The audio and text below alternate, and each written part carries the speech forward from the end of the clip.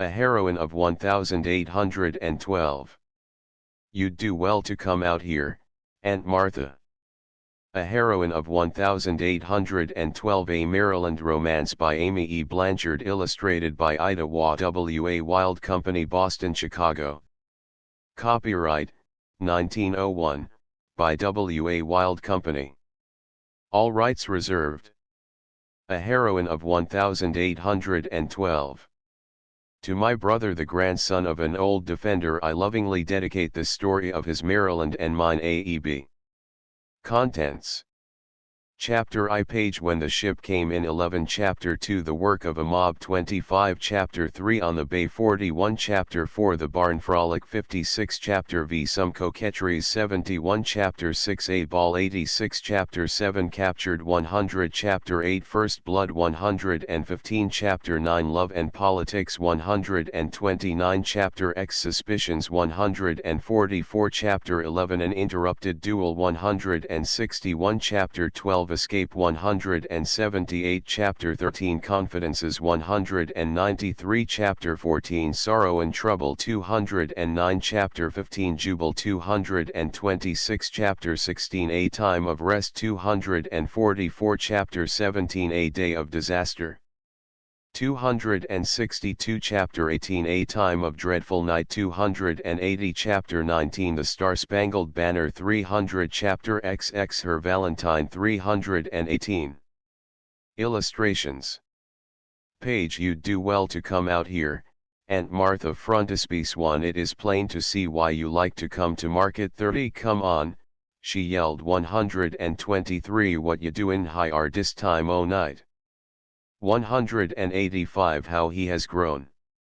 248. A heroine of 1812. Chapter I. When the Ship Came in. A warm evening in early June of the year 1812 showed the streets of Baltimore City gay with groups of people crowding the steps of the houses, or sauntering up and down from corner to corner. Slender girls with arms around each other, circles of children merrily piping out some ring around a rosy, young men stopping before this or that door for a few minutes' chat, all served to make a lively scene. Lettice Hopkins, in short-waisted gown of sprigged muslin, stood with one slippered foot tapping impatiently the marble step before her uncle's door. "Is ya see him, Miss Letty?" asked a little colored boy who stopped his occupation of sliding down the cellar door to make his inquiry. "No, I don't," Lettice returned petulantly, "and poor old Mrs. Flynn is moaning and going on because her Patrick is aboard the vessel, and she thinks he's drowned. Run to the corner, Danny, and see if there is a sign of your master." She sat down on the step and looked anxiously in the direction of the street corner toward which Danny was making his way, taking time in doing so, and stopping frequently to switch a chip from the running water in the gutter, or to send a pebble hopping over the cobblestones. "It certainly is warm for so early in June," Lettice remarked, as she vigorously fanned herself. "You'd do well to come out here, Aunt Martha," she continued, addressing someone in the hall behind her. "There is a breath outside, but little indoors. Don't you think Uncle must be here soon? He surely cannot be at the wharf all this time." "Perhaps he is," her aunt answered. "It is a week since the vessel was due, and in good weather that is too long. It is nothing of a run from here to Boston and back, and your uncle has reason to be somewhat anxious, especially in these days." "These days," Lettice repeated, "that is what father is always saying, as if these were not good enough days." Mrs. Hopkins did not answer, but instead, asked, "Where is your father?" "Down at the Fountain Inn, I suppose. It is where he always goes of an evening. They have a deal to talk about, it seems, down there." "They have, indeed, but isn't that your uncle coming now?" Mrs. Hopkins had come out upon the step and was peering out into the dimly lighted street. "To be sure it is," Lettice replied. "I will go to meet him, for Mr. Gilmore will stop him if I don't get him over on this side of the street." She started off with rapid step, her light scarf floating from her shoulders as she walked. "She's in," shouted Danny, who came running on ahead of his master. At this news Lettice slackened her pace and walked soberly forward to meet her uncle. "Good news, I hear, Uncle Tom," she said as she came up to him. Yes," he returned, "so far as I am concerned, but what?" Lettice interrupted. "Hurry and tell me, Uncle Tom. What's wrong? Did anything happen to the vessel?" "Not to the vessel, except that she was stopped by a British cruiser, and 3 of our men were carried off as British subjects." "Oh. And who were they?" "Not Patrick Flynn, I hope?" "His mother declares that something has happened to him, for she has had a certain dream 3 nights in succession, a dream which she insists forebodes ill." "Poor Patrick, indeed, one of the best hands aboard, and born on American soil, though his brogue is rich enough for any son of the Emerald Isle." "Alas, poor Patrick! Who will tell his mother?" "I will, of course," her uncle quietly replied. And Lettice, hesitating to enter the house, he passed in before her, spoke a few words to his wife, and then walked back to where a long garden showed borders abloom with the roses of June glimmering faintly from out the dusky green. Presently arose sounds of wailing and lamenting, and Lettice, unable to restrain her sympathies, rushed back to see poor old Mrs. Flynn rocking back and forth, wringing her hands, and making her moan over the capture of her son. "There, Winnie, there," Lettice heard her uncle say. "After all, it is not as bad as it would seem. Pat will find his way back, or I'm mistaken, and there are plenty of persons who will tell you he should be proud to serve in the British Navy. Ah, but they'll be batherin' the life out av I'm, sor, and be markin' up his poor back with the cat, and indade, sor, I'm thinkin' he'd betther be dead than alive." "Pshaw, not a bit of it. Pat's too good a hand for that, and Mr. Joe gave him a word to make no cause for offence, but to do his duty by the ship he is on, just the same as if she were the Delight. 'Tis a hard day, sor, when our men must be dragged from their proper places and be put to worruk for thim as has no right to be drivin' thim. Not that I'm so down on the old Count 3, sor, but I'm not upholdin' thim British men stealers, Mr. Tom, sor, and it goes agin me grain for a son o' mine to be slavin' for the enemy av the country where he was born." Lettice sat down on the step beside the old woman and began softly to stroke the wrinkled hand which was nervously fingering the hem of Mrs. Flynn's gingham apron. "Never mind, Mrs. Flynn," the girl said, "it will be no time before Patrick will be back again. Why, if he had gone on a long cruise from this port, you'd not see him for years, maybe, and this is no worse. Cheer up, now. Ah, there is Cousin Joe. I'll bid him come out here. I think my father is with him." The 2 men approached, gesticulating excitedly. "It is an outrage," Lettice's father was saying, "and one that Americans will not stand much longer. Odious servitude for our citizens. Impressed into a service they despise. Our commerce impeded. Insults, injuries of all kinds heaped upon us. We will not stand it.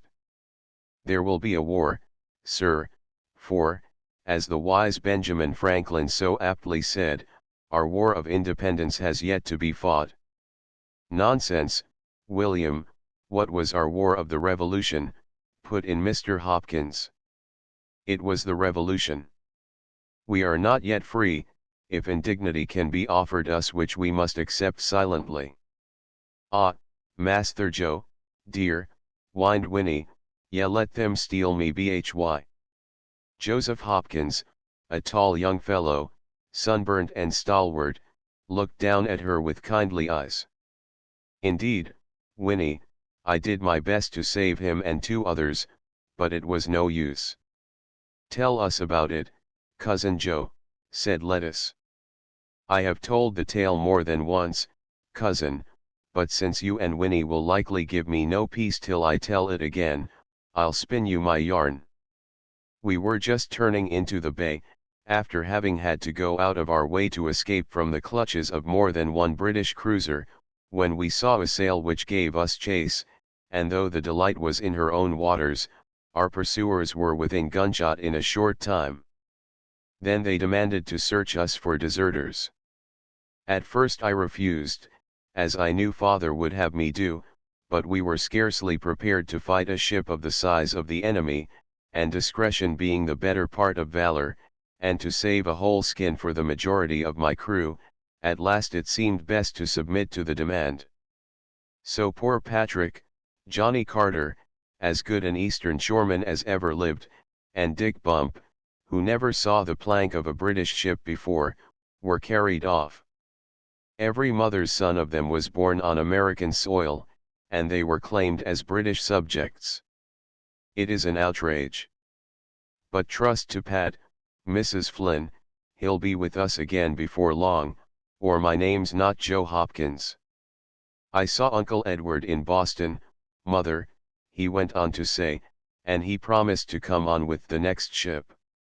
Leaving Mrs. Flynn somewhat comforted, the others took their way again to the front steps, where the men plunged into a discussion of the questions of the day, and Lettuce, who cared little for letters of marque and general reprisals, sat watching the passers-by, once in a while putting a question when the talk became particularly exciting.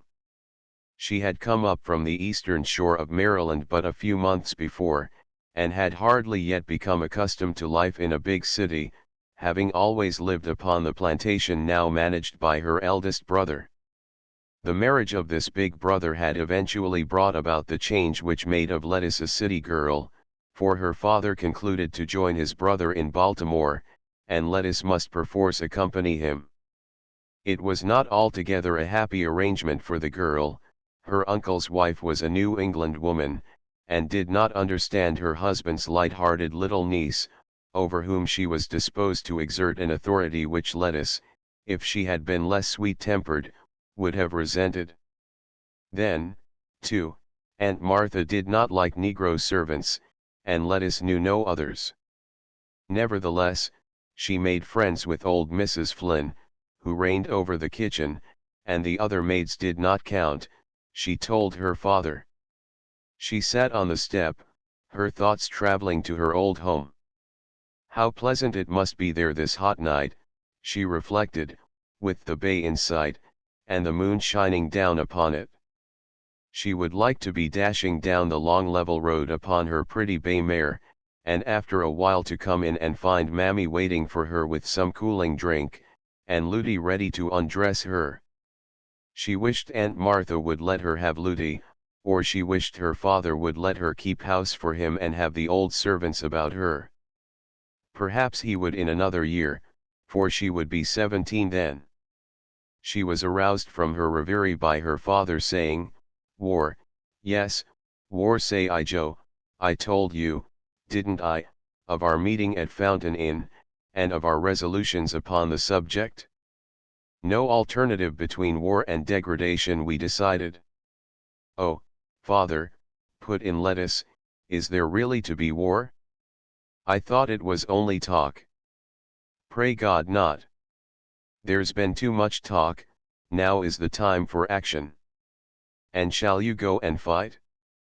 And Cousin Joe and Uncle Tom, will they go too?" "If we are needed, yes. I can answer for all of us." Lettuce slipped her arm across the back of her father's chair. "Oh, father, dear, you'll not go and leave me all alone." "Not all alone, with your Aunt Martha and the servants," spoke up her Uncle Tom. Lettuce looked down a little confused, but her cousin Joe changed the subject by saying, "They are not for war in Boston, Uncle William. So I am told, and that Massachusetts, so valiant in the Revolution, should be willing tamely to submit to England's insults, is beyond my belief. I cannot understand her indifference. A war with England would touch her pocketbook too nearly, Joe replied, laughing. Yes, it would interfere with her trade, and she has not the other resources that we have, said Mr. Tom Hopkins, reflectively.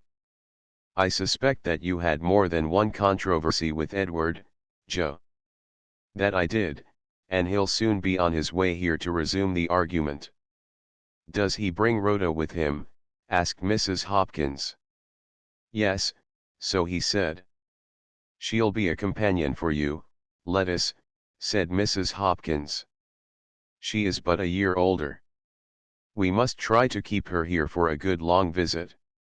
I've not seen Rhoda for 5 years, but she was a very good child then, and I have no doubt will be a useful influence for you. Lettuce touched her cousin's arm. Come, walk to the corner with me, she said. I'm tired of sitting still, and you all talk nothing but politics. You'd rather the subject would be dress, I fancy, Mrs. Hopkins remarked, with a little severity. To be sure I would, Lettuce laughed, as she walked off. Sometimes I feel as if I must be saucy to Aunt Martha, she said to her cousin. Tell me about Rhoda, Cousin Joe. Is she pretty? What does she look like? She is fair, with light hair and blue eyes. She is rather slight, and is quiet in her manner.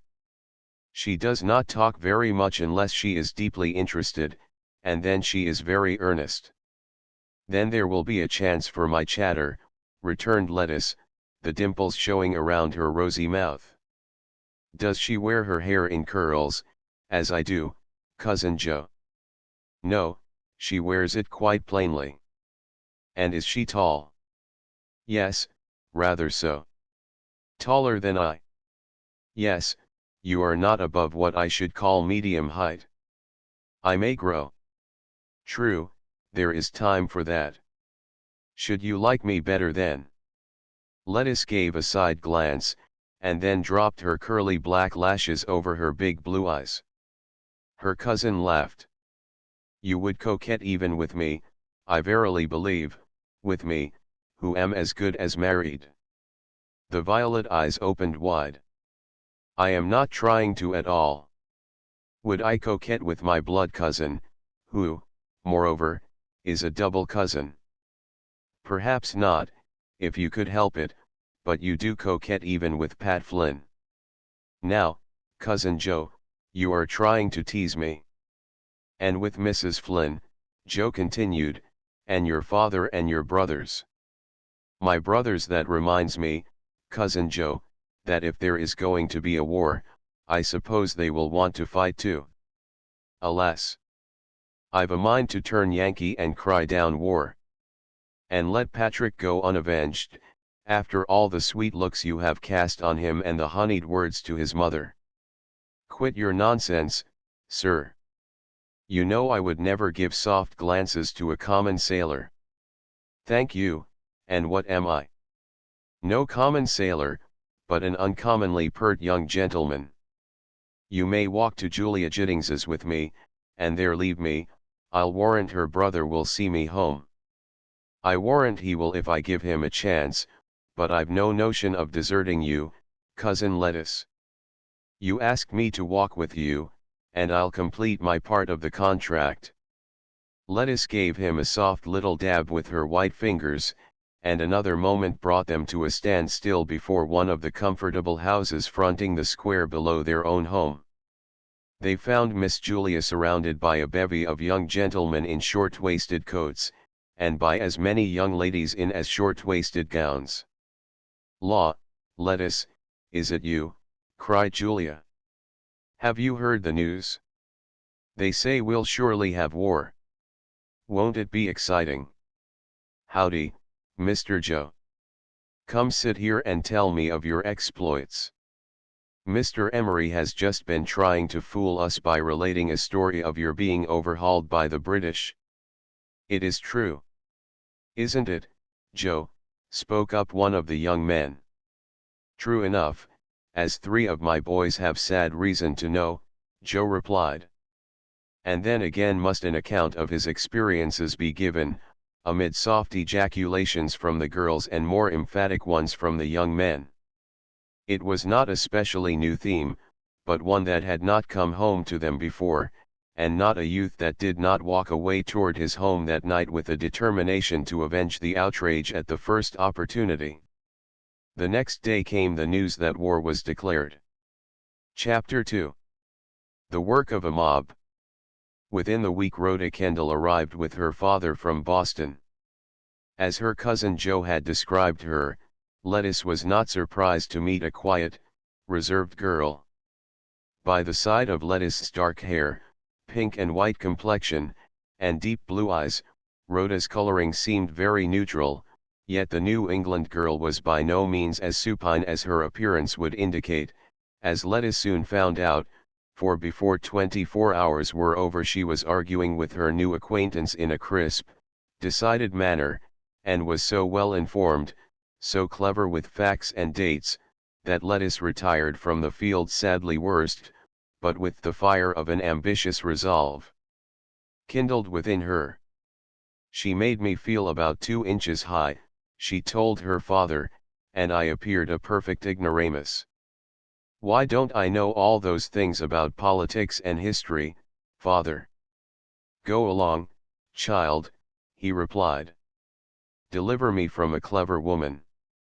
Learn to be a good housewife, and be pretty and amiable, and you'll do. No, but I'll not do, Lettuce persisted. I am not going to let that Boston girl make me feel as small as a mouse, and I don't mean to sit as mum as an owl while she entertains the gentleman with her knowledge of affairs. She'll be having them all desert our side yet. Her father laughed. That's the way the crow flies, is it? My little lass is like to be jealous, and she'll have no one stealing her swains from her. I see. Well, my love, what do you want to know? I want to know why we shouldn't have war. When I listen to Rhoda, she fairly persuades me that we would be a blundering, senseless lot, to war with a great nation like England. She has such a big navy, and we have none to speak of, Rhoda says, and she laughs when I say we won't let ourselves be beaten. We will not, will we, father? No, we will not, he emphasized, and as for our navy, we have not a bad record. Their ships can sail no faster and are no better manned than ours. I'd like to see anyone manage a vessel better than you or Uncle Tom, and even Brother William or Brother James, and Cousin Tom can do anything with one of our clippers. Why, they are as much at home on the water as on the land. To be sure. There are no better seamen anywhere than America can produce, and we can show fight. At all events, daughter, we do not mean to be bullied, and though New England has little mind to help us, we'll make our fight on righteous grounds of complaint. But won't our trade be spoiled? Rhoda says so. You let me talk to Rhoda, said Mr. Hopkins, rising, and leave politics alone, little one. Run along and help your aunt. She doesn't want any help, and she doesn't like me to be in the kitchen. Father, dear, when shall I be old enough to keep house for you, and have Aunt Dorky, and Looty, and all of them for our servants? He put his arm around her caressingly. We cannot think of such things till this war matter is settled, my pet. I must be on hand to serve if need be, and I couldn't leave my little girl alone, you know. I wish I could fight, said Lettuce, solemnly. Her father smiled. Pray heaven that you'll never see fight, he said. But Lettuce was soon to see the first effects of war, for the following evening Rhoda's father came in and pulled a paper out of his pocket as he sat down to the table. What do you think of this, Tom? He said. There's a level-headed man for you, and he read, we mean to use every constitutional argument and every legal means to render as odious and suspicious to the American people, as they deserve to be, the patrons and contrivers of this highly impolitic and destructive war, in the full persuasion that we shall be supported and ultimately applauded by 9/10 of our countrymen, and that our silence would be treason to them. What do I think of that? Said Mr. Hopkins. I think that Mr. Hanson is laying up trouble for himself, for I suppose that is the federal Republican you have there. It is, and I fully agree with Mr. Hanson, if he is the editor. You of Massachusetts may, but we of Maryland do not, returned Mr. Hopkins, with some heat, and Mr. Hanson will find out to his cost that he cannot disseminate such a publication without endangering himself and his property. Sure enough, on the following Monday evening a party of indignant citizens destroyed the type, presses, paper, etc., of the Federal Republican, and razed the House to its foundations, following out Mr. Hopkins's predictions. Outrageous, cried Rhoda, when she heard the reports. What a lawless set you are here. Almost as much so as you were up in Boston some 40 years ago, retorted her cousin Jo, lazily, at which Rhoda's pale blue eyes flashed, and she set her lips defiantly. You are talking nonsense, she said. That was for our liberty, and this is but the furthering an unnecessary conflict which will ruin the country our fathers so bravely fought for. And for which our fathers will bravely fight again, won't they, cousin Jo? Lettuce broke in. Mine will, I know, although I don't suppose yours will, Rhoda. Sh. Cried Mrs. Hopkins. Don't quarrel, children. I hoped you two girls would be good friends, but you are forever sparring. You are not very polite, Lettuce. You'll be sending Rhoda home with a poor opinion of Southern hospitality. This touched Lettuce to the quick. She looked up archly from under her long lashes. Then I'll be good, Rhoda, she said. Come, we'll go to market for Aunt. I want you to see our Marsh market. Strangers think it is a real pretty one. And the two girls departed, Lettuce with basket on arm, curls dancing, and step light, Rhoda with a deep consciousness of the proprieties, giving not so much as a side glance to the young blades who eyed them admiringly as they passed down Market Street. But Lettuce dimpled and smiled as this or that acquaintance doffed his hat, so that presently Rhoda said sarcastically, It is plain to see why you like to come to market, Lettuce. And why? Asked Lettuce, opening her eyes. Because of the many pretty beaux you receive. Lettuce gave her head a little toss, and then asked, a trifle wickedly, Is it then a new experience to you to count on receiving a bow from a gentleman? No, returned Rhoda, somewhat nettled, but from so many. Oh, so many, then you girls in Boston cannot account your acquaintances by the dozen. We don't want to, returned Rhoda, shortly. We are not so lavish of our smiles as to bestow them upon every masculine we meet. It is plain to see why you like to come to market. That's where you lose a great deal, replied Lettuce, suavely. Now, I've been taught to be sweetly polite to everybody, and my father would bow as courteously to Mrs. Flynn as to Mrs. Dolly Madison, and so would my brothers.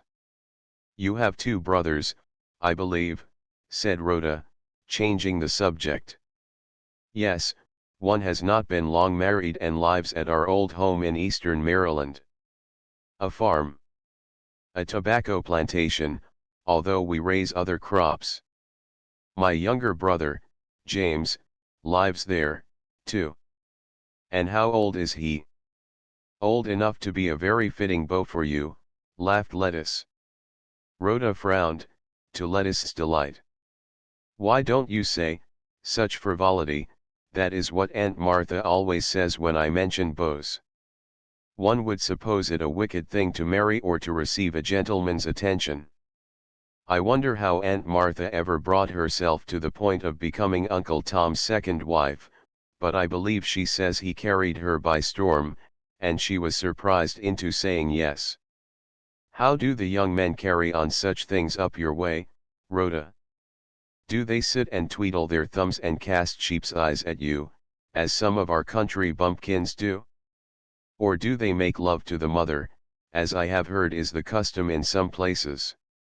Nonsense, Lettuce, how your thoughts do run on such things.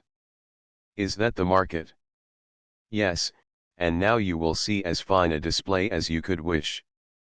A moment after Lettuce had become the careful housewife, selecting her various articles with great judgment, tasting butter, scrutinizing strawberries to be sure their caps were fresh and green, lifting with delicate finger the gills of a fish to see if they were properly red, and quite surprising Rhoda by her knowledge of and interest in articles of food.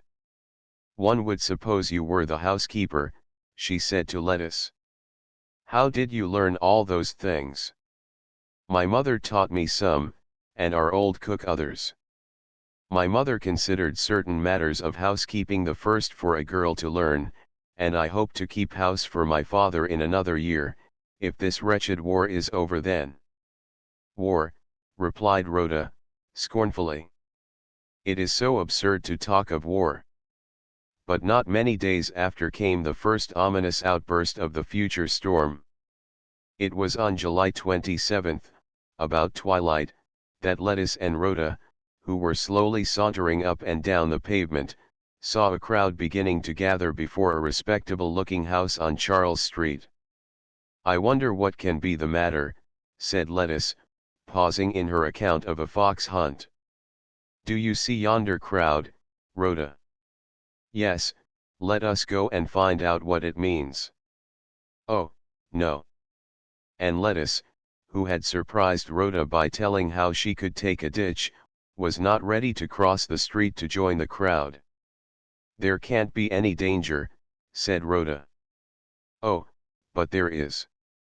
See there, Rhoda, they are throwing stones at the windows."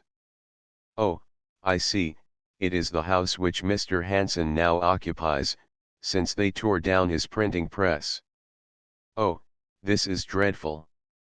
Come, Rhoda, run, run, the crowd is growing larger, we'll be caught in the midst of it." But Rhoda still hesitated. "Is that the gentleman whose paper my father commended? Mr. Hanson?" "Yes, it is, he is the editor of the Federal Republican, and it is evident that he has written something to enrage his enemies. Come, Rhoda, do come. I am afraid we shall be hurt, and anyhow, we must not mingle in such a rabble." "I'm going to run," and suiting the action to the word, she ran swiftly along the street toward home, Rhoda following at a slower gait. They met their cousin Joe hurrying toward them. "Oh, Cousin Joe, cried Lettuce, grasping his arm, "there is something dreadful going on.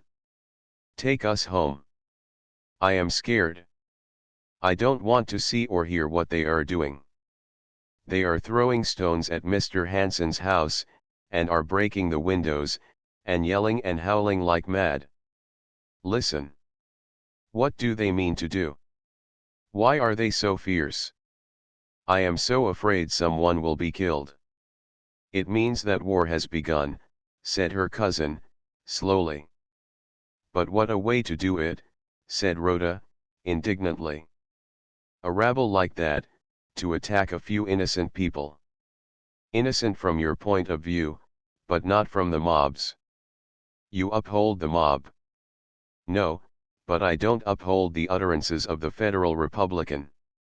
Come home, girls, and don't poke your noses out of doors, or at least don't leave our own front doorstep."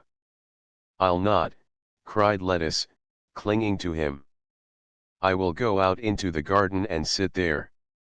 Where are my father and Uncle Tom?" "They have gone down to see Major Barney, to inquire what can be done about this disturbance.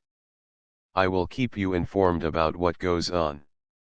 Don't go back into that mob, "Cousin Joe," Lettuce begged. "You might get killed. I must see what is going on, but I will take no part in violence." "But what would Patsy say?" Lettuce asked half archly. Joe looked down at her with a little smile. "If she is the brave girl I take her for, she'll trust to my good sense to look out for myself. But they are firing from the house. Listen. You can hear the reports." Joe listened, and then he said, "I will not go too near, little cousin. I promise you that. Run in now. You'll come back and tell us if anything more serious happens," said Rhoda. "I wish my father were not in Washington." "He's better off there," Joe assured her. "For my part, I am thankful he is not here." The girls retired to the garden at the back of the house. Danny with wide open eyes peeped out of one of the lower windows. "What's the matter, Miss Letty?" he asked in a loud whisper. "Is Dave fightin'?" "Yes, at least there is a riot out there. Some people are attacking the house where Mr. Hanson is, Mr. Wagner's house on Charles Street. It began by a rabble of boys throwing stones and calling names. Golly, but I wished I'd been there. Danny, go back to bed, and don't get up again," his mistress ordered. Danny crawled reluctantly down from his place on the windowsill. "War Mars Torm?" he asked. "He has gone downtown," Lettuce informed him. Danny still hung back. "Miss Letty," he whispered. She went a few steps toward him, despite her aunt's reproving voice. "You and your Uncle Tom ruined that boy, Lettuce." "What is it, Danny?" Lettuce asked. "If anything terribly happen, I scared you all gwine leave me higher." Lettuce laughed. "There isn't anything terrible going to happen to this house, and if there should, I'll let you know. You needn't be scared, Danny." The noise in the street increased. As yet no military appeared to quell the mob. Mrs. Flynn, worked up into a great state of excitement, trotted from corner to corner, coming back so often to report that it would seem as if she would wear herself out. "There be a gentleman addressin' the crowd, Mrs. Hopkins, Mum," she said. "They do say they'll be riglar foightin' next. Glory be to Pether. But hear them cracks av the goons." And back she trotted to return with, "Howly Mother av Moses, they're murtherin' the people in the streets. A gentleman, be named Dr. Gale, is killed into Irely, and several others is hurt bad, and the crowd is runnin' in ivory direction. Do ye hear them drums a beatin'? I'll be afther seein' what's that for." And out she went again. "Come, girls, go to bed," said Mrs. Hopkins. "It is near midnight, and you can do no good by sitting up. I wish Mr. Hopkins would come in." But neither Mr. Tom Hopkins nor his brother appeared that night, and all through their troubled slumbers the girls heard groans and hoarse cries, and the sound of a surging mass of angry men bent on satisfying their lust for revenge. Even with the dawn the horrors continued to be carried on throughout the day. It was not till late in the afternoon that Mr. Tom Hopkins returned home. He looked pale and troubled. "We have heard terrible reports, Uncle Tom," said Rhoda. "Is it really true that some of your most respectable citizens have been murdered by a brutal horde of lawless villains, and that they have been tortured and almost torn limb from limb?" "I fear there is much truth in it," he replied gravely. "Oh!" The tears welled up into Letty's eyes. "Is General Lincoln killed, and General Lee?" "Oh, Uncle Tom, is it so dreadful as that?" "And where is my father?" "He is with Major Barney." "General Lincoln, I fear, is killed. General Lee, I am not so sure about. I hope he is safe. There has been much wrong done, and an ill-advised mob is hard to quell, especially when it is a principle rather than a personal grudge which is involved, because it is the whole mind of the party which works with equal interest. I regret exceedingly the manner of their opposition to Mr. Hansen's paper, but he frowned and shook his head. Rhoda fired up. It is a disgrace. I should think you would feel it to be a blot on your city and state, that such things have been allowed by the authorities. I wish I had never come to this place, peopled by a set of villainous murderers. Rhoda. Her aunt spoke reprovingly. I don't care. Rhoda's cheeks were flushed. It is true. It is a dreadful, dreadful thing to murder men for saying they will not countenance a war with England. It is a dreadful thing, returned her uncle, but we have many wrongs to avenge. Our poor seamen have been flogged to death, have been as brutally treated as this mob has treated the Federalists, and a desire for vengeance which will not be satisfied with less than an eye for an eye, is the motive power which has controlled these late horrible scenes. It is the first battle of our war for freedom, ill-advised as it is. Lettice was sobbing nervously. I want to go home, too, she cried. I don't want to stay here, either. I want to go home, Uncle Tom. I am afraid more dreadful things will happen. I am afraid so, too, and I think you would all be safer and more at ease down in the country. I think, Martha, you had better take the girls and go down to Sylvia's ramble as soon as you can get off. And leave you. I am safe enough, at least, if need comes, you know what I shall do. Mrs. Hopkins sighed and shook her head. At all events, continued Mr. Hopkins, you all will be better off in the country, and I will come down as soon as I can feel free to do so. Then Lettice dried her eyes, and while Rhoda was protesting that she could not go away in the absence of her father, Mr. Kendall walked in. Chapter 3. On the Bay. The curiously indented shore of the Chesapeake Bay presents a country so full of little rivers and inlets that it is often easier to cut across a narrow channel by boat than to drive from one place to another. Especially is this true of the eastern shore. In consequence, the dwellers thereon are as much at home on the water as on the land, and are famous sailors. This Rhoda soon discovered, and was filled with amazement to find that Lettice could manage a sailing vessel nearly as well as could her brothers. It was much against Rhoda's will that she finally made ready to accompany her aunt and Lettice to the country. Her father informed her that he must return to Washington, and though she begged to be allowed to go with him, he said she would be better off in the hands of her aunt, and he would join her at Sylvia's ramble a little later. Mr. Tom Hopkins's plantation lay next to his brother's. The two formed part of an original tract granted by Lord Baltimore to an ancestor of the Hopkins family. Part of the land lay along the bay, and one or two small creeks ran up from the larger body of water, so that when one approached the houses, it seemed as if a vessel must be moored in the backyard, for tall spars shot up behind the chimneys, seemingly out of a mass of green. Rhoda's puzzled look upon being told that their destination was the next place made Lettice ask what was wrong.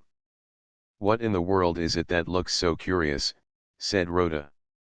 Aunt Martha tells me that the house is the next one, and surely that is a vessel behind it? Do you use ships for barns? Lettice laughed. You will see when we get there. We don't land in the creek. Uncle Tom has a landing this side, on the bay shore. Just there it is. Their little sailing vessel was gliding in, having passed Kent Island on the left. The fresh breeze had brought them down in a comparatively short time, and Lettice was soon scanning the small wharf to see who stood to meet them. There's Brother James, she cried, and I do believe it is Patsy Ringgold herself, Cousin Joe. Yes, there she sits on her white horse. And almost before the boat had touched the sands, Lettice was ashore, crying, Howdy, Brother James. Howdy, Patsy. Here we are, safe and sound, and so glad to get here.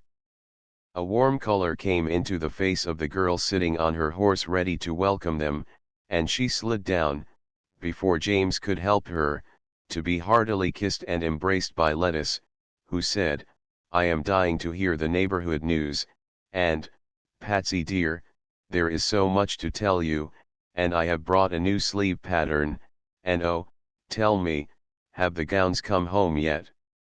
"They are on the way," Patsy told her. "Who is the young lady, Lettuce?" "That is Rhoda Kendall, my Aunt Martha's niece, from Boston. I see Brother James is already making his manners to her." "Yes, I have heard of her," returned Patsy, "but I wonder that she should come down here just now. Her father is obliged to be in Washington, and thought it safer that she should come down here with us, since there are such troubles in the city." "Troubles, yes, and there are like to be more of them, if what we hear is true. Everyone is talking of the war, and the planters are making ready for defense. And they are sending out vessels from Baltimore to chase the British cruisers." Cousin Joe Lettuce paused, for Patsy cast an apprehensive look at the tall figure then stepping over the side of the vessel. "Cousin Joe," Lettuce repeated, "will tell you all about it." Up toward a white house set in a grove of locust trees, they all took their way, attended by an escort of Negroes, big and little, who lugged along whatever was portable. Lettuce linked her arm in that of her brother, when her cousin Joe joined Patsy, and this youngest pair fell behind the rest. "You'll take me straight home, Jamie dear, won't you?" Lettuce coaxed. "I do so want to see Sister Betty and the baby, and Brother William, and oh, so many things. You don't know how glad I am to get back. Does Betty make a good housekeeper, and has she changed the place much?" "No, very little," her brother made reply, "and, yes, she is a fair housekeeper, perhaps not so good as our mother was, but Betty has some years before she will need to have great things expected of her. How is father? And what is this I hear of his going to join the troops? Joe says Uncle Tom is talking of going, too." Lettuce gave a little start. "I knew they talked of it, but I didn't know it meant that they would go soon. Do they really mean to join the army at once?" "So Joe says." "And will you go, and Brother William?" Lettuce asked in visible distress. "If we are needed. They are getting up companies everywhere, to protect the state." Lettuce gave a deep sigh, and clung closer to him. He was a pleasant-looking lad of 18, with curling, ruddy brown locks and fearless blue eyes, and with such a winning, careless, happy nature as caused many a little lass to give her smiles to him. "So you don't want to stay under Aunt Martha's wing any longer," he said, smiling. "No, I'd rather be under Betty's." "Does she know I am coming?" "She expects you, and is in a twitter of delight over having you back again with us." "Then don't let us tarry." And, indeed, she cut her goodbyes very short, and with her brother was soon cutting across fields to her old home, there to be welcomed joyously by Sister Betty and the servants. "I declare, Letty, you grow like a weed," was Betty's greeting as, with her baby in her arms, she came into her sister-in-law's room that evening, to watch her make her evening toilet. "Have you many pretty things?" "A few. Aunt Martha doesn't encourage extravagance in dress." Lettuce drew down the corners of her mouth and dropped her eyes in a little prim way, while Betty laughed. "Nonsense, she is an old Puritan. It is natural for girls to like pretty things, just as it is for babies to want to catch at something bright. Isn't it, my pretty?" And Betty gave her cooing baby a hug, as he vainly tried to clutch the shining chain his mother had been dangling before him. Lettuce smiled and surveyed her dainty little figure complacently, then held out her hands for the baby. No, don't take him now, said Betty, he'll rumple your pretty frock. He'd rather be with his mammy than either of us, anyhow. Is dear old Dorcas his mammy? Yes, of course, she done nussed a whole mess o' Hopkins, and she right spry yet, replied Betty, laughing. Come, let's go find her. William will be coming in pretty soon, and I must be ready to meet him, and oh, Lettuce, I remembered how fond you were of buttermilk, and I told Randy to put a bucket of it down the well to keep cool for you. Lettuce gave a sigh of content and followed her sister-in-law down the broad stairway. It was so good to be at home again, to see the table set with the familiar dishes, and Speary standing there with a green branch beating away the flies. Speary giggled gleefully as she caught sight of the figure which had paused before the door. "Law, Miss Letty, ye is a gran young lady, sho not," she said. "I'm most scared to speak to ye." "You needn't be, Speary," Lettuce replied, her eyes wandering over the dark mahogany furniture, and returning to take in the details of old silver and India china upon the table. "Is that one of Miss Betty's wedding presents, that picture? How pretty it is." "Yas, miss, dat one om. I done forget who given it to er. Don't forget my buttermilk, Speary," said Lettuce, as she turned away. "Nah, miss," giggled Speary. And then Lettuce went out on the porch to be hugged and kissed by her big brother, she declaring that even though she could no longer lay claim to being the baby of the family, she meant to be as much of a pet as ever.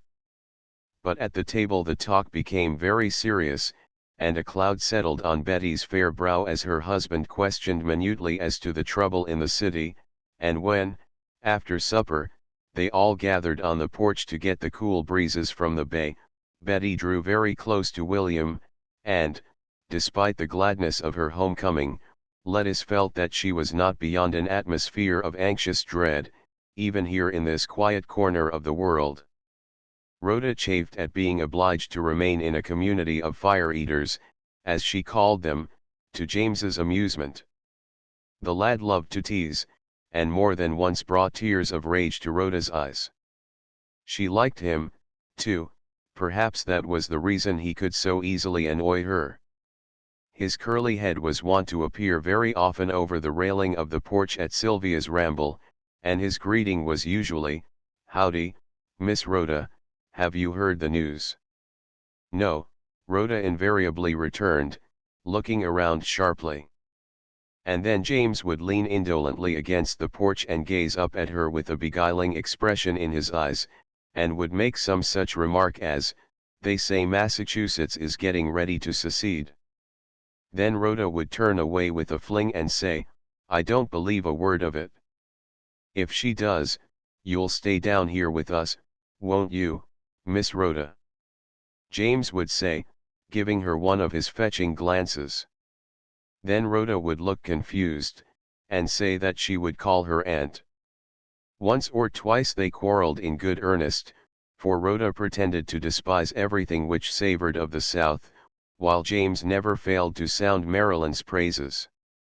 "You know," he said one day, "Maryland is mighty plucky. She stood out against you all in 1778, when the question of setting a limit to Western lands came up. You know she wouldn't yield an inch, and was the only one of the states that stood up for the public good against all odds. She just wouldn't, and she wouldn't join the Confederation of States unless they'd come around to her way of thinking." "Pshaw," returned Rhoda, but half convinced. "I never heard so much talk about nothing. We never hear that discussed up our way." "Course not," James answered. "Good reason why. Massachusetts was one of the states that held Western lands. When did she ever want to give up anything for the public good? When did she? You are crazy to talk so. You forget Lexington and Bunker Hill." "Humph." James's eyes twinkled. "That's what you always say." One would think you all up there had won the independence of the colonies by your 2 or 3 little skirmishes. The real battles took place farther south than New England. Precious little she suffered compared to the southern states. We'd never have won if the South hadn't given Washington, and hadn't sent their troops and their supplies and their help of all kinds to get you out of your scrape up there. I think you are right down ungrateful to us. Why, laws, child, you didn't know anything about fighting up there. They didn't get at it hot and heavy till the war left Massachusetts soil. You have no reason to be stuck up over your little old Bunker Hill. We began the war, anyhow, retorted Rhoda. You flatter yourselves. The regulators in North Carolina did the starting. That wasn't till after our Stamp Act riot. Sure enough, you score one there. At all events, you would still be under England's dominion if we hadn't come to your aid, though from the looks of it, that's where you want to be, and your Bunker Hill will go for nothing. Then Rhoda arose in a towering rage. You are a detestable creature. I wish I had never seen you. If I were a man, I'd fight a duel with you, and kill me, said James, leaning toward her. You can slay me now with your killing glances if you will. 'Deed, Miss Rhoda, I do love to make you mad. You are always running down Maryland, you know, and calling us fire eaters, and it just does me good to make the sparks fly. Look around here, please look. But Rhoda persistently kept her head turned away, perhaps to hide the tears of anger standing in her eyes. She was not to be mollified by any soft speeches. What are you up to, James? Called his aunt. How you do love to tease. I don't think you will give Rhoda a very good idea of Southern gallantry. James looked properly repentant. 'Deed, Miss Rhoda, he said softly, I'm sorry, I'm dreadfully sorry. You're not crying, in troubled surprise. No, I'm not, snapped Rhoda. And, getting up, she passed him swiftly, with head up, to enter the house. Sho, exclaimed James, looking after her, I been and gone and done it this time, Aunt Martha. She'll never forgive me, will she? I am sure I don't know, she oughtn't to, returned Mrs. Hopkins. You have no right to berate her native state in that way, it is very rude, to say the least. So it is, for a fact. It's right down mean of me. I'll have to find some way to make up for it. And find a way he did. First his special messenger, Black Bounce, came over that afternoon with a basket of the finest peaches that Rhoda had ever seen, and next Lettuce was seen galloping up the lane on her bay mare. She stopped in front of the porch where Rhoda sat sedately sewing.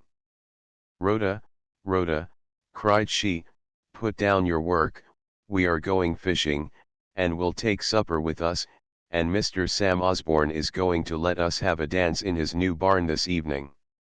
Rhoda made no response, but sewed quietly on. Lettuce slipped down from her horse, and, still holding the bridle, tapped on the step with her whip. Don't you hear, you sober sides, she cried.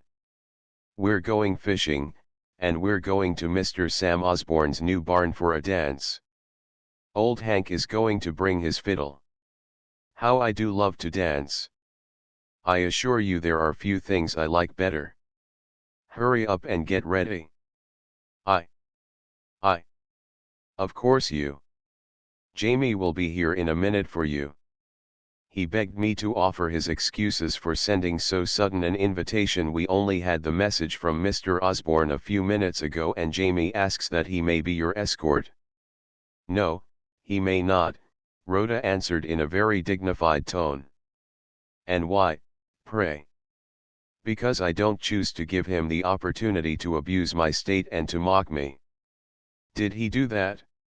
He didn't mean it, he was only teasing. Law me, Rhoda, he's teased me nearly to death ever since I was born. There never was such a tease, nor such a dear boy, so all the girls say. No one can stay angry with him very long. He would be distressed to death if he thought he had really hurt your feelings. I never can stay angry with him. I can. Oh, well, I'll ride back and tell him. Becky Lowe will be glad enough that you are not going. I will stop by for Becky, and we can all go together. She again mounted her horse, calling back as she rode off, better change your mind. You'll miss a lot of fun. At the gate, which a little darky scrambled to open for her, she stopped and called again, Rhoda, Rhoda, come to the steps. Rhoda hesitated, but came slowly forward. Somebody said she'd bet a sixpence that you wouldn't go with James, Lettice said. Who was it? Becky Lowe. And Lettice rode off, leaving Rhoda half angry, and wholly uncertain as to whether she did not regret her decided refusal. Within the next half hour she was sure that she did regret it. There was something very fascinating in this pleasure-seeking life of these carefree Marylanders, who gave little thought for the morrow, and gathered their delights without any compunctions, and never questioned whether, for the sake of practicing self-denial, it was a duty to stay at home from any entertainment which might offer. No one will care whether I stay or not, Rhoda told herself. They will call me stiff and unsociable, and will be glad they are rid of me, perhaps, but I needn't have had much to say to James if I had gone, and indeed, I might have found a way to punish him.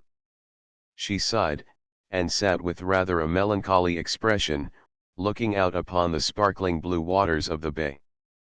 Her reverie was broken in upon by a voice saying cheerily, "Hurry up, Miss Rhoda, I'm afraid I'm late, but I had to go around by the mill."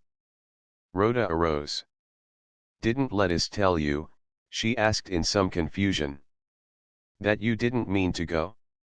"Yes, but I knew you wouldn't be so hard-hearted as to cheat me out of an evening's pleasure, not but that it would be a very great pleasure to stay here with you." "Why, what do you mean?" "If you don't go, I shan't, that's all." "Oh." Rhoda looked at him, to see determination written on every feature, but withal a most tenderly pleading look in his eyes. "I'll go," she said faintly. Chapter 4. The Barn Frolic. If Rhoda doubted James's chivalric attitude toward her, she had reason to change her mind before the day was over. Her escort was all attention, and when it became evident that Becky Lowe had lost her wager, Lettice cast a merry glance at Rhoda, giving her a nod of approval. In spite of the fact that Becky was a neighbor, Lettice felt that she must champion her uncle's guest. As they stepped aboard the little vessel which was to take them on their short sail, she whispered to Patsy, "We must make Rhoda have a good time." And Patsy gave a responsive smile. Patsy had been a little jealous of Rhoda on Joe's account, but the evident devotion of his cousin James rather relieved her feelings in that direction, and she confessed to herself that Joe had paid Rhoda only such attentions as were becoming that he should show to a visitor in his father's house. "Now what are we going to do?" asked Becky, when they were all safely aboard the graceful sailboat which, with canvas set, was speeding toward Love Point. "We're going to Kent Island, you know," Lettice told her. "We are not going anywhere else first, are we, Birkett?" She turned to address a very young gentleman at her side. "No, miss," he returned, "so Joe Hopkins says. I was over at the Ringolds, and Joe asked me to come along." "But you didn't come without knowing where we were going, did you, Birkett?" The young man murmured something unintelligible, and gave his attention to the jib boom which threatened to annihilate Rhoda, who was not used to a sailing vessel. "You don't go sailing up your way much, do you, Miss Kendall?" Becky said. "We all down here go about on the water as much as we do on the land." We don't have to, Rhoda returned, a trifle defiantly. She was on the defensive since her late talk with James.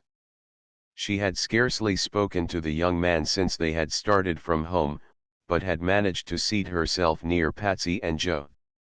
"No, they don't have to up there," spoke up James.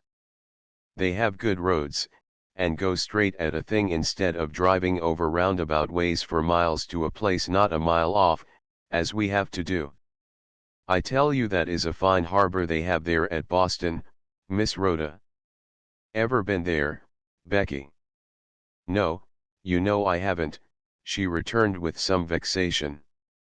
"And it's a beautiful coast," James went on, "rocky, you know, not sandy like ours. It certainly seems right pretty after our level country, where we go miles on a stretch without so much as one little hill to break the monotony." Becky was silenced for the time, but she had shafts in reserve. She resented the presence of this fair-haired northern girl. What business had she down there usurping Becky's own right to an admirer? Lettice watched the maneuvers of Miss Becky with sly glances at Patsy. Lettice herself was entirely heart-free. She was too young to be greatly troubled by affairs of sentiment, although she had twice imagined herself violently in love, once with a young gentleman who had passed an evening at her uncle's, and who had made himself particularly agreeable to her. Even now she liked to think about him, wondering if she should ever see him again. He was from New York, she remembered, and she became so absorbed in her recollections of him, that she did not notice the youthful cavalier who stood waiting to help her ashore.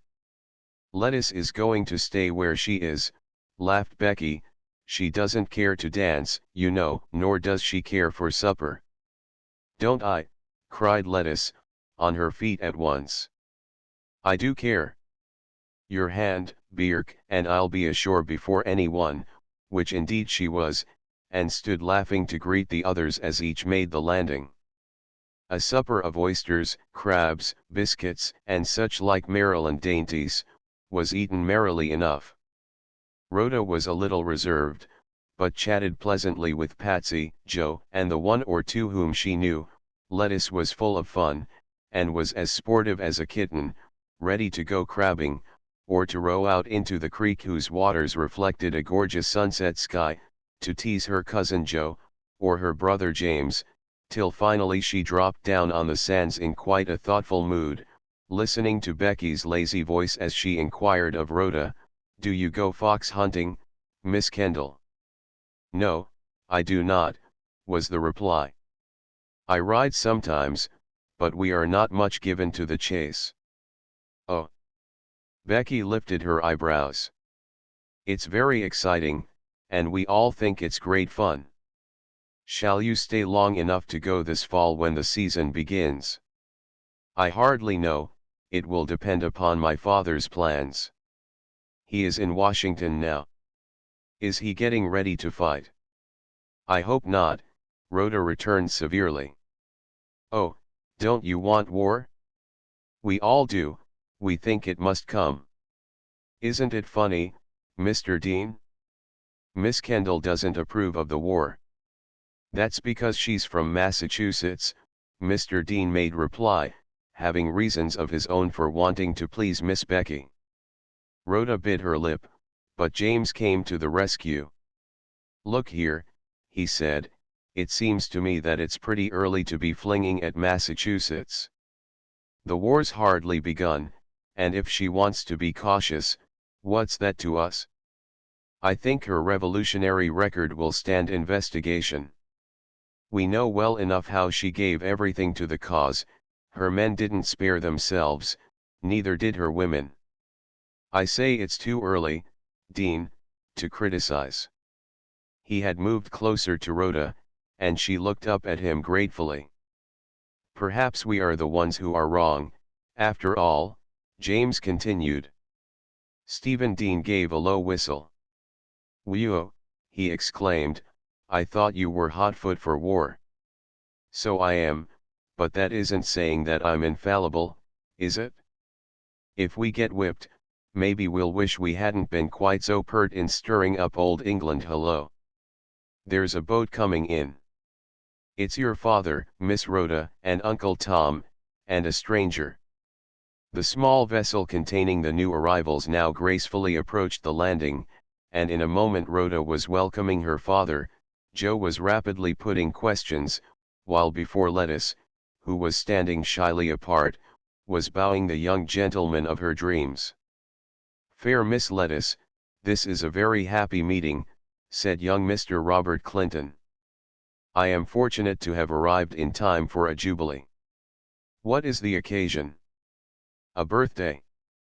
"No special occasion, it is but one of the frolics we often have. Mr. Sam Osborne has built a new barn, and the young people in the neighborhood are going to have a dance there this evening.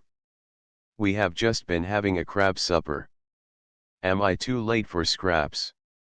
"No, there is an abundance left. I will order Bounce to get you all something. Don't run away. I will come back. I must see if my father sent me a message." She approached her Uncle Tom, having stopped to bid Bounce serve the gentleman with the best that was left of the feast. "Free trade and sailors' rights, that is the cry," her uncle was saying, and on the other side, Mr. Kendall replied, "As our great Josiah Quincy says, sir, we're not going to be kicked into a war. Sailors' rights, indeed. Where is your navy?" "There." Mr. Hopkins waved his hand toward the blue Chesapeake dotted with the white sails of her schooners and clippers.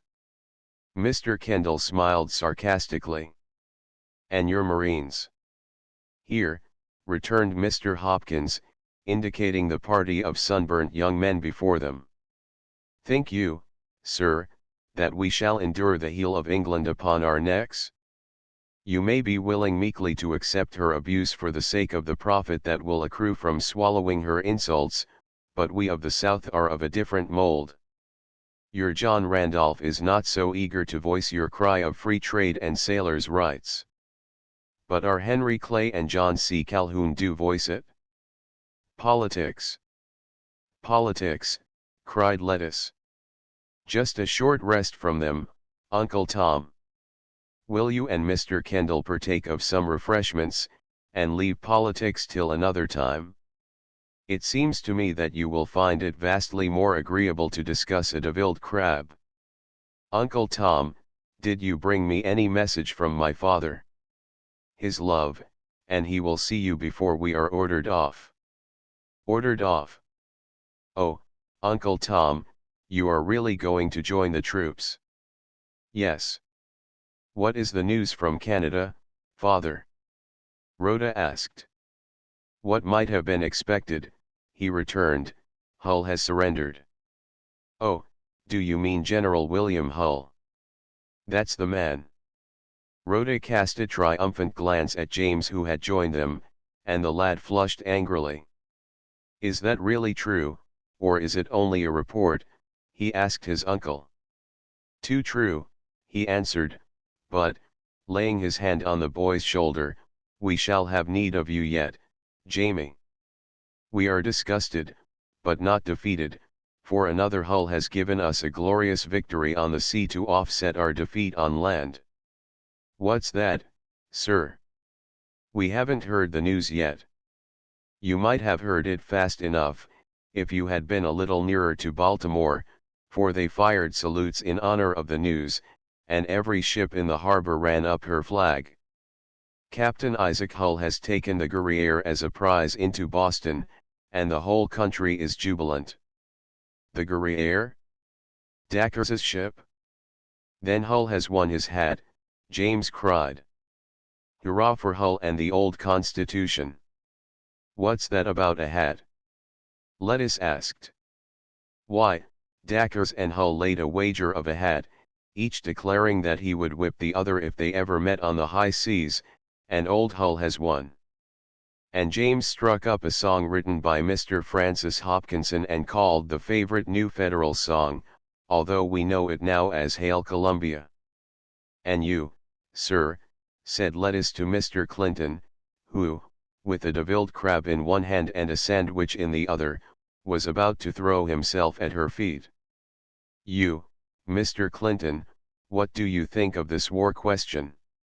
"It's all nonsense," he exclaimed with an amused glance at her. "Surely, Miss Lettuce, a pretty girl doesn't need to bother her head about loans, taxes, navies, and war news." Lettuce regarded him gravely. "I am not so sure about that," she rejoined. "I don't really know all about it, but I don't think the British have any right to steal our sailors." "And what do you think of the letters of marque and reprisal? And will you favor me with your opinion on carrying trade and the constructive blockade?" Lettuce looked bewildered, and Mr. Clinton laughed. "I did but tease you, fair demoiselle. 'Tis not for ladies to bother their heads about such things. What concerns them more is a question of a becoming gown or a new dancing step. What, by the way, is this that I hear of a dance in a barn? May I hope to have the honor?" "Yes, if you like." "The first." "That is promised," returned Lettuce, reluctantly. "The second, then." "That, too." "The third, then." "I told my cousin Joe that I would give him that, but since he is your cousin, perhaps I can persuade him to exchange places with me, if you will allow." "Oh, yes," Lettuce replied, trying to cover her first exclamation of eagerness by a little show of reluctance. "If you like, you can settle it with cousin Joe." "I don't care." Her uncle was watching her amusedly. "Don't go over to the enemy, Letty," he said as she passed him. "No fear of that," she replied, laughing, but with a little fluttering at heart. What was the use of a girl's bothering about politics? After all, she thought, even James had said that perhaps a war was not right, and yes, of course she was what her father was, but that didn't mean she could not have friends on the other side. Look at Mr. Kendall and her Uncle Tom, they were brothers-in-law and friends, yet they didn't agree. So she put all disturbing questions aside, and danced her prettiest with this new gallant, feeling that she was the envy of the older girls, for no one was led out more gracefully than she, though all the neighborhood was famous for its good dancers. The tobacco barn with its big floor was a fine place for a dance, and the courtesayings and dippings and bowings went on till all hours. The fashion of round dances had not yet reached the place, and more stately measures were used. "Across there, where you see the lights twinkling, is Annapolis," Lettuce told Mr. Clinton on their homeward voyage. She had turned a cold shoulder on Birkett Dean, and was listening with evident pleasure to the newcomer's low-spoken words. "It was from there the Constitution sailed, only last month, we saw her go out." "I wonder what will be the next news," she said in one of the pauses of the conversation. "Still troubling your pretty head with such matters," returned Mr. Clinton, smiling at her. "Rather let us speak of yonder moon sailing so serenely across the heavens." And he began to quote poetry to her, till she did indeed forget war's alarms. Lounging at Rhoda's feet, James every now and then turned his curly head toward the slim girl figure. She was very kind to him on this homeward trip, and they did not once get into an argument. Joe and Patsy sat suspiciously close together. They were both very quiet. "If I were going to be married at Christmas, I wonder if I should find no more to talk about than Joe and Patsy," Lettuce thought.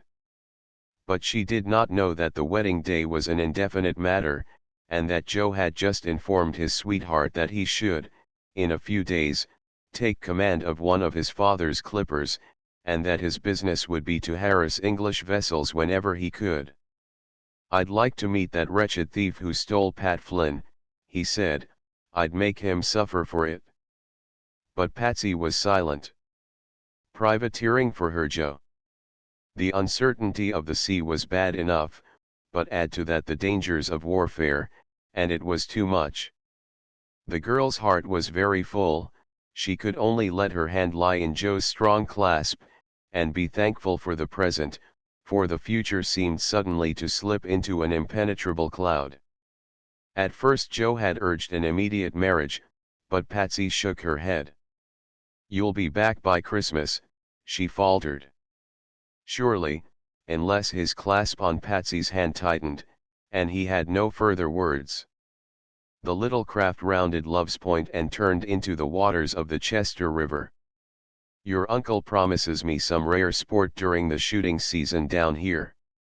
The country is a very paradise, not only because of its delights, but because of the angelic beings who dwell here," Mr. Clinton remarked sentimentally to Lettuce. "Angels," laughed Lettuce. "Do you perhaps mean ghosts? The darkies are dreadfully afraid of them, and won't go near our graveyard." "Have you a special graveyard of your own?" "Yes, haven't you? Ours is such a quiet, dim little corner of the plantation. It is all moss-grown, and the trees are so thick and green there. Will you show it to me someday?" "Yes, if you like, but I don't believe I'd care to go there at night myself." "Not if I were with you?" "Surely, you'd not be afraid then." "You couldn't keep off haunts," returned Lettuce. "Don't let's talk of them, it makes me creepy. I like the place in the daytime, when the sun shines in between the leaves and flickers down on the headstones. It is pleasant to go there then, and lie in the long grass, only I always like to have Ludi, even then." "And who is Ludi?" "My maid.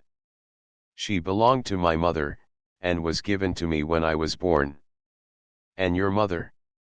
"She lies in the graveyard, so does my little sister. My eldest brother's headstone is there, too." Lettuce gave a sigh. She always did when she spoke of this brother, a wild young fellow who had been a trial to his family, and who one day set off for Norfolk with a set of roystering fellows, as feather-brained as himself, and had fallen overboard. A stone to his memory had been set up in the family burying ground, although his body had never been recovered. This loss was the shock which hastened his mother's death, and the family rarely spoke of him. Just then the old darky who had been playing such tunes as Cooney in de Holler and Jim Along o' Josie struck up a plaintive melody on his fiddle. They were nearing home. Overhead a waning moon was low in the heavens, athwart which, now and then, sped a meteor.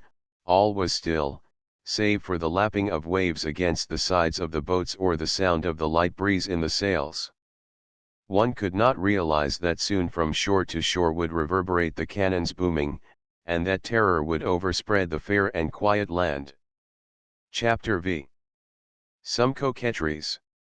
While the long summer days lasted, Robert Clinton remained a guest at Mr. Tom Hopkins's.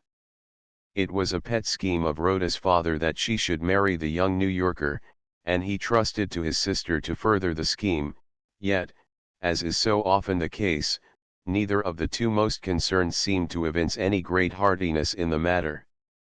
Rhoda, as was proper, received from Mr. Clinton such attentions as he was bound to pay to the niece of his hostess, but there was scarcely a day that did not see him riding down the road toward the neighboring plantation of Mr. William Hopkins, with the excuse to Mr. Kendall that Will Hopkins had promised him a young hound, and he wanted to look after the training of the animal, or he and James were going crabbing or sailing. On one of the days in the latter part of the summer, Lettuce was sitting on a sunken gray slab in the old graveyard, with Ludi lying at her feet in the tall grass. Lettuce was soberly setting neat stitches in a delicate bit of cambric. There were many things on her mind, and she had fled to this quiet spot for reflection. She was silent so long that at last Ludi raised a timid voice. "Hucome so kiti, Miss Letty?" "Because I want to think," returned Lettuce. Ludi raised herself on her elbow and peeped through the thicket of green. Just beyond in the garden old UNCFM was pottering about, watering the flowers, which he did, rain or shine. It was his only duty, and since the old man was fast losing his wits, but still retained his habits, he never failed to give the flowers their daily watering, whether they needed it or not. "Dey a jempin' comin' up de lane, Miss Letty," drawled Looty. "Is there?" A faint little blush tinged Lettuce's cheek. "Yas, miss. He dat danified Mars Clinton, dat ain't nuver rid behind a hounds, Jubal say. Jubal is a goose. Is ya gwine to de house, Miss Letty? Shall I fetch yo book and yo wuck bag?" A smile flickered around Lettuce's lips. "No," she answered, "I am going to stay here."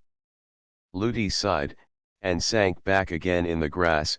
She didn't YRNFO to graveyard at any time, and hoped for an excuse which would set her free to go elsewhere. Lettuce looked at her with an amused expression. "I believe you are scared to stay here, even in the daytime, Looty," she remarked. "No, ma'am, Miss Letty, I ain't zactly skeered, but I feels kin' o' creepy when I sees ye settin' on yo gret granddaddy grave." "I don't see why. K's he de one dat ha nt de place," replied Looty, in a whisper. "Nonsense. I don't believe it at all." "Yas, miss, he do so, he go on turbly, Jubal say, ever since Mars Storm go way." "Hush, Looty," said Lettuce, peremptorily. "I don't like such talk." Looty looked properly abashed and sought to change the subject. "Is ya skeert o' Polly Boney part, Miss Letty?" "No, why should I be?" "'Cause he mos wuss'n anybody. He got gret big eyes, and he tall as a tree, and he cuts off folkses hades if dey dars look at him, and he go rampage and ruin and kills folks fo fun. You reckon he ever come dis way, Miss Letty? When Jubal tell me 'bout him, I so skeert I pulls up de kivers when I goes to bade, and I keeps ma hate under dem, and I jest shivers and shakes." "And let your feet stick out where he can see them, that's what you always do," Lettuce observed. "Law, Miss Letty." Looty sat up in alarm. "Ya talks lak you 'spected him."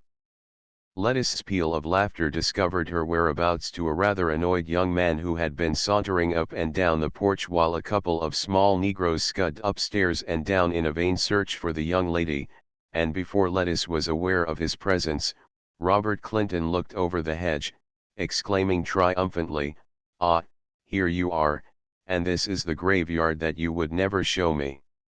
I might have known that you would be in hiding here." "I'm not in hiding," Lettuce replied, rising to her feet. "It is one of my favorite retreats, as I told you, and if you had paid the heed to my words that you pretend, you would have remembered." The young man looked rather disconcerted. "But, you know, you have always refused to come here with me, and how was I to know the way?" "You could have asked." "May I come in now?" he inquired humbly. "I don't think my father would object," Lettuce returned demurely, and the young man vaulted the hedge instantly. "You should have gone around, at the other side there is an opening," Lettuce told him. "I didn't see it." "This is an interesting spot, isn't it?" he said, throwing himself down by her side. "What fair, sweet flowers grow here, but the fairest of all, Looty," cried Lettuce, "there's that old turkey hen now. I saw her run out from behind Theophilus Hopkins's grave. Go head her off." "Excuse me, Mr. Clinton, you were saying something about flowers." "I was saying," he returned, a little put out, "that you have planted some very pretty flowers in here." "Oh, yes, we like to keep the place as pretty as we can. Come, we will go over there on the other side of the hedge by that big tree. I have been in here long enough." "Was it warm riding over?" "Yes, more than warm, hot, but there's a refreshing breeze from the creek just here, I'd like to take you out there. Lettuce looked at him with a twinkle in her eye. You mean you would like me to take you out there? You can't sail a boat. I can row. On this hot afternoon? No, sir. Am I never to see you alone for as much as half an hour? Why should you? Because I do. You know what keeps me down here? Politics, I suppose, returned Lettuce, suavely. I suppose you are waiting to hear what Mr. Kendall will report when he next comes from Washington, and if it is news to your liking, you will start home. And Rhoda, by the way, how is Rhoda? She is well. I left her with your brother on the porch. Jamie is a dear lad. So that is why you came over, because your devoirs to Miss Rhoda were interrupted by my brother.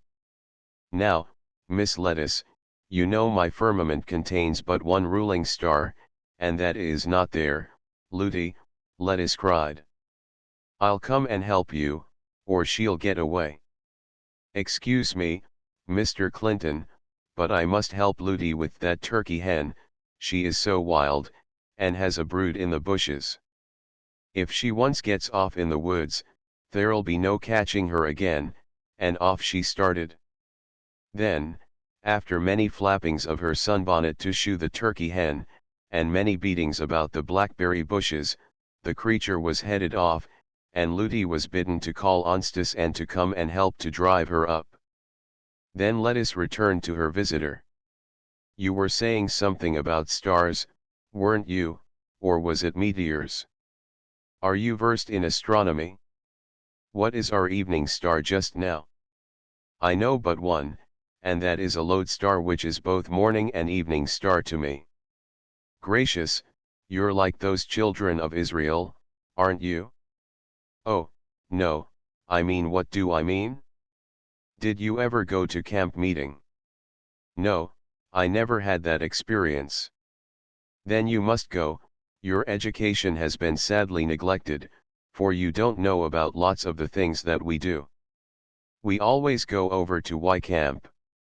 Perhaps I shall not be here when it begins. Oh, shall you not? I thought you were to stay to learn to ride after the hounds. Learn to ride? Do you suppose I never mounted a horse? No, indeed, but you've never been fox hunting. I expect you will enjoy it. If the fox is as elusive as what? Lettuce looked up saucily. The young man caught her hand. You know who eludes me and defies me and makes miserable my days and nights, and makes me advance and retreat till I am driven to distraction. No, does she? What a wicked girl Rhoda is. I never dreamed she could be so cruel. Thank you, I do not need your hand to assist me to rise. You will not leave me yet? Just one moment more. I have not spoken to you alone for so long, and you are so good to give me this opportunity. I give it? What do you mean, sir? Lettuce's blue eyes grew dark with disapproval. You sent off your maid, you know, he murmured deprecatingly. That you might speak to me alone? You are mistaken, sir, it was all on account of the turkey hen. I had forgotten your existence. Forgive me. I will try to, but I am sorry I cannot listen to your confidences about Rhoda. I forgot entirely that I promised Sister Betty that I would see to the syllabub. You know it isn't Rhoda, persisted the young man. Oh, isn't it? Well, never mind, it is Becky Lowe, probably. She told me you were there last week. No, another time. You will excuse me, I know, and I shall see you at tea time. There comes Brother William, if your call was upon him. He will be glad to see you. Adieu.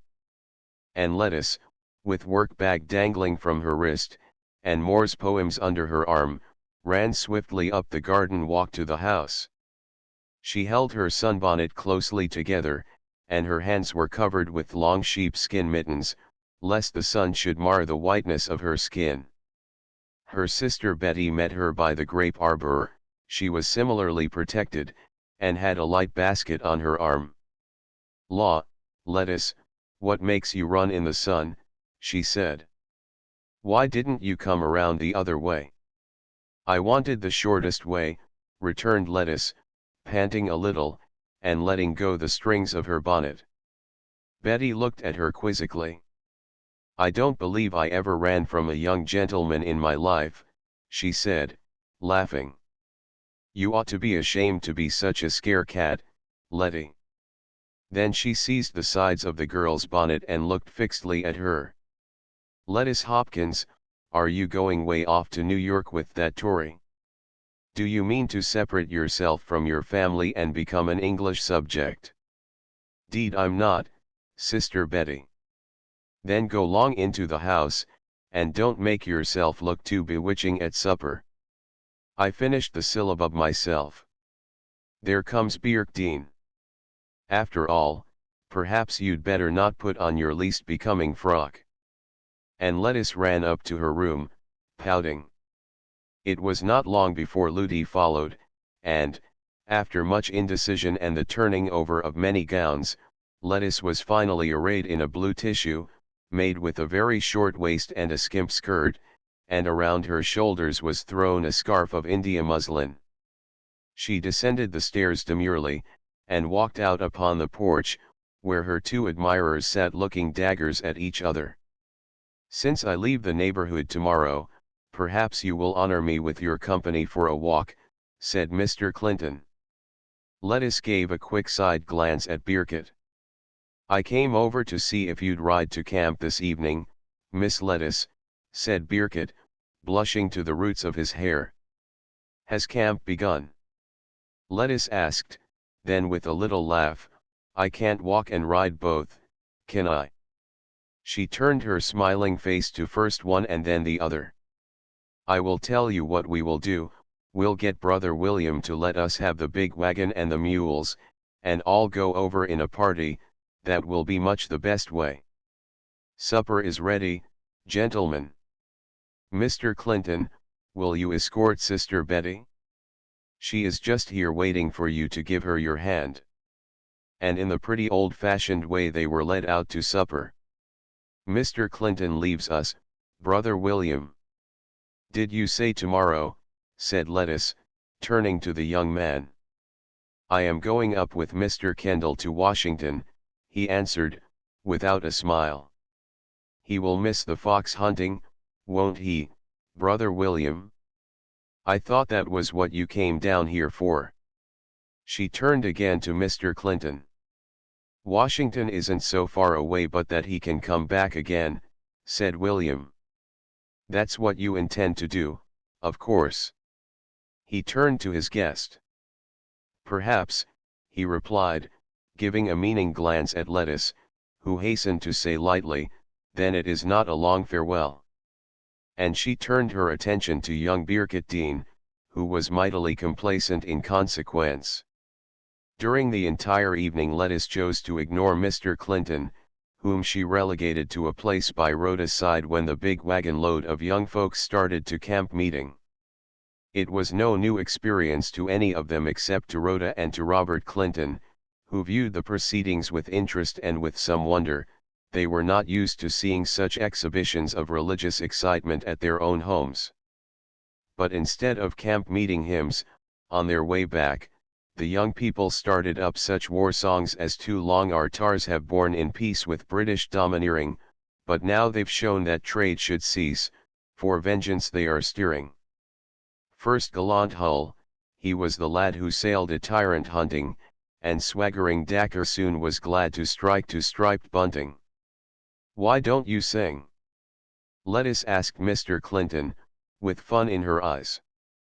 "Rhoda says you have a right pretty voice. And you, Rhoda, are silent, too.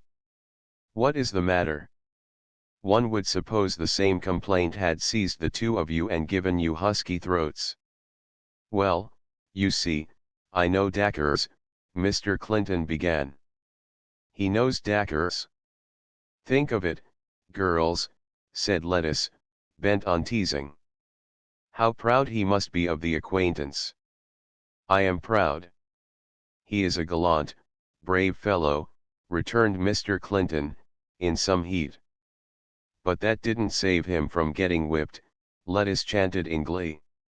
Let us make our manners, ladies and gentlemen, to a friend of Lieutenant Dacre's, who is a friend of England, consequently no friend of ours. Now, Lettuce, Rhoda interposed, don't stir everyone up. You called for a song, cried Robert Clinton, springing to his feet. We will give you one. Join in, Miss Rhoda.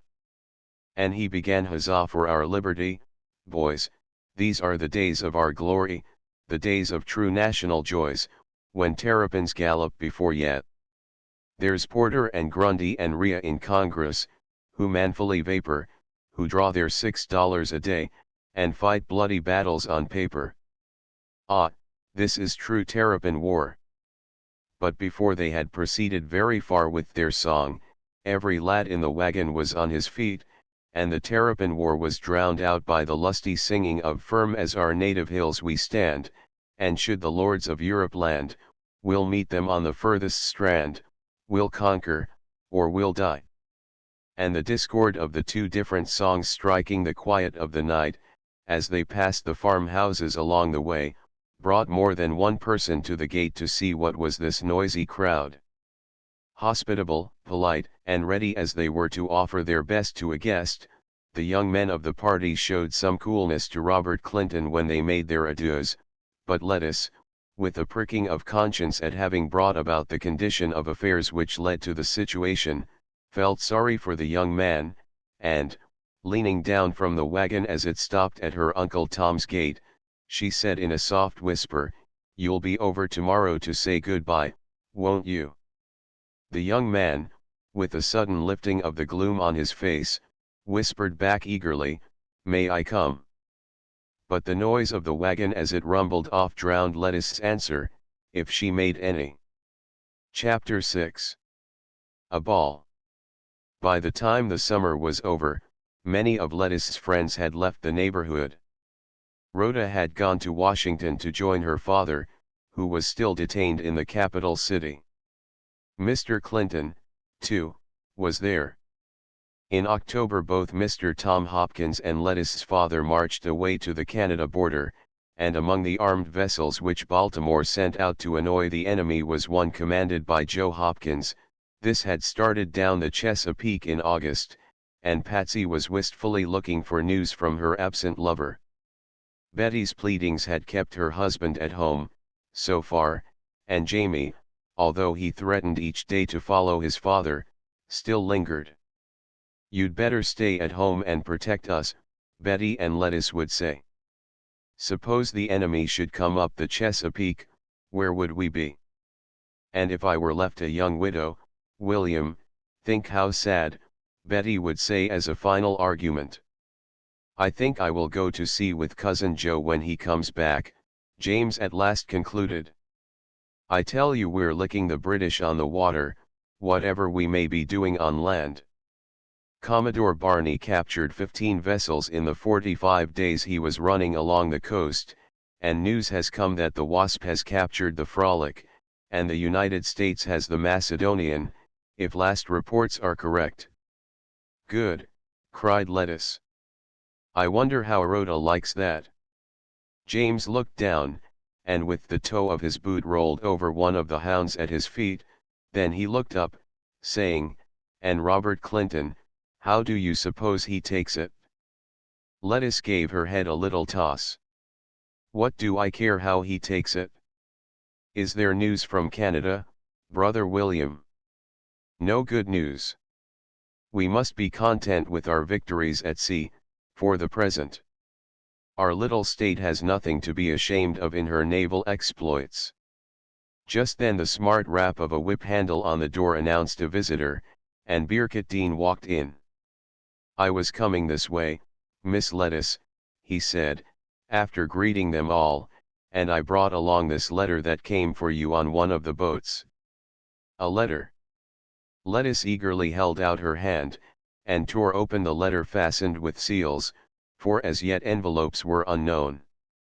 She gave her attention to the closely written pages, then looked up, and said animatedly, "Oh, brother, oh, Sister Betty, Rhoda wants me to come to Washington for a visit.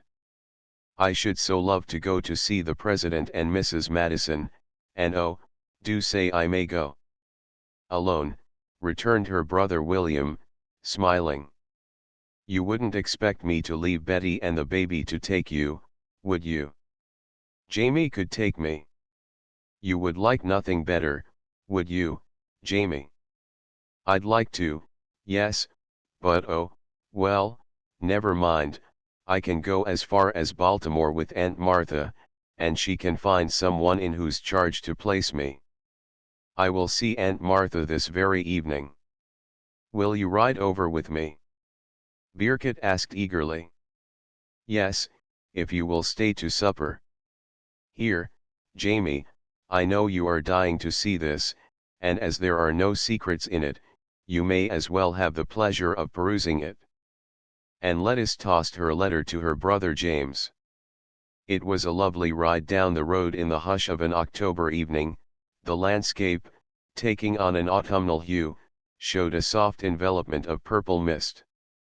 To the right lay the blue bay, across which dimly appeared the spires of the little town of Annapolis.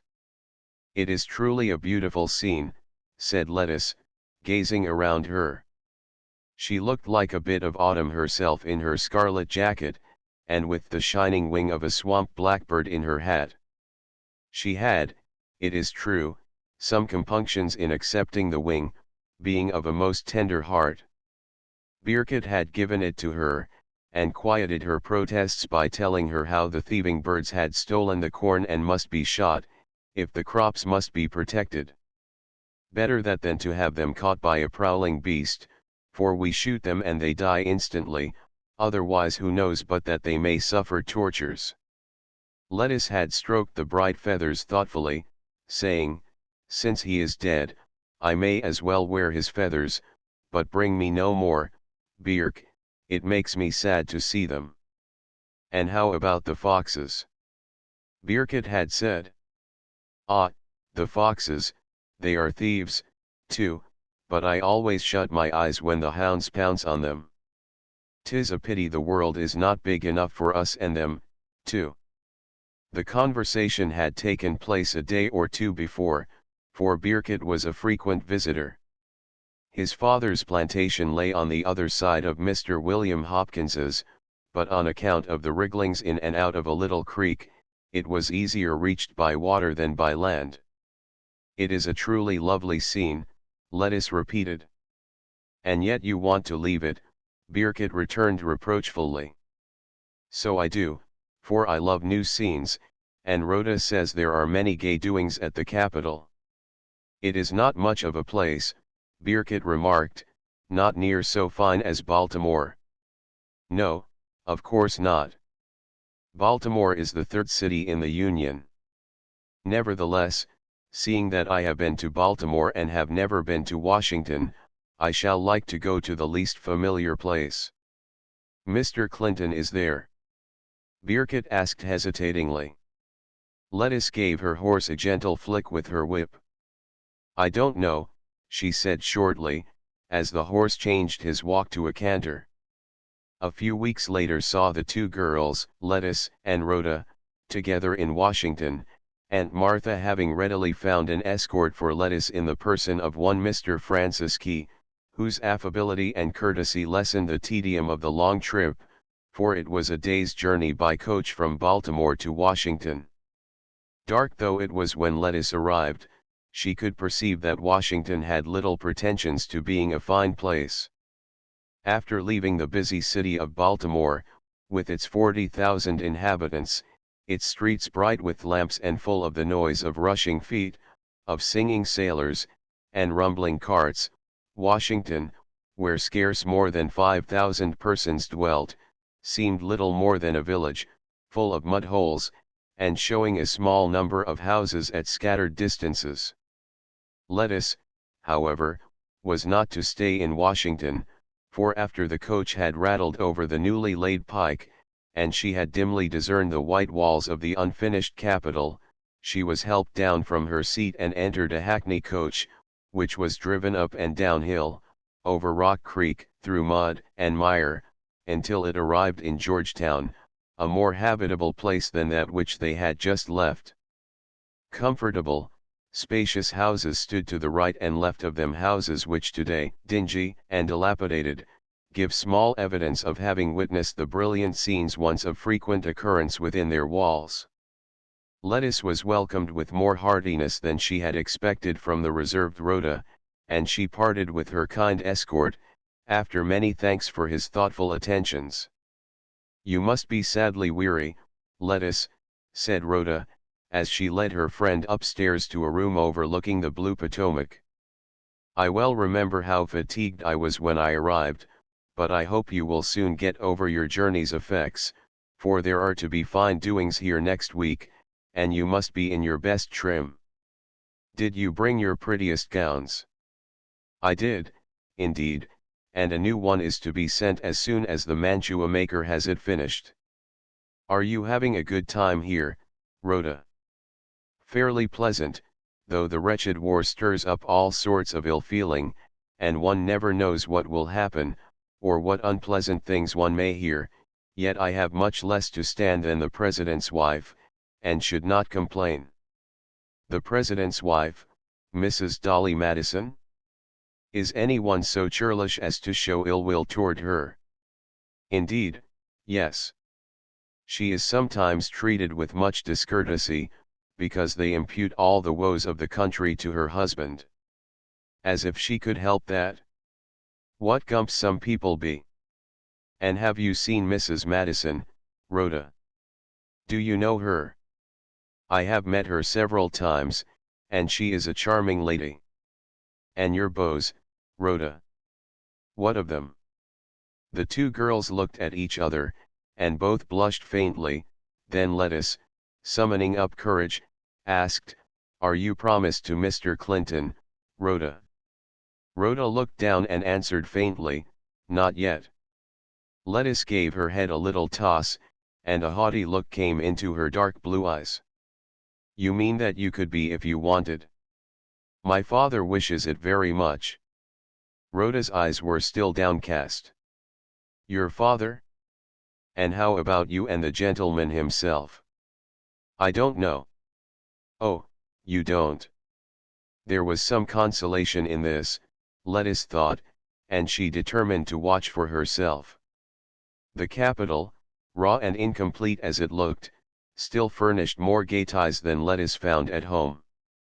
Here were gathered the statesmen of the day, and the girl was all eagerness to have this or that important personage pointed out to her.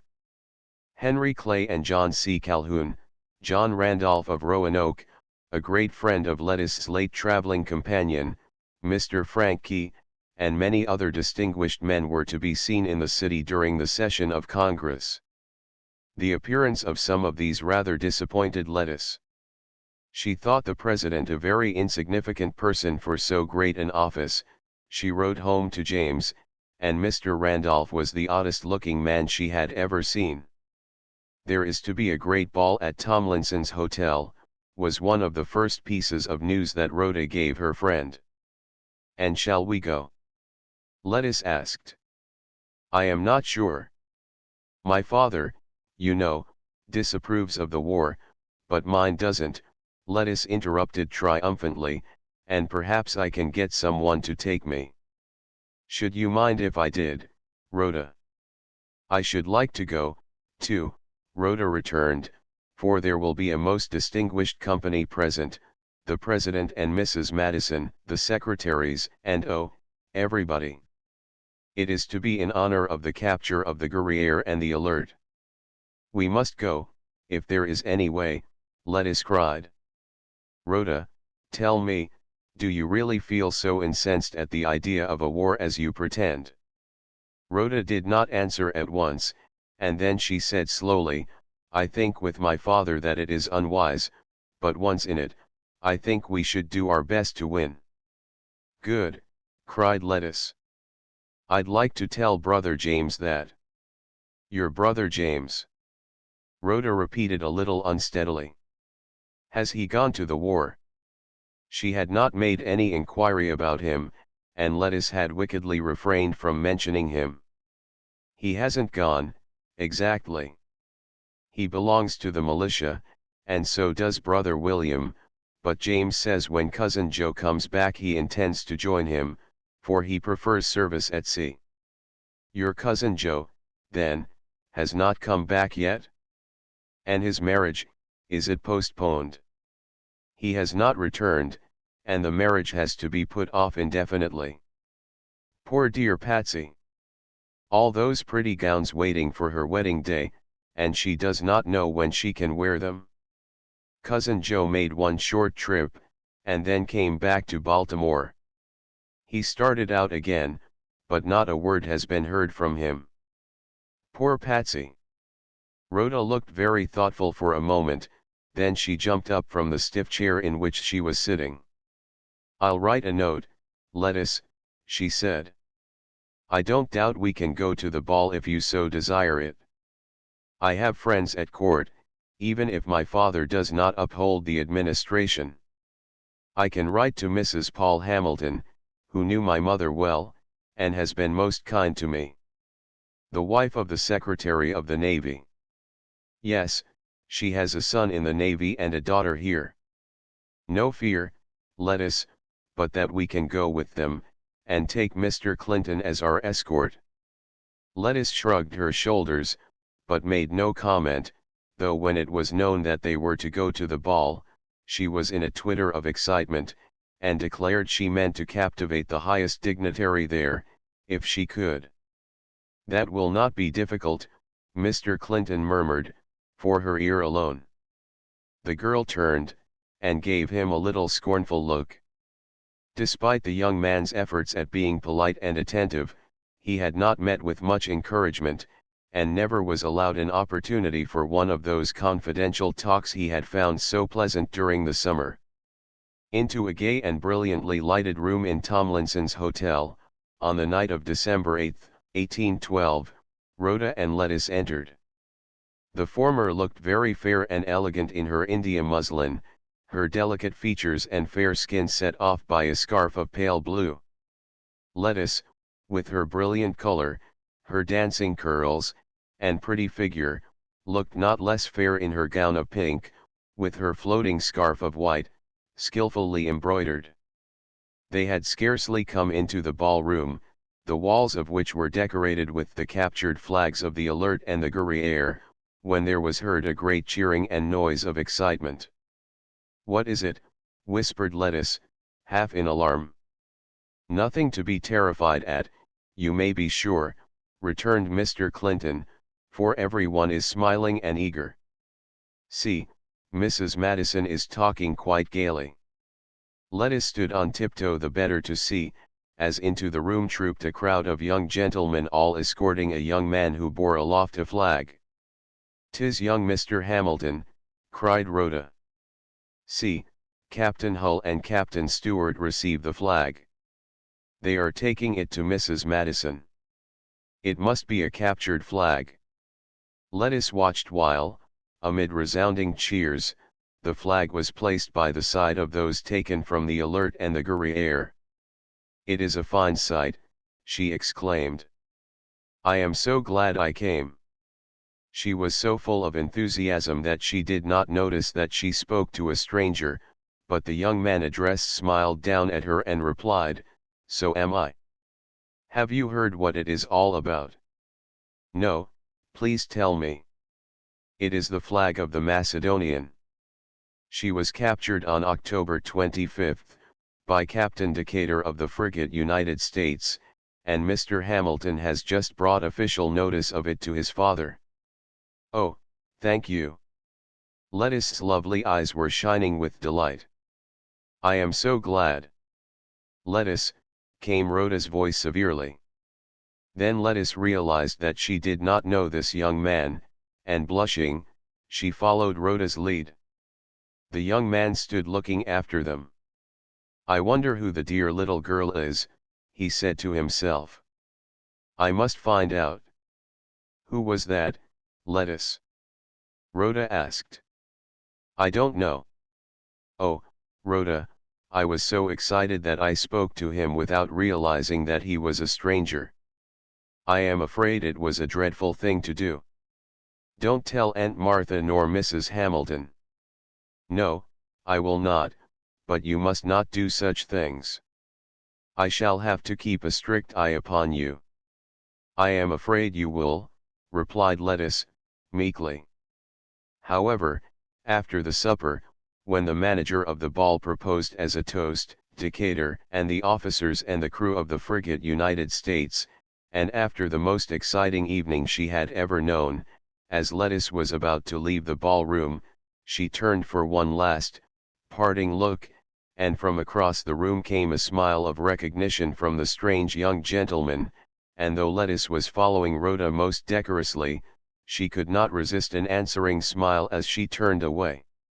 Chapter 7. Captured. By this time the ports and harbors of the Chesapeake were declared in a state of blockade, and after her visit in Washington was over, Lettuce returned to Baltimore to hear that little fleets of British ships were appearing off the coast.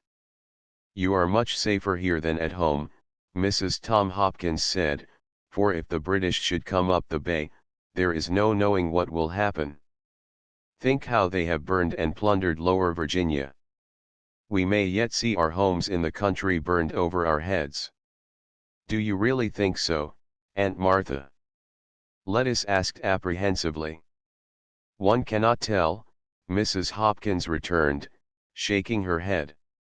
Alas, this foolish war. It has taken my husband from me and may rob me of my home. Why don't you go to Boston when Mr. Kendall and Rhoda go? Lettuce asked demurely. Because my duty is here, her aunt replied, a little sharply. I shall not neglect that for the sake of my own comfort and convenience. I was not brought up that way. Isn't it a pity that all the Massachusetts people don't feel so? Lettuce said slyly. Why, child, what do you mean?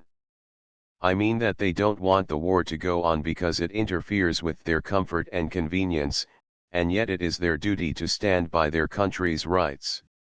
You don't know what you are talking about, replied her aunt. A chit of a girl like you doesn't know anything about politics. I been to Washington, and I heard, oh, so much talk about it there. I know all about war matters, Lettuce returned triumphantly. You ought to have heard Mr. Clay and Mr. Calhoun. And even Mr. Randolph, I believe, would think we ought to defend ourselves if the enemy invades the country. Mrs. Hopkins went back to her first grievance. And they will invade it? Nothing but discouraging news from your uncle, and no news at all from Joseph. We are not strong enough to resist this invading foe. But just look at the victories at sea. A few, to be sure, but as soon as the British are roused to a sense of the real situation, our little navy will be wiped out. I am told that they have said they will chastise us into submission. They will they? I'd just like to see them. Lettuce's eyes flamed, and she stamped her foot in rage. Why, Lettuce, what a temper you display, said Mrs. Hopkins, viewing Lettuce's angry tears with disapproval. You never see Rhoda fairly cry with temper. Lettuce's remembrance of Rhoda's reserved manner and her quiet self-control served to calm her. I don't care, she said. I know she boils inside, whether she shows it or not. Then she sat very still for a time. A picture of Rhoda's tranquil face with its small features, her smooth light hair, her neat slim figure, rose before her. She wondered if at that moment she and Robert Clinton were walking the streets of Old Georgetown. From this her thoughts wandered to the old graveyard, and she jumped up with a suddenness that startled her aunt. Do you suppose, Aunt Martha, she said, that brother Tom wasn't drowned after all? Mrs. Hopkins put down her work and looked at her niece in surprise. What in the world gave you that notion, Lettuce? I don't know. Often when I've been down in the graveyard at home I've thought of it. His body was never recovered, it is true, Mrs. Hopkins returned thoughtfully. It is possible, but not probable, and I'd put any such notion out of my head, if I were you. He was not only a trial to your parents, but he was not a benefit to society. No, he wasn't, and yet, at his best, he was a dear fellow. No one was so thoughtful of mother, and no one ever loved me so much as brother Tom. Nothing was too much trouble for him to do for others, and if he had let those wild fellows alone, he would have been all right. Lettice's eyes were full of tears again, but this time they were not tears of anger. Her aunt viewed her with a puzzled smile. How you do fly from one thing to another, child. One minute you are in a rage, and the next you are melted to tears of sorrow. Come, give that fantasy no more thought. Run down and tell Mrs. Flynn that she must not let that barrel of oysters go to waste, even if we have them 3 times a day. We have such a little family now that it is hard to dispose of things, but with prices so high, there is need of economy. She sighed as she spoke, and Lettice, who had been planning an excuse to get back to the country, felt conscience-smitten, and would not suggest such a thing, now that she realized how utterly alone her aunt would be. It was very dull for her in the quiet house, and Mrs. Hopkins would not allow her to have even Ludi. She endured Danny, to be sure, because his master had a fondness for the little fellow, and, moreover, he made himself useful in many ways. But Lettice spent a tedious winter, and though she tried to be patient, and did enjoy a few frolics, she was glad to see the first signs of spring. All through the winter had come cheering reports of naval victories of more or less importance. Many prizes had been brought in by the Baltimore privateers and letters of marque, for this city took the lead in sending out such vessels.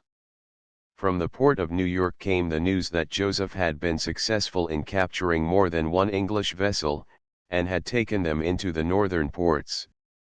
13 merchant vessels were captured off the coast of Spain by one Baltimore ship alone, and this record was equaled by more than one gallant cruiser. Not a day passed but news arrived of some valiant sea fight. In February Bainbridge took the Java. In March the Hornet worst the Peacock, and the names of Hull and Decatur, Bainbridge, and Jones, were on everyone's lips. Throughout all this naval warfare Baltimore was foremost in energetically showing fight, and against the state of Maryland, in consequence, the strongest enmity of the foe seemed to be directed. It was in April that Rhoda and her father announced that they would return to Baltimore, and then Lettice saw that her desire to go home could be granted, and she wrote to her brother James to come for her. James, nothing loath, responded at once, so that he arrived in time to welcome Rhoda. Under her father's watchful eye Rhoda was not very demonstrative in her greetings, and Mr. Clinton, following close in her wake, was not received with much enthusiasm by Lettice, a fact he was not slow to notice and to comment upon. "I am coming down to Sylvia's ramble again," he whispered to Lettice. "When Rhoda comes, I suppose," Lettice returned in chilling tones.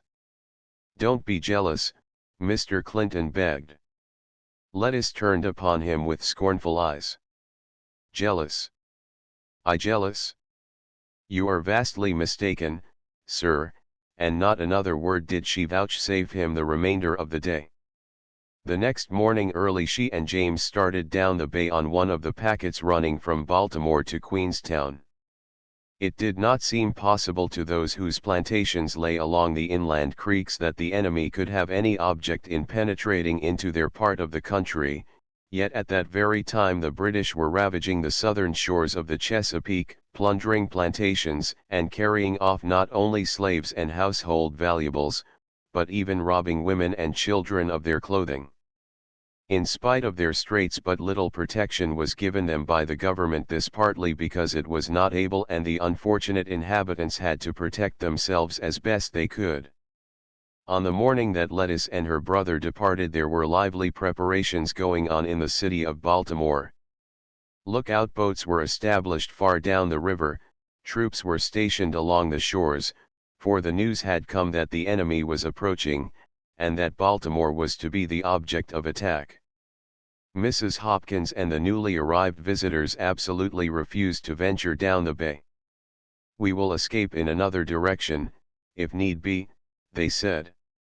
"You mean you will stay to welcome your friends, the British," Lettuce said saucily. "That's not what I will do. If we are to meet them, let it be in our own home." "Pray, Miss Lettuce," Mr. Clinton said, "remain with us. We will have the means to protect you and your brother, a means which may be lacking when you pass beyond our influence." Lettuce shot him a withering glance. "Your protection, indeed. I'd rather die than be indebted to your complaisance for my safety." And those ever-ready and passionate tears began to gather in her eyes. Rhoda made a slight movement toward her, but her father laid his hand on her arm and she passed, pressing her lips tightly together. Lettuce gave a toss of her head, and said, "Come, brother James, it is time we were off, the packet will be starting without us." "I most devoutly wish it would," Mr. Clinton exclaimed. "Well, it won't," Lettuce retorted, moving toward the door. "Come, James, cut short your adieus. Goodbye, all of you. I leave you to the tender mercies of Admiral Cockburn." And without a turn of her head she hastened down the street. James followed and overtook her at the corner. "You are a spoiled little minx, Letty," he said. "Why do you speak so disrespectfully to your elders? Do you perchance mean Robert Clinton? Am I to have such an inordinate amount of consideration for him because of his advantage of a few years?" "Oh, Robert Clinton, was it? But you included Mr. Kendall and Aunt Martha in your remarks."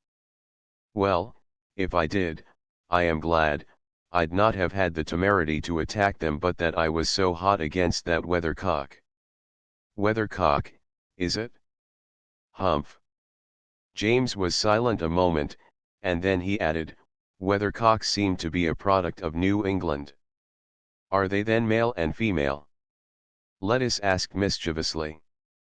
Then, seeing her brother's face looked really grave and troubled, she linked her arm in his and said coaxingly, "Never mind, Jamie, there are as good fish in the sea as ever yet were caught, and one doesn't need to go so far from home for them. Let's whistle these weather vanes off, and let them whirl to the tune their north wind blows. Is that the Patapsco? I'm glad to be aboard her once more.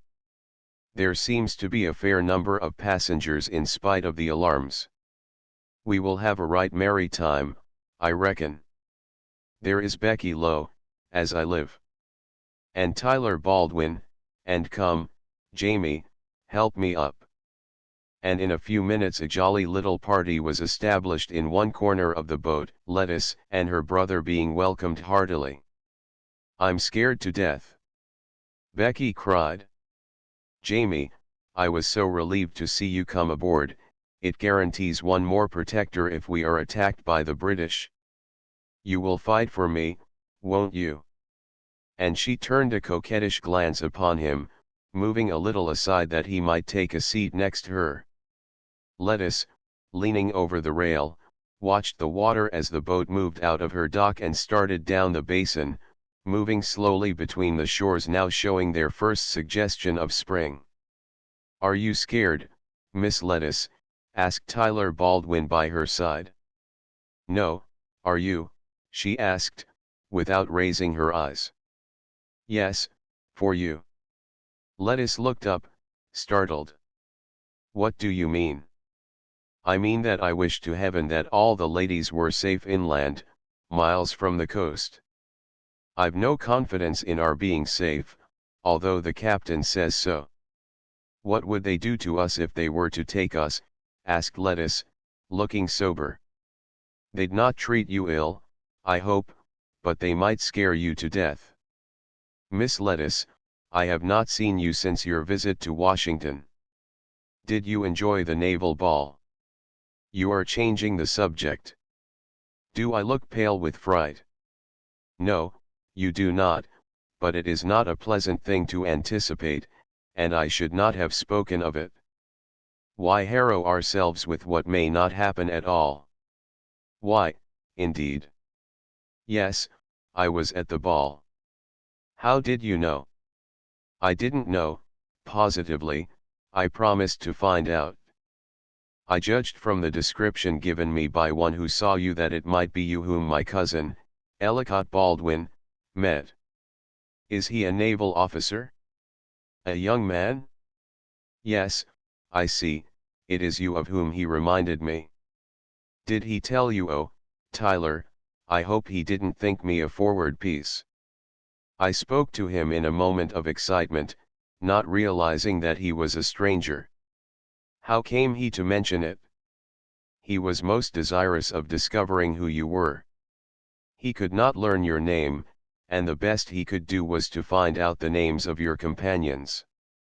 When he told me who they were, and described you, I was able to tell him that I was almost certain that the lady of his fancy was none other than Miss Lettuce Hopkins, of Queen Anne's County. Do not trouble yourself over having met him in so chance a way, he has only admiration for you, and spoke of you in a most respectful manner. He told me of your meeting, and some day heavens. What is that? They both started up, for the boat was now opposite North Point, and they saw bearing down upon them several small vessels belonging to the enemy's squadron which lay just within the mouth of the river. Soon followed a scene of confusion. Becky Lowe fell fainting into James's arms. Lettuce, with pale face and imploring eyes, clung close to Tyler Baldwin. What will they do? She whispered. Shall you have to fight? It would do little good, and so I think the captain will conclude. In such a case discretion is the better part of valor. The captain, for the sake of all concerned, will probably submit with the best grace he can summon. We are not prepared for a battle. And the event proved the truth of his words. We are prisoners, said Tyler, after returning to her from a tour of investigation. All we have to do is to make the best of it. They are preparing to put us under guard, and are helping themselves to whatever they can find. Becky had recovered sufficiently to sit sobbing by James's side. He was trying to comfort her, and looked pleadingly at his sister, that she might understand that her assistance would be appreciated. Come, Becky, said Lettuce, in quiet tones, there is no use fussing over the matter. We may be thankful that we are not hurt, and that there is not going to be any fighting. I think we should submit with dignity, and show them what stuff American girls are made of. But Becky was not to be comforted at once and continued weeping hysterically. Law, Becky, Lettuce said, at last out of patience, you fairly provoke me. What is the use of your snivelling and sniffling? There is nothing to be gained by it, and you only draw attention to yourself. That is what you want, I shall believe, if you don't stop.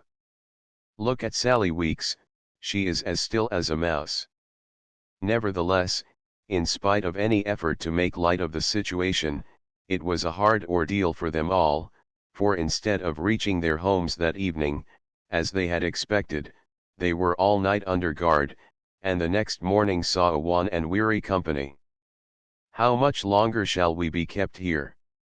Lettuce asked her brother, wistfully. But the answer came with the order to remove the prisoners to an old boat. You are allowed a permit from the admiral to proceed to Queenstown, they were told, and they did not dare to resent the impertinence of the message.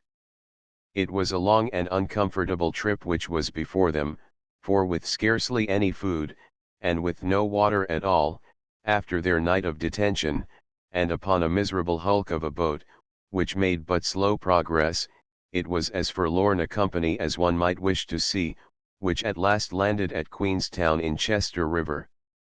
But the effect of this was that not one of the party but felt that when the moment came, he or she would do the utmost to work revenge. Chapter 8. First Blood. Coburn is coming. This was the news that was borne from lip to lip, and Lettice was made to repeat her experience over and over. It must be said that she did rather needlessly enlarge upon the terrors of the occasion when Looty was the listener, and the eyes of that sable maiden grew bigger and bigger as Lettice described Admiral Coburn's appearance, a great big man, as tall as a locust tree, with fiery red hair and blazing eyes and a long beard that blew out like the tail of a comet. So he appeared to Looty's vision, her imagination adding hoofs and horns, and he became the theme of Jubal's perorations, taking the place of Polly Bonaparte as a bugaboo to scare the children and the more timid girls. And not without reason, for a terrifying account of a raid upon Havre de Grace and other towns in the upper Chesapeake was cause enough for alarm. It was Birkett Dean who came galloping over with news. Coburn, with a big force of men, has been playing havoc up in Kent and Cecil counties, and even beyond. Havre de Grace has suffered, everyone has been plundered, and the ravagers weren't satisfied with that, but went up the Sassafras and destroyed Fredericktown and Georgetown. They say that the women pleaded and begged that he would spare their homes, but he refused, and the houses were burned to the ground, and he says he'll not be satisfied till he has burned every building in Baltimore. Oh, does he mean to go there next? Lettice asked in excitement. They say he doubtless did intend to, but he has heard through his friends among the peace men that the lookout boats are stationed all the way down the Patapsco, and that there are vedettes along the shores of the bay and the river, and besides, the city brigade will be ready for them. They fired alarm guns in Baltimore and had all the troops out, but the redcoats passed by Annapolis and Baltimore and went to the upper bay. A great many people moved out of the city, I am told. Do you suppose there can really be any danger of their coming here?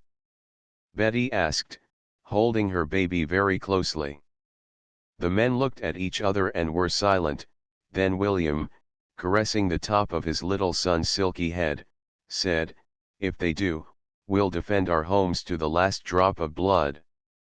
And you'll not leave us, William, said Betty, scanning his face eagerly. My place is near home, I have determined, he replied, smiling down at her. The next few days brought tales of further marauding, tales of such horror that Betty and Lettice clung to each other in terror. And, indeed, the atrocities committed were such that in some places the word Hampton was used instead of attention to call the men to order, and the accounts of the terrible ravages lessened greatly the number of those who opposed the war. But as days went by and no Coburn appeared, the fears even of those most easily frightened were quelled, and affairs went on as usual. It's desperately tiresome, this staying at home, Lettice said to her brother James. I don't mean to do it any longer. Would there be any harm, do you think, in our going out for a wee bit of a way on the water? We know full well that the British are away down the bay, and I haven't had a sail this many a day. Do take me out, Jamie, or I'll go alone. It was a lovely morning in July, somewhat warm, and promising greater heat. Lettice sat discontentedly on the lower step of the porch, looking off toward the creek. You'll not go alone, said James, swinging his long legs over the railing of the porch, and sitting down beside her. Then you'll take me. Yes, there's not a sail in sight, and I reckon we'll have it all to ourselves, besides what? I think I'd like to be at Queenstown when the boat comes in. Lettice turned and looked at him. Why? You have a reason. I see it in your eyes. So I have. He took a letter from his pocket and held it off at a little distance. Lettuce made a grab for it, but he caught her hand, and laughing, held her firmly. "It isn't for you," he said. "Whose is it, then?" "Mine." "Let me see the handwriting." "Please do, Jamie." He held the letter at a careful distance, and she read the address in Rhoda's neat hand, Mr. James Hopkins. From Rhoda. "Oh, is she coming down on the packet?" "Yes, so the letter says, and will I meet her and Aunt Martha?" "It seems that Aunt Martha has been ill, and the city is hot, so she thinks she may venture down to this neighborhood, unwisely, I think, with the enemy so near and ready to pounce on us at any moment. Now, James, quit talking so to scare me. And where is Rhoda's devoted cavalier, that she must call on you for an escort?"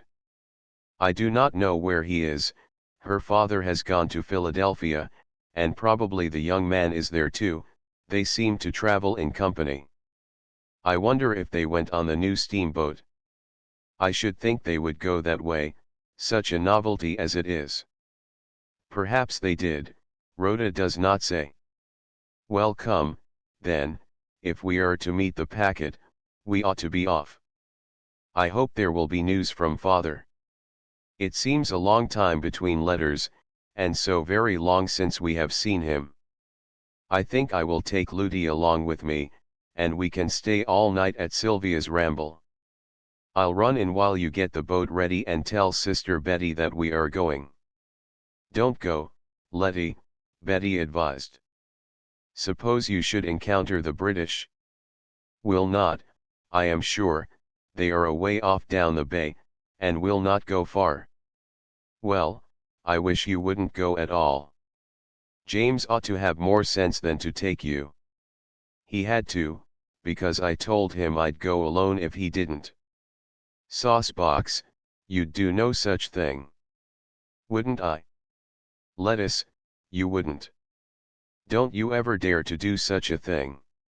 Remember Hampton." Lettuce looked suddenly grave.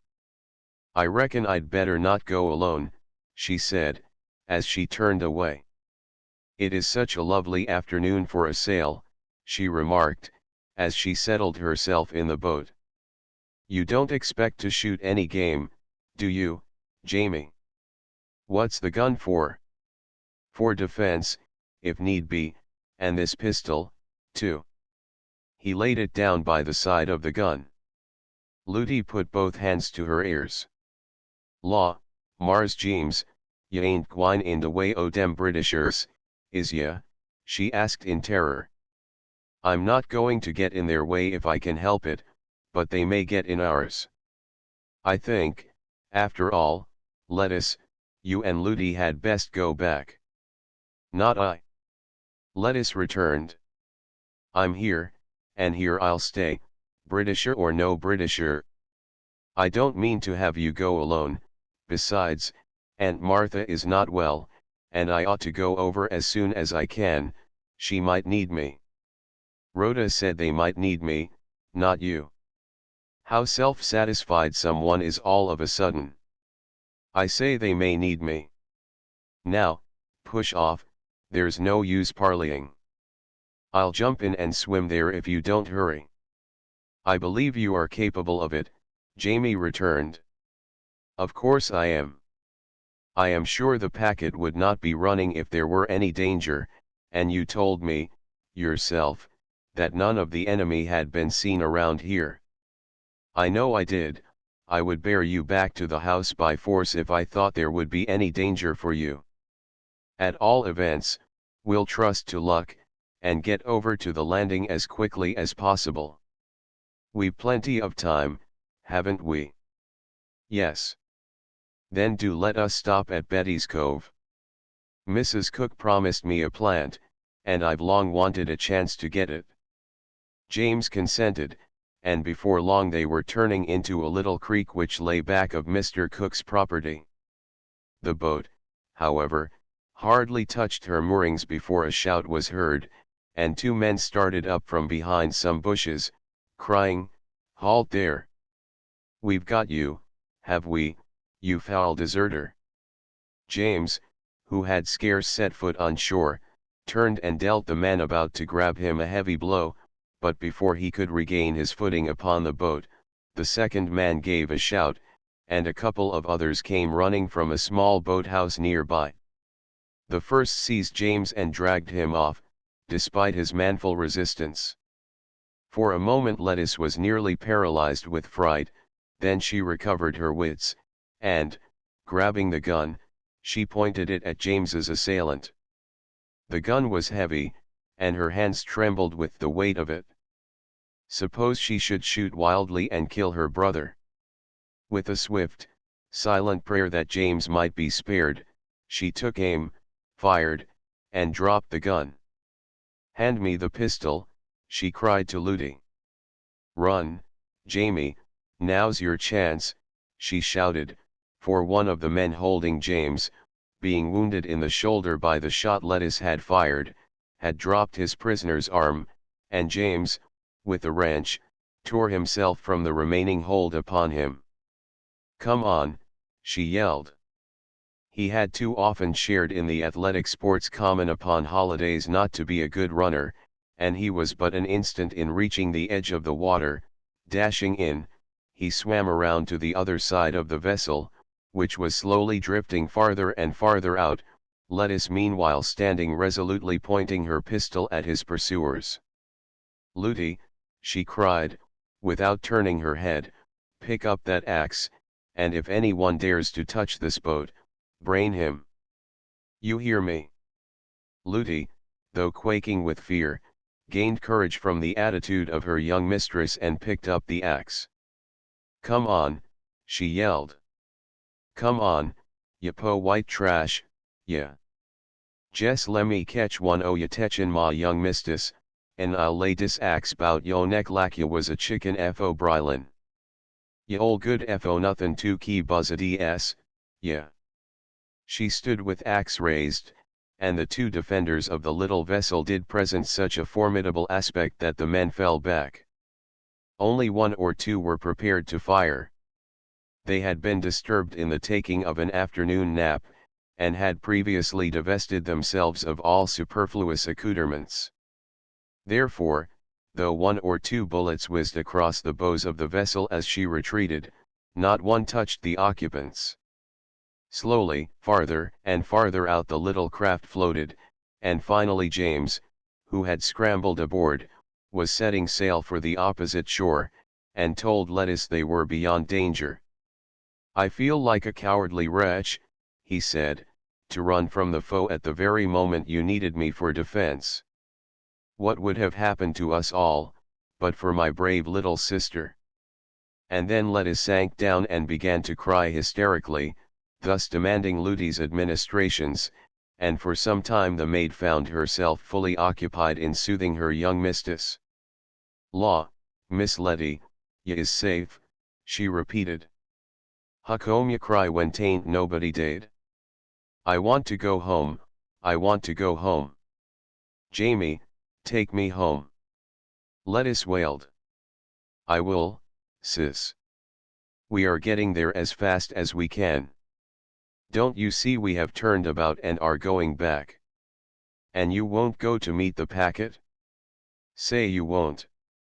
Never mind about that now.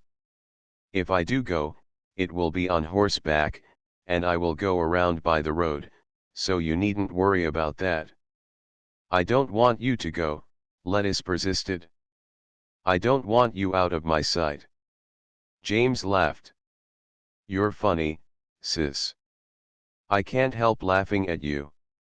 A minute ago you were so fierce and valiant, and now you're weeping and going on like a baby." "But you're all wet," sobbed Lettice. "Suppose I am? That's nothing, and on a hot afternoon, too.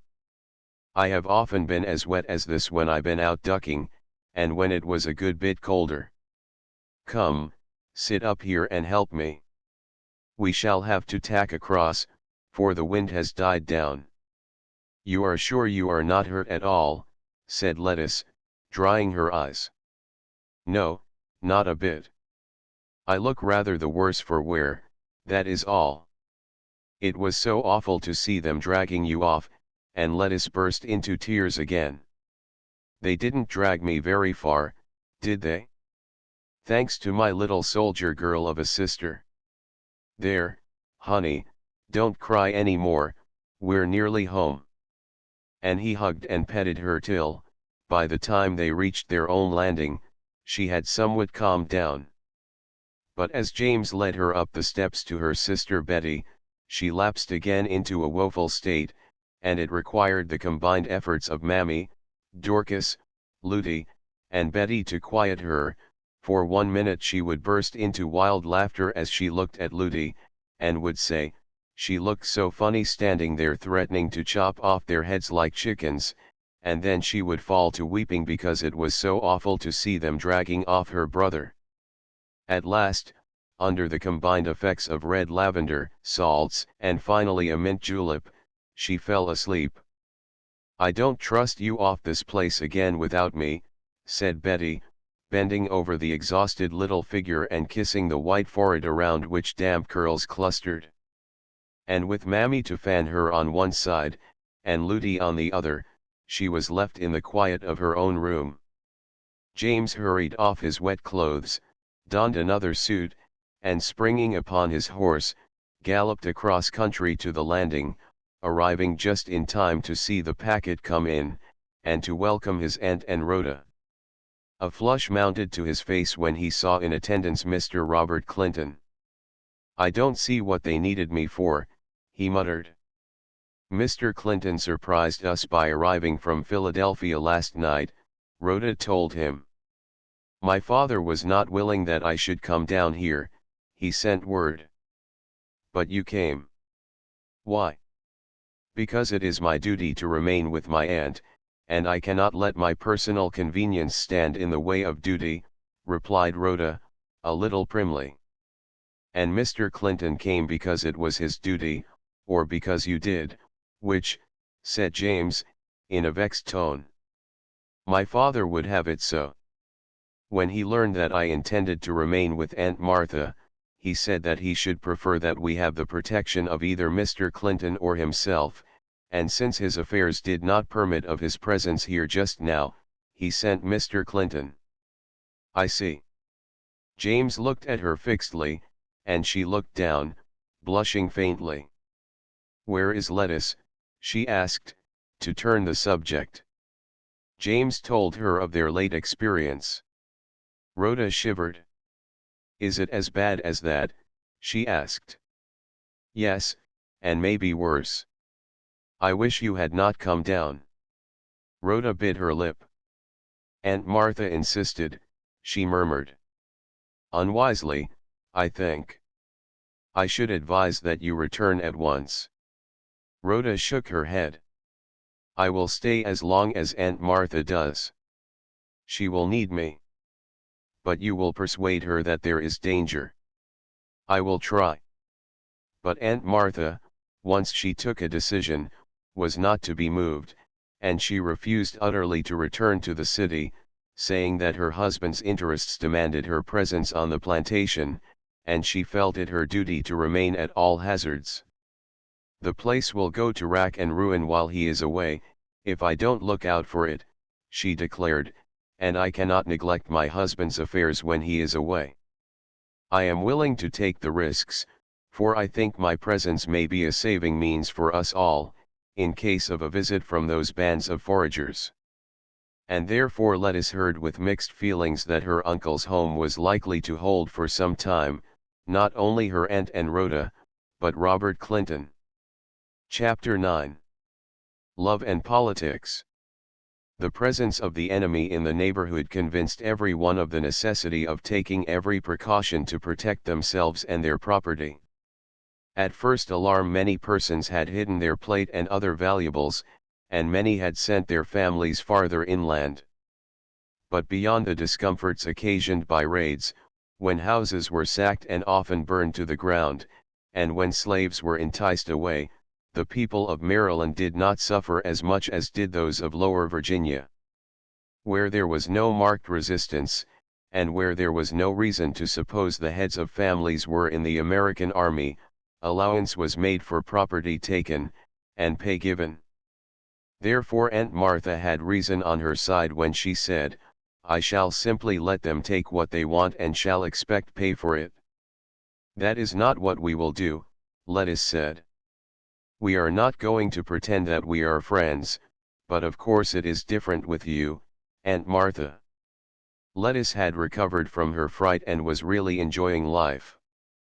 If James lost no opportunity in visiting Sylvia's ramble, neither did Robert Clinton fail to make a daily appearance at Hopkins's Point, till Lettuce came to look for his coming as part of her day's pleasure. He was truly a very attractive young man, every one conceded. "I haven't a word against him," said Lettuce's brother William, "except for his politics." "You'll not go over to the enemy, will you, sis?" he said, pinching her cheek. "Never," returned Lettuce, steadily. Nevertheless, the telltale blush upon her cheek was not caused by the pink sunbonnet she wore. The little maid of 17 found it hard to remember her politics when she was listening to the beguiling words of the young New Yorker, who by this time had declared himself her devoted suitor. "Why do you deny me, sweet Lettuce?" he said. "Must I leave you altogether? Am I so hateful to you?" This was but the night before, when the two were coming home from a frolic at Becky Lowe's. "There is Rhoda, you know," Lettuce had answered in a low tone. "Rhoda, yes," but he looked down as he gathered Lettuce's hand in his. "But you see, I don't love Rhoda, nor does she love me." "How do you know?" Lettuce asked, wondering if it were right to allow her hand to lie so long in his clasp. "I know that Rhoda feels toward me as I do toward her. We are excellent friends. I admire and respect her greatly, and to no one would I be more ready to give my confidence, for she is discretion itself, but I know full well who it is that has captured my heart, and besides, did you see your brother James and Rhoda as we passed them just now? I do not think they were thinking of either of us." "No, I did not notice them, I wasn't looking. Besides, Rhoda doesn't love James's politics any more than I do yours." "Politics? What have sweet lasses like you to do with politics? Let the men settle the affairs of the nation, and let the maidens rule in the court of love, where they are more at home." Then Lettuce sighed and did not draw her hand away. The witching moonlight, the summer night, the low pleading tones of her lover, all these cast a glamour over her, and so swayed her that it seemed that the present alone was the only thing to consider, and Robert walked across the fields to Sylvia's ramble, feeling that his wooing would soon come to a happy ending. And yet, the next morning Lettuce said never would she go over to the enemy. "I told brother William the first never would. I have promised him," she said to herself, as she ran swiftly along the path to the old graveyard. Lootie started up from where she was sitting before one of the cabins in the quarter, but Lettuce waved her back. "I don't want you, Lootie," she said. "You can go back. Warriagwine, Miss Letty. Never mind where I am going. I don't need you, and I don't want you to follow me. Stay where you are. Miss Letty gwine war she gwine." "She got no use fo nobody dis monin'," Lootie remarked to the old woman before whose cabin she sat. Lettuce made a detour and came around by the rear of the old graveyard. The thicket was closer here, and hid her from the view of any one passing. She threw herself down in the long grass, hiding her face in her arm. "I said that, and I am afraid I am growing to love him," she murmured. "I have made one promise to my brother, and how can I make another to him?" She lay still a long time, and once in a while a tear trickled down her cheek. Presently she sat up. A sudden thought had struck her. Suppose she could win her lover over to her side of thinking. That would be a triumph indeed. Why shouldn't she? Did he love her, he certainly would not give her up, yet as she pondered upon the subject, she felt that she was by no means certain of the success of her effort, and her face grew grave again. From over the hedge came a voice, calling softly, "Lettuce! Sweet Lettuce, where have you hidden yourself?" She sprang to her feet and stood where she could be seen. Robert pressed aside the detaining vines and came up to her. "Lettuce, sweetheart, I could not stay away. Do you forgive me for coming so early? Was it a dream? A beautiful dream which I had last night, or did I see a light in your dear eyes? I love you so, sweet Lettuce, that I could not sleep last night for thinking of you." He gently pushed back the sunbonnet she had drawn over her face. "Sweetheart, you have been weeping," he said in a troubled tone. "Your sweet eyes are wet. What is wrong?" Lettuce gave a little sob, and for one moment yielded to the clasp of his arm, burying her hot face on his breast. She felt a sudden joy to be thus near him, to hear him speak, but only for an instant she allowed herself to remain thus, and then she sprang away, and stood a little beyond him. "Tell me," she said, "do you love me enough to join the cause of my father and my brothers?" He looked at her gloomily, and then, leaning on the tall headstone which her movement had placed between them, he said slowly, "Do you make that an issue between us? You love me less than you love the platform upon which rests the opinion of certain members of your family."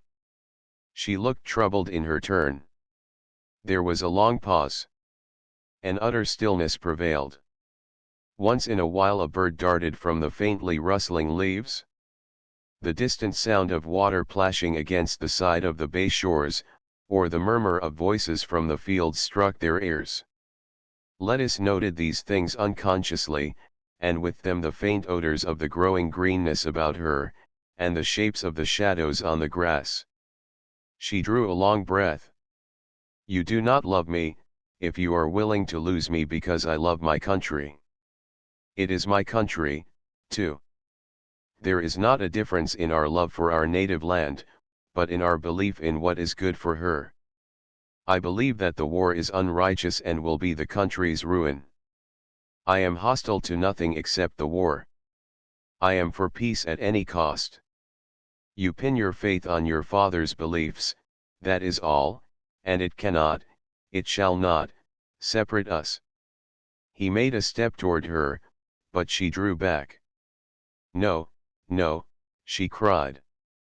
"While my father is fighting on the Canada border, so far away, perhaps at this moment lying wounded, or dead," she whispered, "can I promise myself to one who is willing to encourage his foes to work his destruction? No, I cannot, I cannot." The young man turned aside and leaned heavily against a gnarled old tree which overshadowed them, and again there was silence. When Robert spoke, it was very quietly.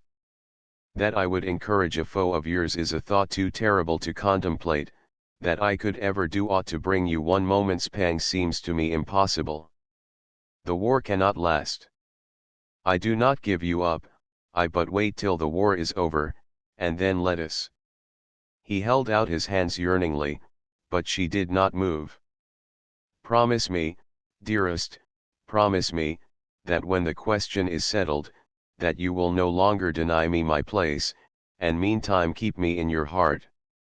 Provided you do us no wrong, provided you do nothing to bring trouble upon us, after the war I will consider it. Even that ray of hope is much. I make this concession, and you, dearest, can never know what it costs. I promise to take no active part in the measures against the carrying on of the war. I have been an earnest partisan, I acknowledge, yet I will henceforth be a neutral. God forgive me, if I am wrong, if to win your favor is more to me than the approval of my countrymen. Can you not give me a proof of a like measure of love? If when the war is over, you come to me with hands unstained, and with a conscience clean of having done no injury to our side, I think I may, perhaps, be ready to promise you what you ask. She hung her head, and the last words were in a whisper. And you will seal the bond, beloved, you will. He advanced and would have kissed her, but she retreated, crying, no, no, the war is not over yet. She spoke gaily, however, and held out her hand, which he pressed to his lips. But just then Ludi's voice broke in upon them. Miss Letty, Miss Betty say hucko me fo get ya alls is gwine to yo Aunt Martha's to dinner? She say obliged her come and get dressed eason de leave ya thout nothin' but cold pone. Ludi's giggle followed the message, and Lettice, with Robert at her side, took her way to the house. Law, Letty, cried Betty, meeting her in the hall, you certainly are feather-brained these days. Here I am all ready, and you are mooning about, nobody knows where. It is high time we were off. This is to be a state dinner, remember, and Aunt Martha will never forgive us if we are late. I didn't know what time it was, said Lettice, as she ran upstairs. Aunt Martha's state dinners were rather dreary affairs. Solemn dinings to which dignified heads of families were invited. In this instance it was in honor of an elderly bride that the invitations were sent out. One of Mr. Hopkins's cousins had taken to himself a second wife, and Lettice did not anticipate any great joviality, yet her hopes were high, for she had gained a great point, she considered. Robert would be true to his promise, she knew he would, and if the war would but end, then he would make his request of her father in proper form, and her father would not refuse. She was entirely unworldly in her thought of it all, and hardly gave a passing consideration to the fact that her lover was a wealthy man, and considered an excellent match. All that troubled her was his politics. She stopped so often, and was so preoccupied in the making of her toilet, that Ludi finally exclaimed, "Ya sholy muse be in lube, Miss Letty. Ya ain't gwine put on both dem scarfs, is ya?" Then Lettice laughed and told Ludi she was a saucy minx, that if she didn't behave she should be sent out with the field hands. And Ludi, who knew just what that threat amounted to, having frequently heard it before, giggled and further remarked that, Mars Clinton a mighty fine gemman, and when Miss Letty went to New York to live, Ludi hoped she wasn't gwine be left behind, for which speech she received a rap of Lettice's knuckles, and then mistress and maid descended the stairs, the latter as proud of her young lady, in her best summer attire, as the young lady was of herself. It may have been that Lettice was not willing to risk sitting by Betty's side under the ardent gaze of her lover on the opposite seat of the carriage, and with Betty to watch every glance of his eye, for at the last moment she declared that she wanted Jamie to drive her over, and would wait for him, and wouldn't the others please go on without her. "You're a contrary little piece," said Betty, out of patience. "Here you have kept us waiting all this time, and now you won't go with us. Why didn't you say so in the first place?" "I didn't think of it," returned Lettice, calmly. "You flustered me so by telling me it was late, that I forgot about Jamie." And seeing she was bound to have her own way, Betty and Mr. Clinton drove off without her. The company had all assembled when the last guests from Hopkins's Point reached Sylvia's Ramble, and Lettice wished she had come earlier when she saw that Mr. Clinton was at the gate to meet her, and that with him in attendance she would be obliged to pass under the scrutiny of a dozen mature cousins, each of whom felt it a prerogative to make as many personal remarks as he or she desired, so that the girl was glad to escape with Rhoda, who, though critical, was not so aggressively candid as one's relatives are likely to be. The guests, although knowing that Mrs. Tom Hopkins was a Boston woman, supposed her frankly siding with her husband, and therefore they did not scruple to discuss at the dinner table politics from their point of view. News of the Remonstrance Act of Massachusetts had just been received, and those favoring the war policy were hot against the Bay State, and did not hesitate to voice their feelings. "With our brave Lawrence not cold in his grave," said Mr. Jacob Seth, "the Massachusetts people adopt a resolution that it is not becoming a moral and religious people to express any approbation of military or naval exploits not immediately connected with the defense of their seacoast and their soil." "And it was in Boston Harbor that the fight between the Chesapeake and the Shannon took place," said another guest. Rhoda bit her lip and glanced quickly at James, who regarded her with an amused look, while Lettice's eyes sought Robert.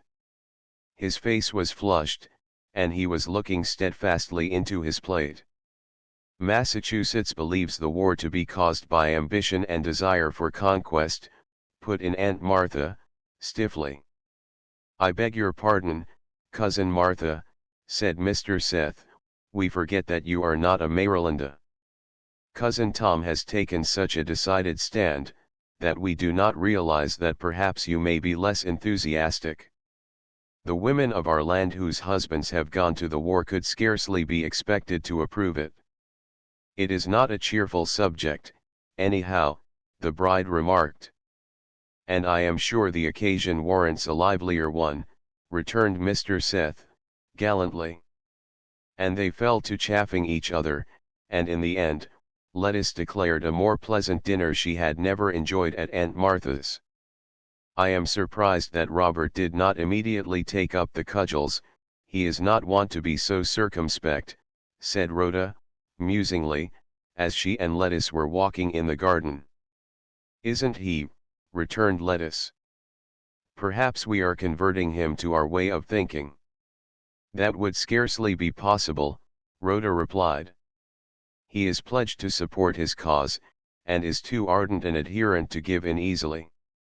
My father says he is a strong aid to him, and he depends much upon him in various important matters, although Robert is so much the younger." "I suppose that is true," said Lettice, thoughtfully. "I do not wonder, then, that he is anxious that you should be fond of each other." "How about it, Rhoda?" she asked teasingly.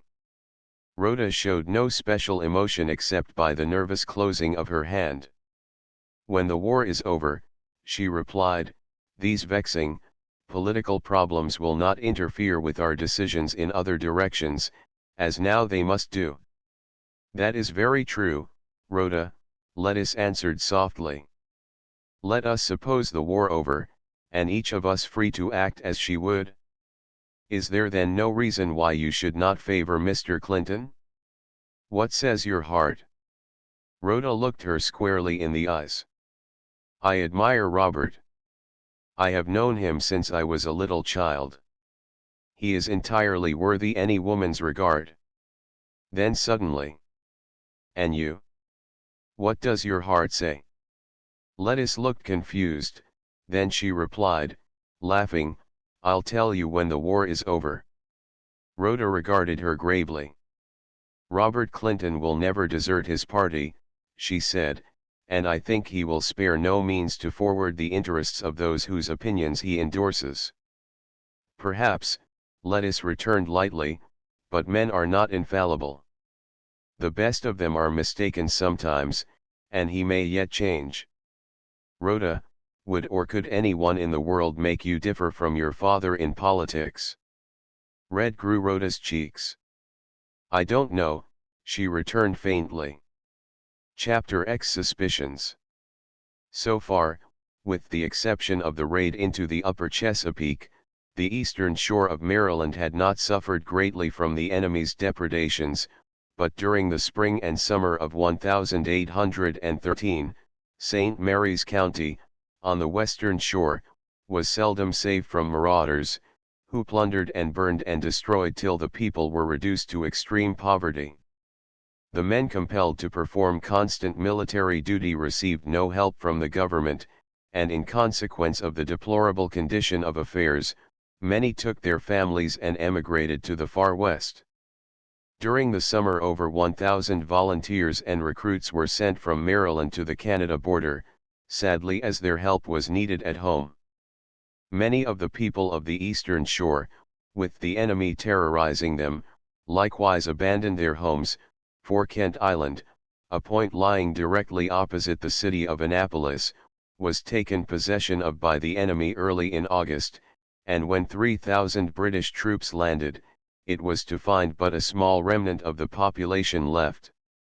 From this point foraging expeditions were constantly sent out, keeping the inhabitants of the neighboring shores in a constant state of uneasiness.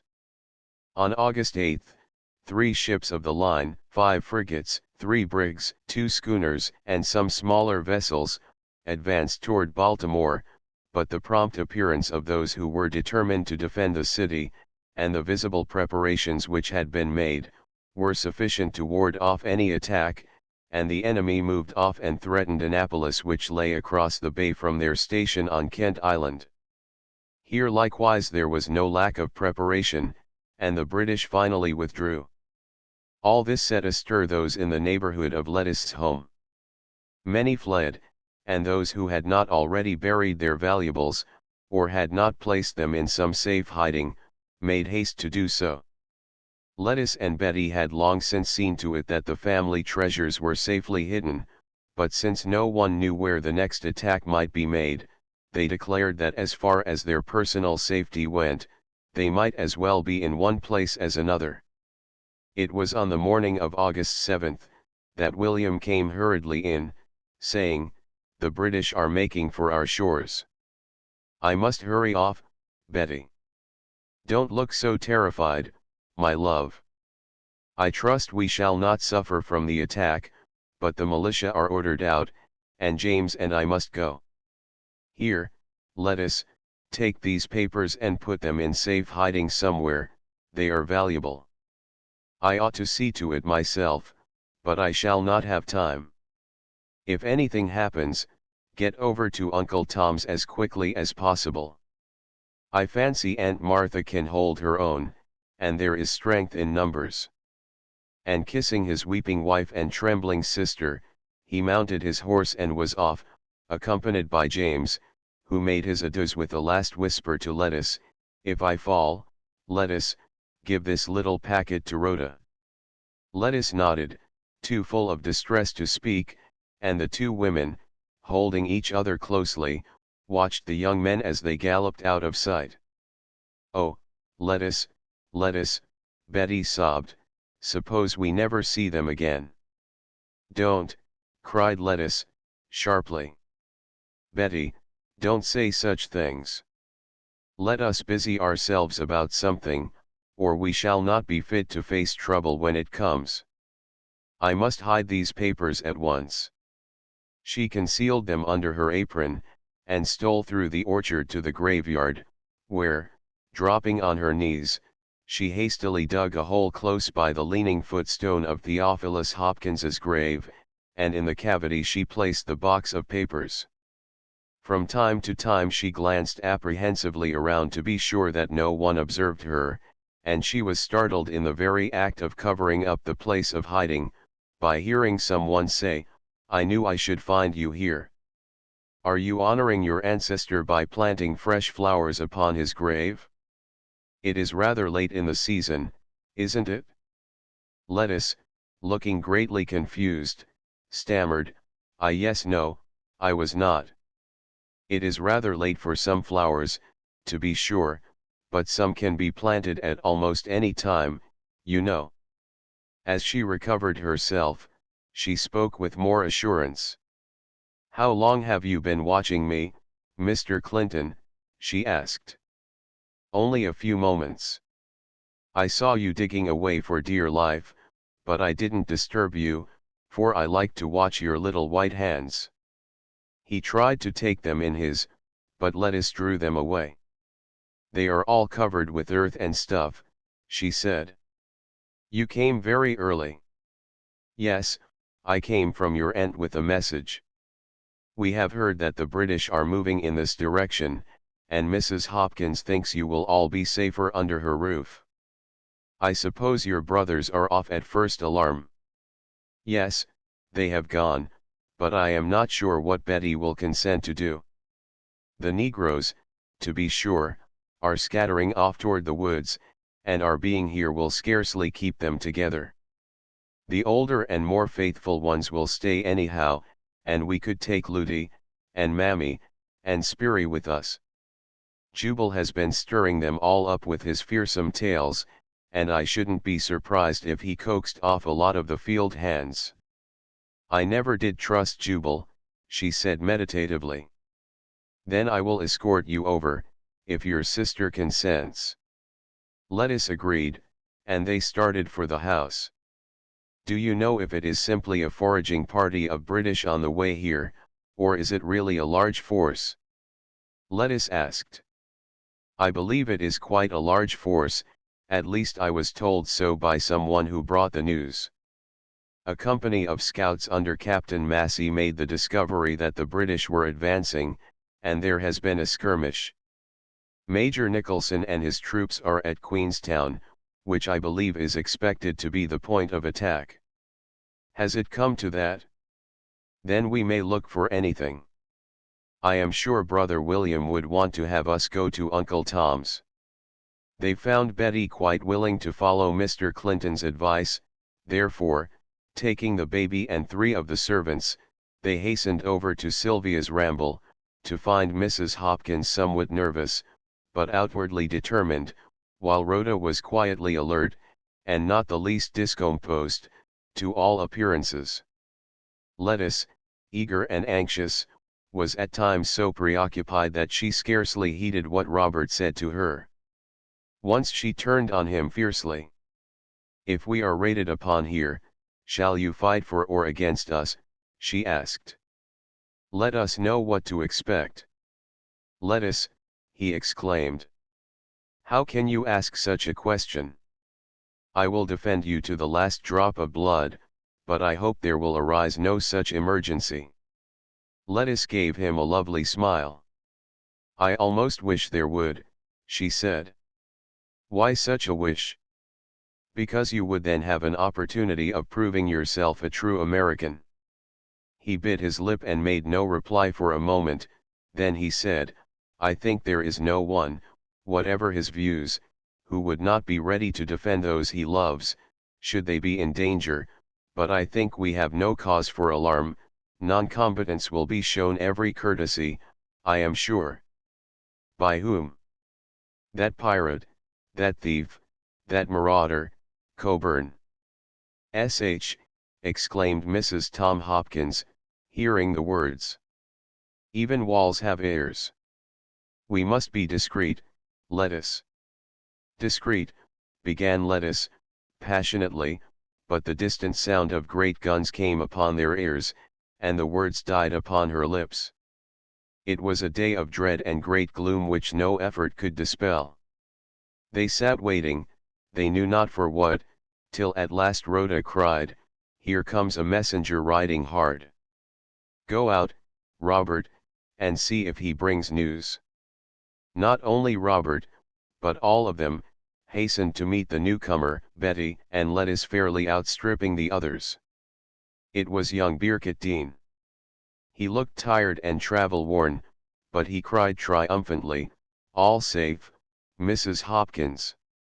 Our men had to beat a retreat, but not before they had made the enemy taste of their shot. We didn't lose a man, but there were several killed and wounded on the other side, and more than one deserted. Everyone thinks that St. Michael's is threatened, and Talbot County is up in arms. I must ride on and tell them at home of what has happened. I promised William the First would stop by and tell you all how matters stood. He says you'd better stay here for the present, for he took it for granted I would find you all here together. And he galloped off, leaving them all with a great weight removed. The next news that came was that the little town of St. Michael's was in danger of an attack. It was the place where nearly all the famous Baltimore clippers were built, and because of this it attracted the attention of Coburn, who intended destroying the shipyards and the vessels then in course of construction.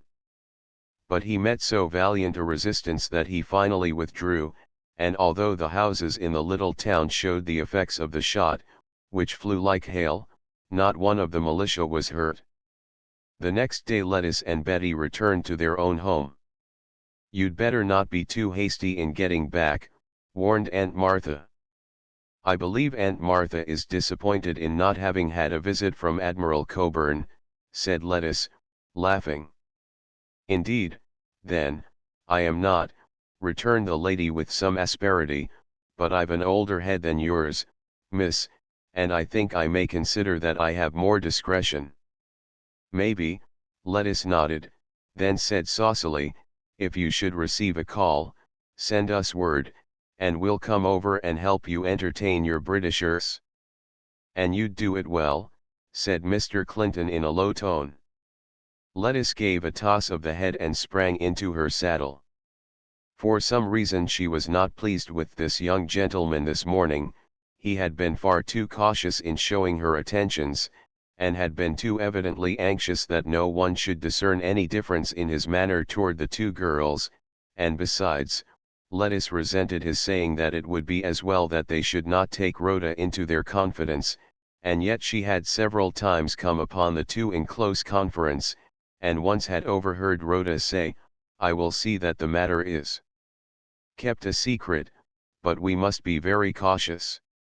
So Lettuce, with a feeling that she could not quite trust him, and that he might be playing a double part, was most cool toward him, and eagerly seconded her sister Betty's proposition to go. It was a few days later that William and James returned. They came galloping in one evening full of accounts of their skirmishes. "It's a great life," said Jamie, "but I mean to join Barney.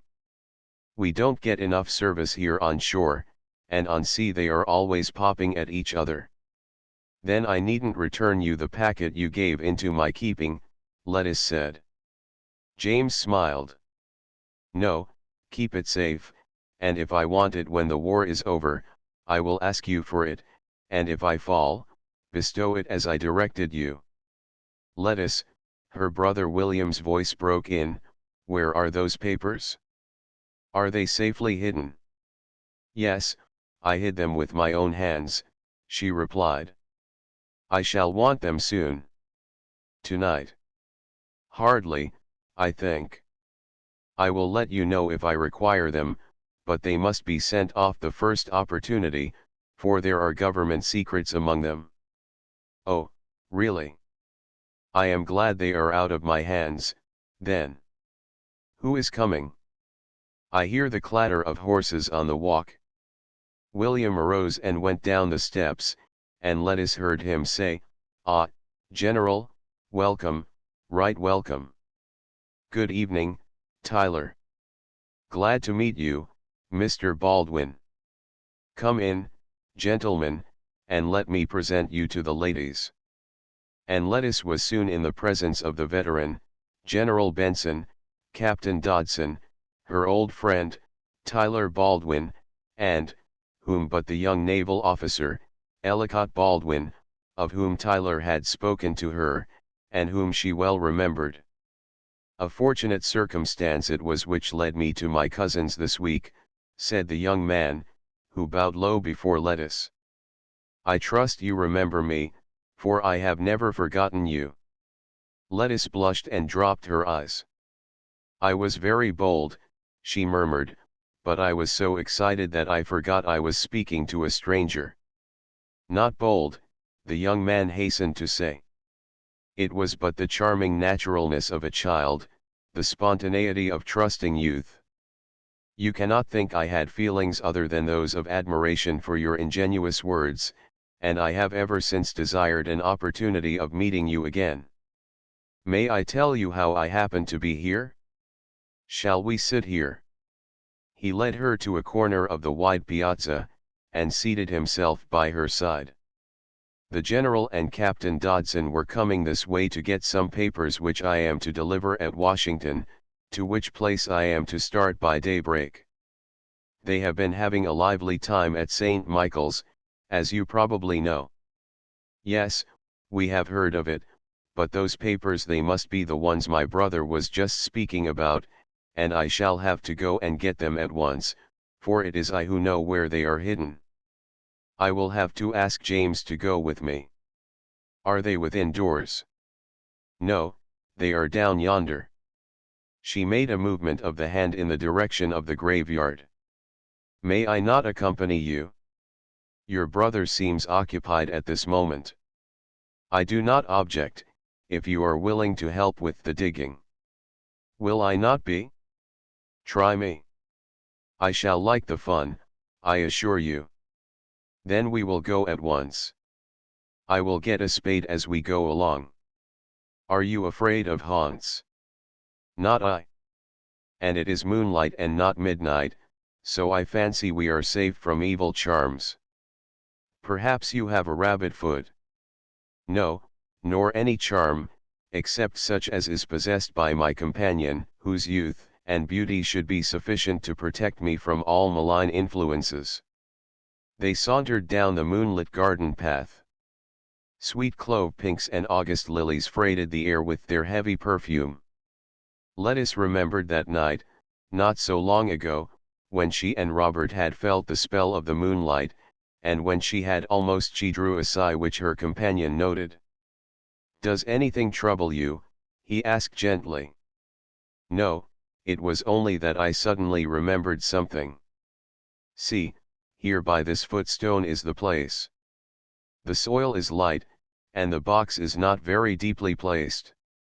I think we can soon reach it." She knelt down on the grass and began to brush away some of the loose leaves and sticks. Mr. Baldwin struck his spade into the dry soil, throwing out the earth deftly and easily. He had been digging for some minutes when Lettice exclaimed, "Surely, that should be far enough. Haven't you struck the box yet?" "No, I seem to come upon nothing harder than the earth." She peered over into the hole, resting one hand upon the footstone. Then she exclaimed in an agitated tone, "That is much deeper than I dug, and nothing is there. Are you quite sure this is the exact spot?" "Yes, very sure, exactly on a line with the footstone, and a little to the right." "Oh, no, I could not possibly be mistaken, for there is not room on the other side, you see. There is some mystery here." She took the spade and began to feel around with it. "It is gone," she exclaimed. "Someone has stolen it away. I am as sure as of my existence that it has been stolen away. I will dig a little further, and more to the right. You may have gone deeper than you thought." He threw out a few more spadefuls of earth, but discovered nothing. "There is no box here," he said at last. "Who could have taken it?" Lettice was silent a moment, then she said in a tense way, "I think I know. The deceitful wretch. The cowardly spy. I will denounce him before the world." At this very moment a shadow fell upon the white footstone. Lettice turned quickly. Robert Clinton stood before them. "There he is," she cried. "That is he, the spy. No one else saw me, and I do not know how long he may have been watching me." "What do you mean?" cried Robert. "Lettice, what do you mean? Of what do you accuse me? A spy? I? Is it possible?" "It is possible that I have learned the value of fair words alone," she returned scornfully. "I understand many things now. I understand your confidences with those who, like you, would be willing to play into the hands of our country's enemies. Yes, I believe you are a spy." The young man turned to Mr. Baldwin, who, leaning upon his spade, regarded the two. "Sir," said Robert, "will you tell me if this young lady is suddenly crazed? Can you explain this to me?" "Oh, you are very innocent." Lettice broke in. "Add deceit to deceit. Tell him, Mr. Baldwin, since he is so innocent of the charge. Refresh his memory. Miss Hopkins secreted some valuables in this place," Mr. Baldwin said, turning to Robert. "We came down here to unearth them, and we find them gone. And you charge me with taking them. Lettice, you can do that? Great heaven! What do I hear? Lettice, You are but joking. You do not really mean it. This is but one of your tricks. I wish to heaven it were so, sir. For my part, if you have taken the box to plague me, it is a sorry joke, but return the papers quickly, I beg of you, and I will forgive you. Have you them? This is no time for play, say quickly. I have not, he answered slowly. He was very pale, and was trembling from head to foot. You may not have them, but did you take them? Mr. Baldwin asked. Robert whirled around upon him. You dare ask me that? And who are you, who take the right to question me? I am not answerable to you, sir, but you shall be answerable to me. And, taking a step forward, he gave the other a slap in the face. From Lettuce came a cry of dismay, and Mr. Baldwin, with eyes flashing, said in a low, even voice, I will meet you, sir, when and where you please, as soon as this charge made by Miss Hopkins is disproved. At present I do not forget that we are in the presence of a lady. Lettuce, forgive me, cried Robert. But she gave him not so much as a look or a word. She extended her hand to Mr. Baldwin. Take me to my brother, she said. I must tell him at once of his loss. Mr. Baldwin hesitated, and Lettuce understood that he would fain secure the man she had accused. No, no, she whispered, do not arrest him. I may have been too hasty. We have no proof as yet. I beg of you, Mr. Baldwin, take no further steps till we consult my brother. He may be innocent, and we have been friends. Therefore, leaving Robert standing wretched and alone, they moved toward the house. Chapter 11. An interrupted duel.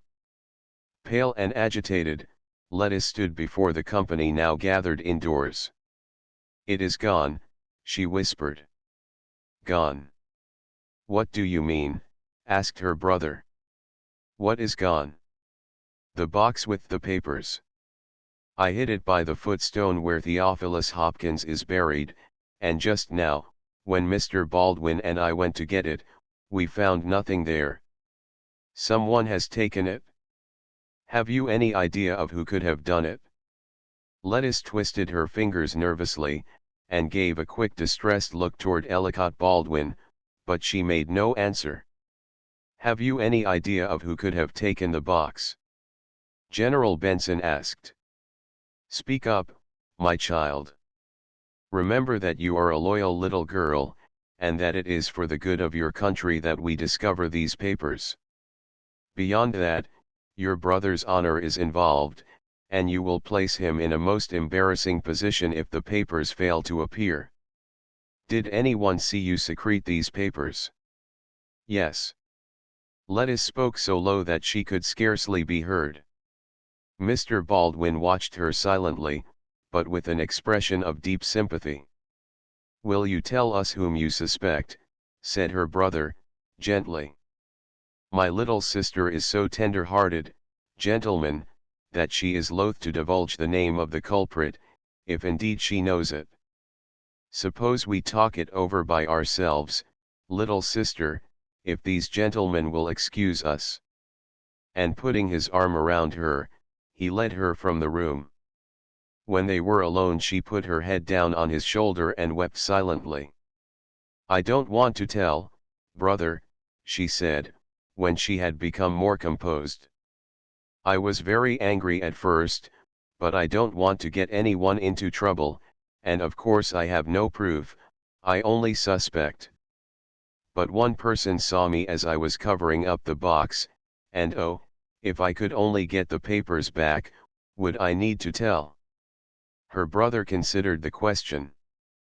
Perhaps not. It would depend upon the person.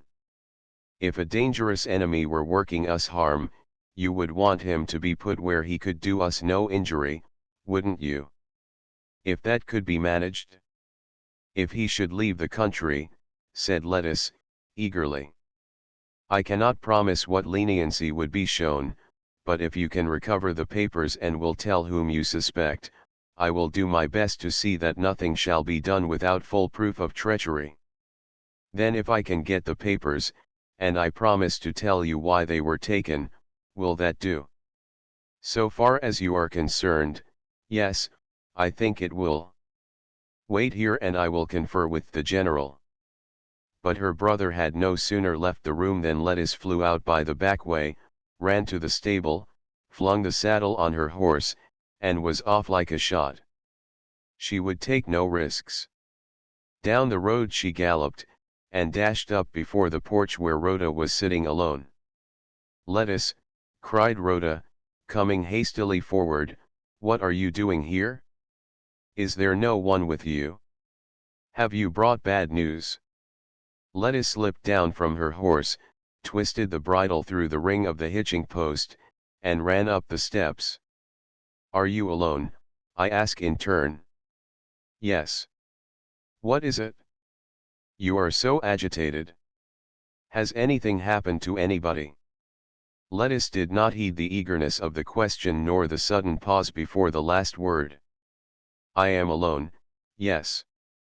"And something has happened?" "No, no one is hurt, but some valuable papers have been stolen."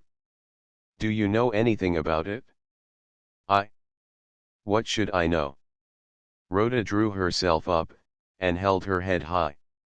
"I overheard you talking one day to Mr. Robert Clinton, and you said things which made me suspect that you might try to help the enemy, if you had a chance. And oh, Rhoda, never mind if I do seem to accuse you. It is to save Mr. Clinton. If you have any love for him or for me, tell me truly, do you know anything about the papers?" "I know nothing of any papers in which you could possibly be concerned," she replied coldly.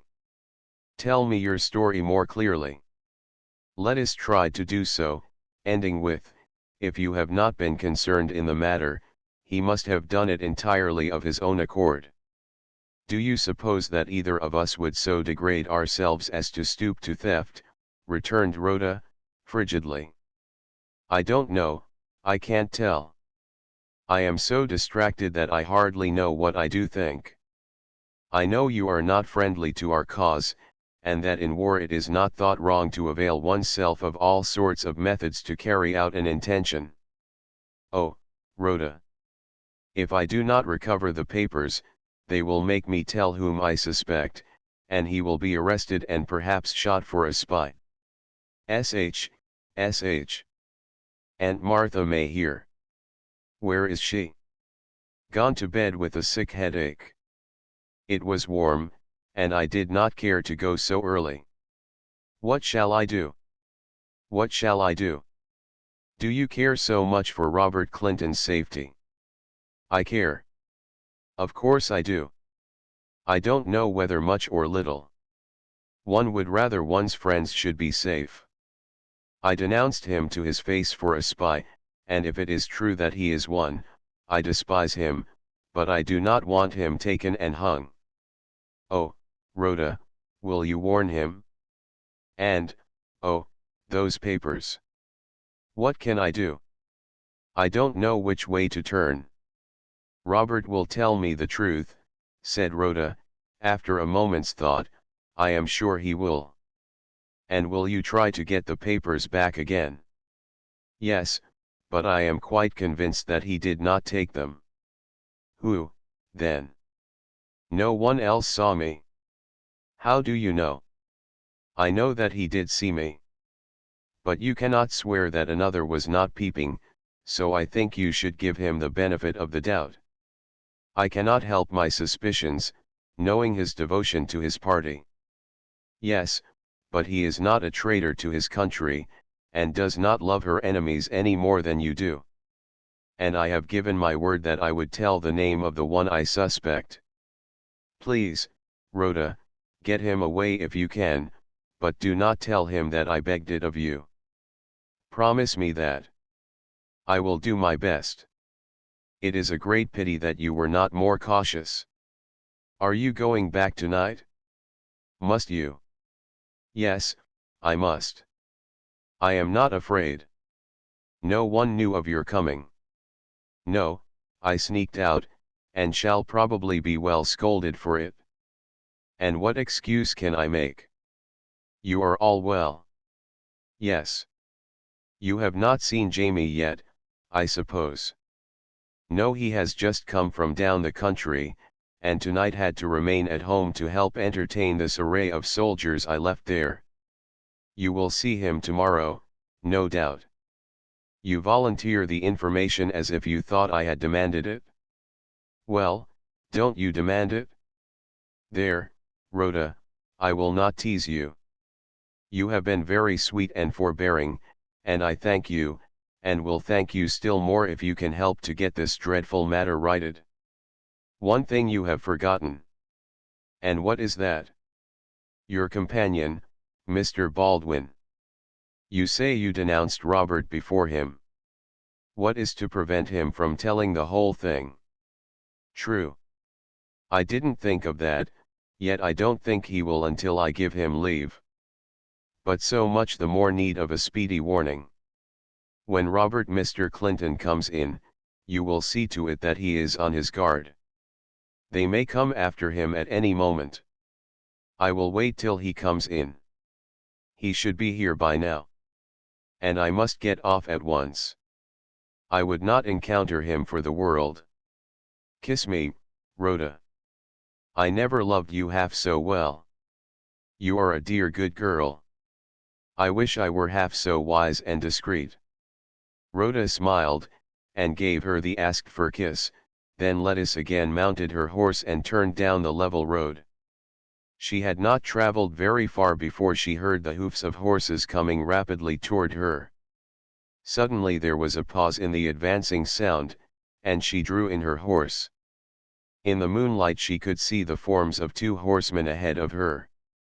She watched them for a few moments as they carried on an excited conversation. Presently each led his horse to one side and tied him to the fence, then they stood apart in the middle of the road.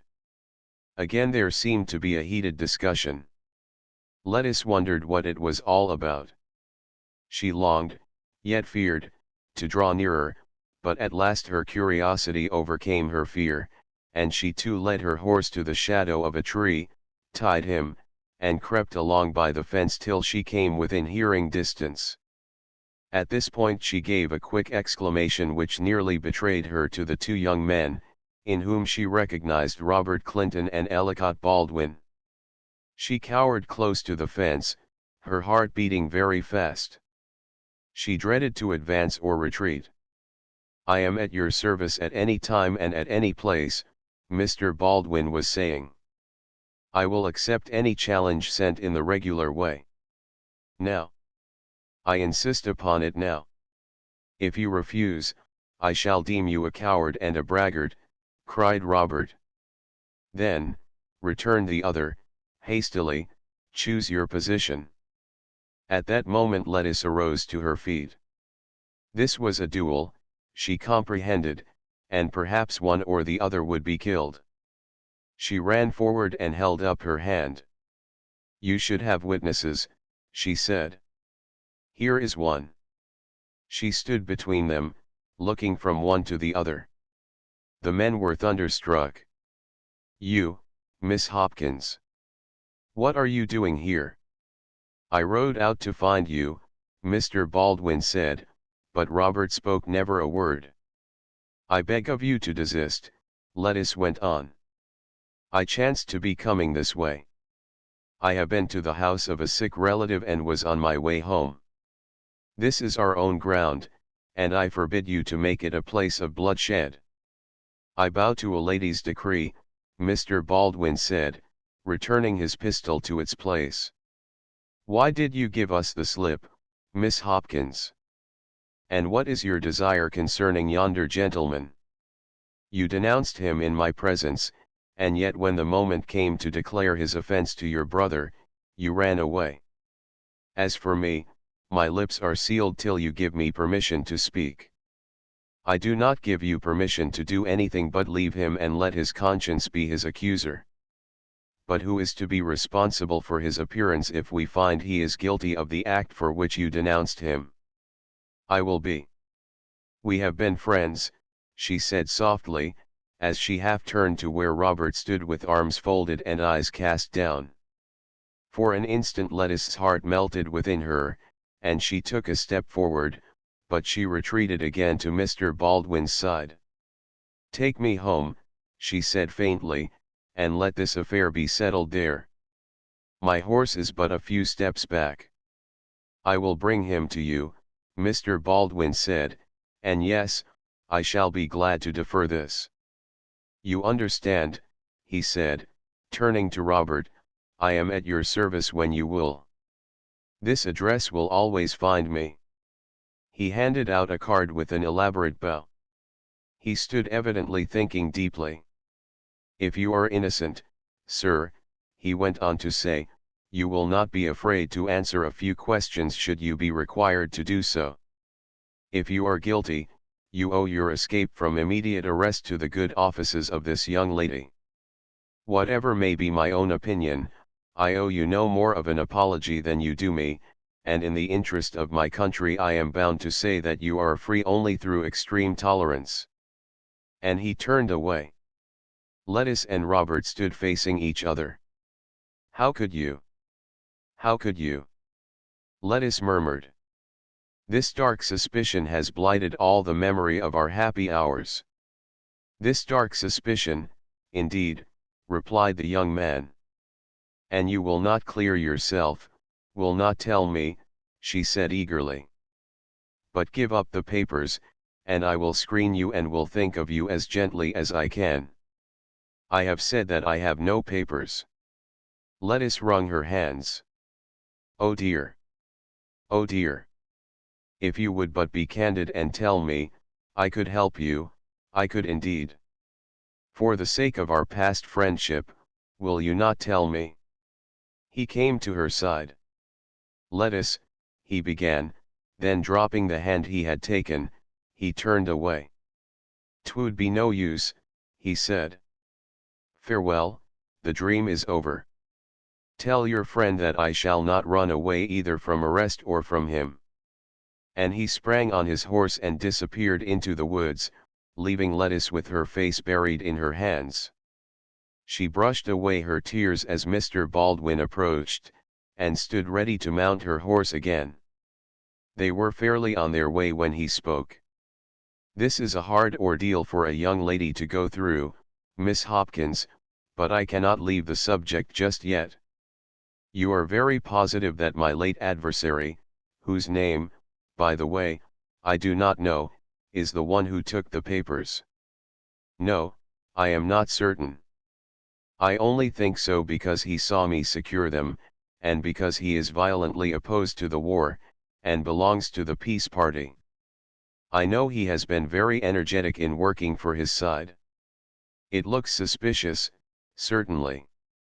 Yet it would be a shame to arrest a man, unless we were sure. Yes, I think so, too. I think he should be given the benefit of the doubt. That is dangerous, sometimes. Yes, but I would rather let a dozen guilty ones go free than to cause an innocent person to suffer misfortune. A very lovely way of thinking, but I fear few offenders would come to justice if all agreed with you. However, in this case we shall have to trust to chance. Your gentleman was very eager for a fight, which it would perhaps have been as well to allow him. I do not feel comfortable over that part of it. Oh, but I think it would have been terrible. He has been a friend of ours, has been received at our house on the most intimate terms. Suppose he had fallen, or had caused your death, it would have been dreadful. I should never have ceased to reproach myself for having been the cause of it. You are right. I should have remembered your part in the matter. But this other affair of what did you say the gentleman's name is? I didn't say. He is Robert Clinton, a relative of our former vice president of the same name. He is from New York, and is a great friend of some connections of ours. Well, We must settle this affair of his before we go home. They are waiting for your return. You can imagine your brother is in something of an awkward position, the papers gone, and you gone. It would simplify matters if we could have returned with the prisoner. I fear Mr. Clinton will be beyond our reach by tomorrow. He bade me say to you that he would not run away from either you or the authorities, but if he should, and if at last he is proved innocent, we will both be glad. In that case, yes. You do not seem to be so enraged against him as at first. No, I was truly angry. I always fly off like that and regret it afterward. I have had time for reflection, and I needed it. I spoke too impulsively. Think what a dreadful, dreadful state of affairs I have stirred up by my quick tongue. It was natural that you should speak in the excitement of the moment. Where does this turning take us? Around by the bay. Shall we take it? Yes, if you like. It is not quite so near away. She had hardly spoken the words before 3 men sprang out from a fence corner. One snatched Lettice's bridle, 2 more dragged Mr. Baldwin down from his horse. "I'll take the girl, pretty creature that she is," cried the first, "and you can have the Yankee." "Save me! Oh, save me! Let me go," shrieked Lettice. But the captor only laughed, and catching her around the waist, he pulled her down beside him, while a terrible tussle went on between the other 2 men and their prisoner, who fought like a tiger, and finally managed to secure his pistol. A shot rang out on the air, and 1 man fell. The one by Lettice's side sprang forward. "Poor old Jerry, are you done for?" he cried, as he leaned forward. Like a flash Lettice sprang up. At her feet lay the man's pistol which he had dropped. The girl picked it up. Providence had come to her rescue. She raised the pistol, but almost immediately her hand dropped to her side. She noted that the man had lifted the head of his former companion to a more comfortable position. To shoot him would be murder, she reflected. She could not, no, she could not. Yet her own life and Mr. Baldwin's lay in the balance. Now her adversary was about to rise. The horror of what might come next rushed over her, and she hesitated no longer, but darted forward, and dealt the man a desperate blow on the head with the butt of the pistol. He dropped heavily by the side of his fallen comrade, and was very still. Had she killed or only stunned him? She shuddered and turned aside. Meanwhile Mr. Baldwin and his opponent fought for their lives. Lettice's friend had discharged the last load from his pistol, and now it was a question of which would prove the best man in a hand-to-hand fight. Lettice watched them breathlessly. The strength of one or the other must at last give out. Suppose it should be her one dependence, this desperate man who was giving his assailant no time for anything but to attend to the matter in hand. Breathlessly Lettice put into execution a plan. If Mr. Baldwin could only hold out long enough, she might save both herself and him. She quickly undid the long silken scarf she wore, tied one end tightly around the wrist of the man she had sent to the ground, and then tied the other end to a little tree under which they had been sitting. It was sufficiently small for her to be able to make her tether quite secure. The man began to move slightly, and Lettice realized that he was merely stunned by her blow. Another moment and he might recover sufficiently to add to the hopelessness of the situation. In the distance there was a faint plash of oars. It might be that those who approached would reinforce these assailants. Her wits were sharpened by despair.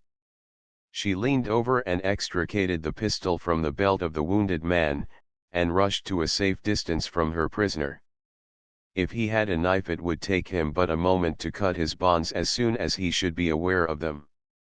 She must act quickly, for the regular plash of the oars came nearer and more near.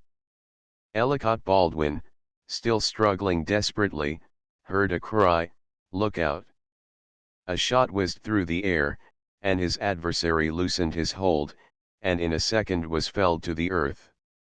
Lettuce's pistol had done good service. She had wounded the man in the ankle, for she had purposely fired low. "Here, here," she cried, thrusting the second pistol into Mr. Baldwin's hand, and he, with one dazed look, rushed to where she stood. Chapter 12. Escape. Lettuce ran desperately fast to gain her horse, but for a moment it seemed that all were lost, for the sound of oars had ceased, and instead, shouts were heard. An approaching party of men answered their comrades, who, worsted by a girl's stratagem, would stand at nothing. It took but a few minutes for Lettuce's captive to free himself, and his first movement was toward the girl. He was in a fury. One sweep of his sword, one shot from his pistol, and their chances were gone. Ellicott Baldwin, between his set teeth, hissed, "I will kill her and myself, too, before she shall fall into their vile hands." Suddenly, as if to favor them, the moon disappeared behind a dense cloud, and when it struggled forth again, the man and the maid had vanished. Where? It seemed as if the earth had swallowed them up. The horses stood there, but not a sign of their riders. On each side of the road lay level stretches overgrown with weeds and bordered by straggling blackberry bushes. Farther away, where a shallow creek made up into the land, were trees growing to the water's edge. "Beat the bushes! Search everywhere," cried Lettuce's late captive. "I'll have that girl if she's above ground. The little jade, to play me such a trick." But not a sign of the fugitives could be found, and after more than an hour's fruitless search, the men returned to their boats and to their station on Kent Island. Meantime, Lettuce and her companion had made their escape through the girl's knowledge of the country. She had whispered, "Over the fence. Quick," and herself had led the way by springing into the bramble bushes on one side the road. The thorns played havoc with her light gown, but she tore herself free from them, ran along a few steps, and leaped into a hollow filled with rubbish. Here an old house had stood, now it was burned to the ground, and among and around its blackened foundations grew tall weeds which completely hid it from view. Lettuce led the way, and her companion followed blindly. At the rear the ground sloped gradually down to the creek, so that by stooping low, as they made a pathway through mullein, wild carrot, and ragweed, they could not be seen by those nearer the road. Fortunately, their followers did not strike upon the tumble-down house, or it would not have been an easy matter to reach the creek without being seen. Neither spoke till the silver gleam of the little creek showed in the moonlight, now struggling through the clouds. "I am almost spent," gasped Lettuce, "but if they have left the boat this side, we are safe. Over yonder in the woods lives an old Negro woman. She is considered a real hoodoo by the darkies, but she is devoted to all our family, for she belonged to my grandfather, who set her free, and gave her this bit of land in those woods of his." She gave the information in detached sentences, as she limped along the shores of the creek. "You can scarcely walk," said Mr. Baldwin. "You have lamed yourself." "Have I? I was scarcely conscious of it. I have stepped on many sharp stones, and these thin slippers are not much protection." "No, there is no boat," she said, after some searching. "What shall we do? We have made a short cut, but those wretches may yet find us, if we keep this side of the creek. Oh, I am afraid they will, I am afraid." She caught Mr. Baldwin's arm with a sudden fear. "God forbid that they should find us. You are hurt too. You are wounded, I know, but do you think you could swim to that little island in midstream? I would rather drown in making the attempt than have them get me. And I would rather you did. I think I can make it, and I can help you. Oh, I can swim, if I have the strength. I but need that. Hark! There was a sound of voices and of crackling branches among the trees behind them, and, with one accord, they plunged into the stream, and with slow, but sure progress, swimming, floating, or making feeble strokes, managed to reach the opposite shore, and when they drew themselves up on the sands, their pursuers were parted from them by a considerable stream of water. Lettuce dropped almost fainting on the ground, and her companion was hardly less exhausted. It would have been a very trifling feat for either one of them, ordinarily, but the previous strain had nearly robbed them of their strength, and they sat there for some moments, scarce able and scarce daring to move. "We are very wet," said Mr. Baldwin at last. Lettuce gave a feebly hysterical laugh. "I am very conscious of it. It is a warm night, but I confess to feeling cooler than is agreeable. Do you think they will attempt to cross?" "No, and I am sure they did not discover us. They did not dream of looking in this direction." "That good, kind moon," said Lettuce, raising her face. "She was so good to screen us with her clouds just at the right moment. There are times when clouds can be of more use than sunshine, it seems. In this case, surely. Now I am thinking that if it should come on to rain, we would be in a sorry plight. We cannot be much wetter than we are, but there would be no chance of getting dry if it should rain. When we are rested, I think we can find the boat we want to take us over to the mainland.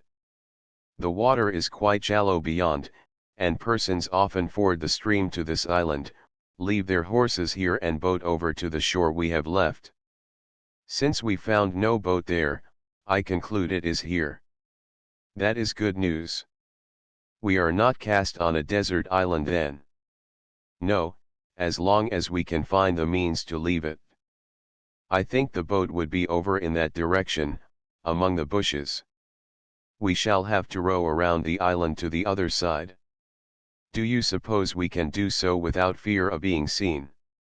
I think our pursuers have given up the hope of finding us, for they seem to be going back the way they came. I think we are safe, but it will not do to take any needless risk. It was a party of Coburn's men from Kent Island, I suppose. They are raiding around in every direction. At St. Michael's they have not dared to use any lights, except such as they must have, for months, and it is the same everywhere about. We live in constant dread of them." She shuddered and hid her face in her hands, but in a moment she looked up. "Mr. Baldwin," she said, "I have brought you into great danger which I might have spared you if I had consented to do as my brother wished. I must seem disloyal, as well as obstinate and over-impulsive. None of those things. You have been brave, and true to your compassionate nature. As for me, save that you were in great danger, the experience is one that I might meet at any time. I am not seriously hurt, a cut or two, no bones broken. I have come off well. Pray do not distress yourself on my account. My sole concern is for you. Shall we try to get across now? It must be very late. I think it is, and growing cloudier all the time. Did you say the boat was this way? Sit still.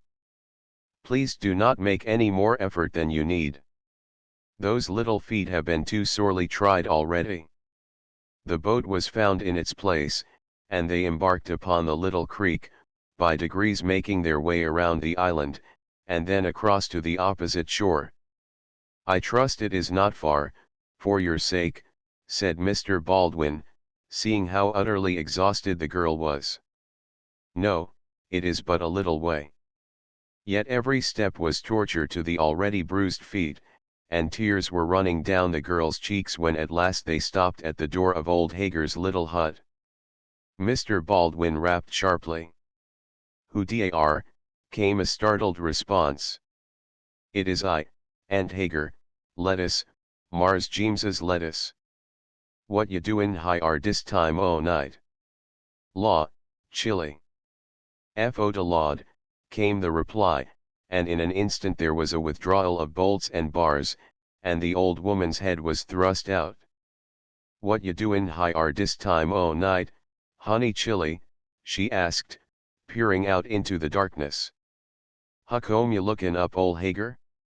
I specs ya in lube, she chuckled, but when Lettuce and her companion stepped into the cabin and Aunt Hager had struck a light, she looked at the two in astonishment.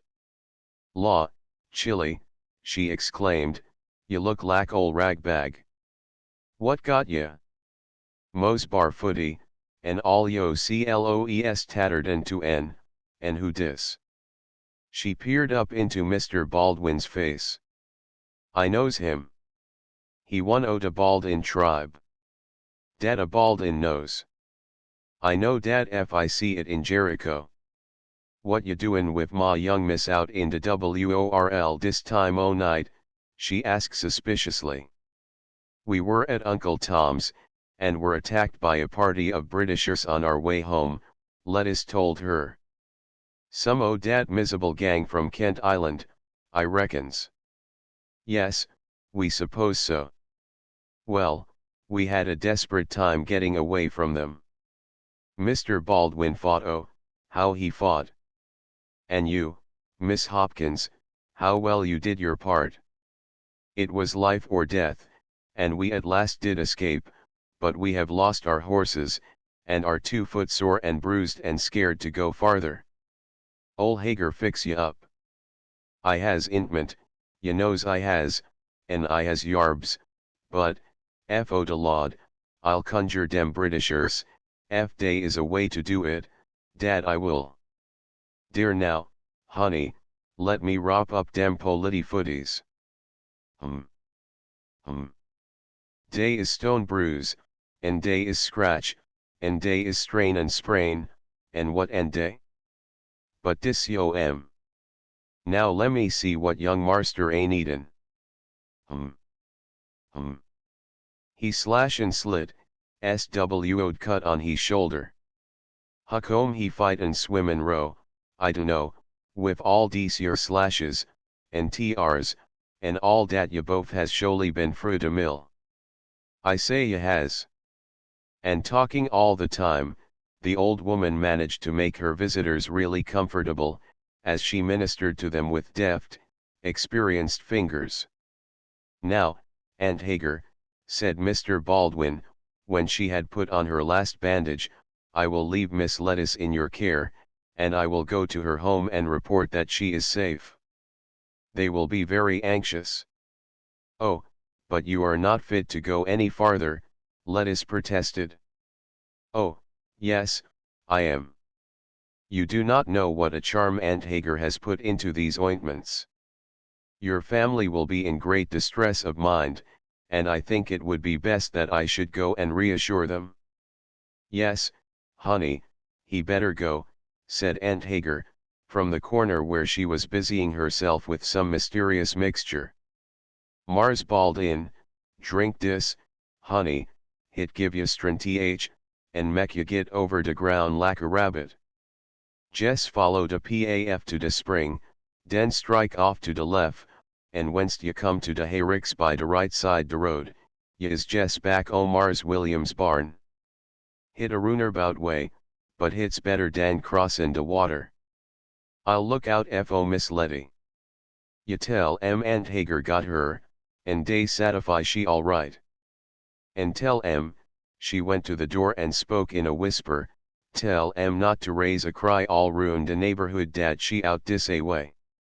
Dey is folks dat love to talk, and I don want de chilly's name to be made free with, and have say she trapes and ruin de country with young men all hours of de night. Ya hire me. I agree with you, certainly, Aunt Hager, and I shall do my part in keeping the matter quiet. A young lady's name is too delicate a thing to be bandied about by those who are merely curious. I will see you again soon, Aunt Hager. I haven't thanked you half as I should for your kindness. Aunt Hager beamed, and as she re-entered the room and stood over Lettuce, where she sat in a low splint-bottomed chair, she said, "He blue blood. I knows dat. Some folkses has money but dey hasn't nothin' ease. He got de name and de manners of a gentman." She stroked Lettuce's hair with her withered old hand. "Now, honey," she went on, "I gwine give ye a drink o' somethin' to put ye to sleep, and ye ain't gwine wake up no mo' twel de sun 3 hours high, and I gwine put a name in dis cup so ye dreams gwine be sweet and pleasant. Ye is had a bad 'sperience, and ye might have terbly dreams ef ye didn't have no chom ter stop 'em. Drink dis, honey, hit toss es sweet and good, and one hootie a kitten. I mek ye obeyed up nice and clean, and ye sleep like a baby." "But where will you sleep?" Lettuce asked. "I sleep whar I sleep. You reckon I uses dat bed? I sleeps whar I sleeps, in dis cheer, on de flo, anywhar I lack. You don reckon I sleeps in dat bed dese hot nights? No, ma'am, I sleeps whar I sleeps." And despite Lettuce's protests she would have her take possession of the high four-posted bed with its bright patchwork quilt, and its fresh white sheets, and in a few minutes the exhausted girl was fast asleep. She awakened the next morning to hear the patter of rain on the roof, and to see Aunt Hagar crouching over a fire, giving her attention to a fine pone browning in the bake kettle. There was an odor of sizzling bacon, of coffee, and of some herby mess which Lettuce could not identify. She sat up in bed, and called, "Aunt Hagar." The old woman arose with alacrity. "I lows hit mos time fo you to wake up. I has yo breakfast mos done, and yo cloes is dry and ready fo ya. Yo stockings is too raggedy fo ya to war, and yo putty frock and nothin' but strips and strings. Ya has to war hit though, hit clean. And tain't no matter bout de stockins, ya and gwine put yo footies to de ground fo a week, dat I say. But they feel much better, so much. And, oh, Aunt Hagar, you must have been up very early to have washed and ironed all my things. I gets up when I ready. I never has no ruglar time fo gettin' up and gwine to bed," she explained, and then she helped Lettuce on with her clothes, after bringing her warm water in a tin basin, and attending to her wants. Then she made ready the breakfast on a deal table to which Lettuce was assisted, after having been made to drink a copious draught of herb tea. "Mek ya eat hearty, chilly. Mek ya feel nice, and keep off de chills, and mek ya rosy and putty. You don't want dem pale cheeks when Mars bald in around," coaxingly said Aunt Hagar. Lettuce laughed, and, with a wry face, swallowed the draught, and, to her surprise, she found herself ready for a hearty breakfast, which seemed to taste uncommonly good, for Aunt Hagar was a famous cook and nurse, as she was a noted conjure woman. The girl had hardly finished her meal when rap came at the door, and the latch was lifted to disclose her brother and her sister Betty, with the carriage, pillows, wraps, and all such paraphernalia. Sister Betty fell on Lettuce's neck, kissing and compassionating her. "Oh, you dear child, I was afraid you would be in a raging fever this morning. Oh, you poor little thing, what a dreadful time you have had.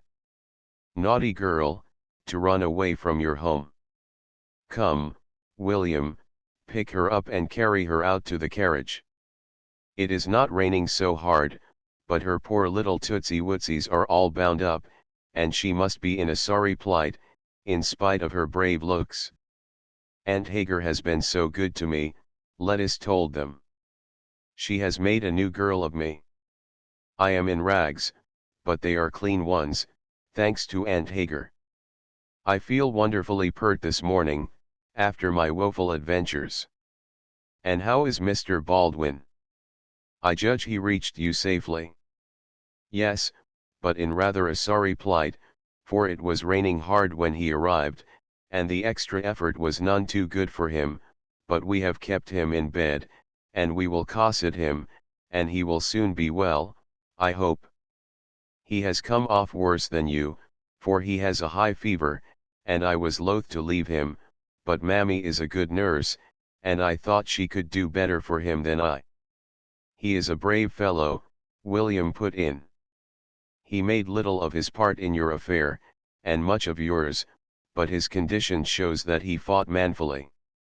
Ah, little sister, if you had but stayed at home. Now, William, you shall not scold, Betty interrupted.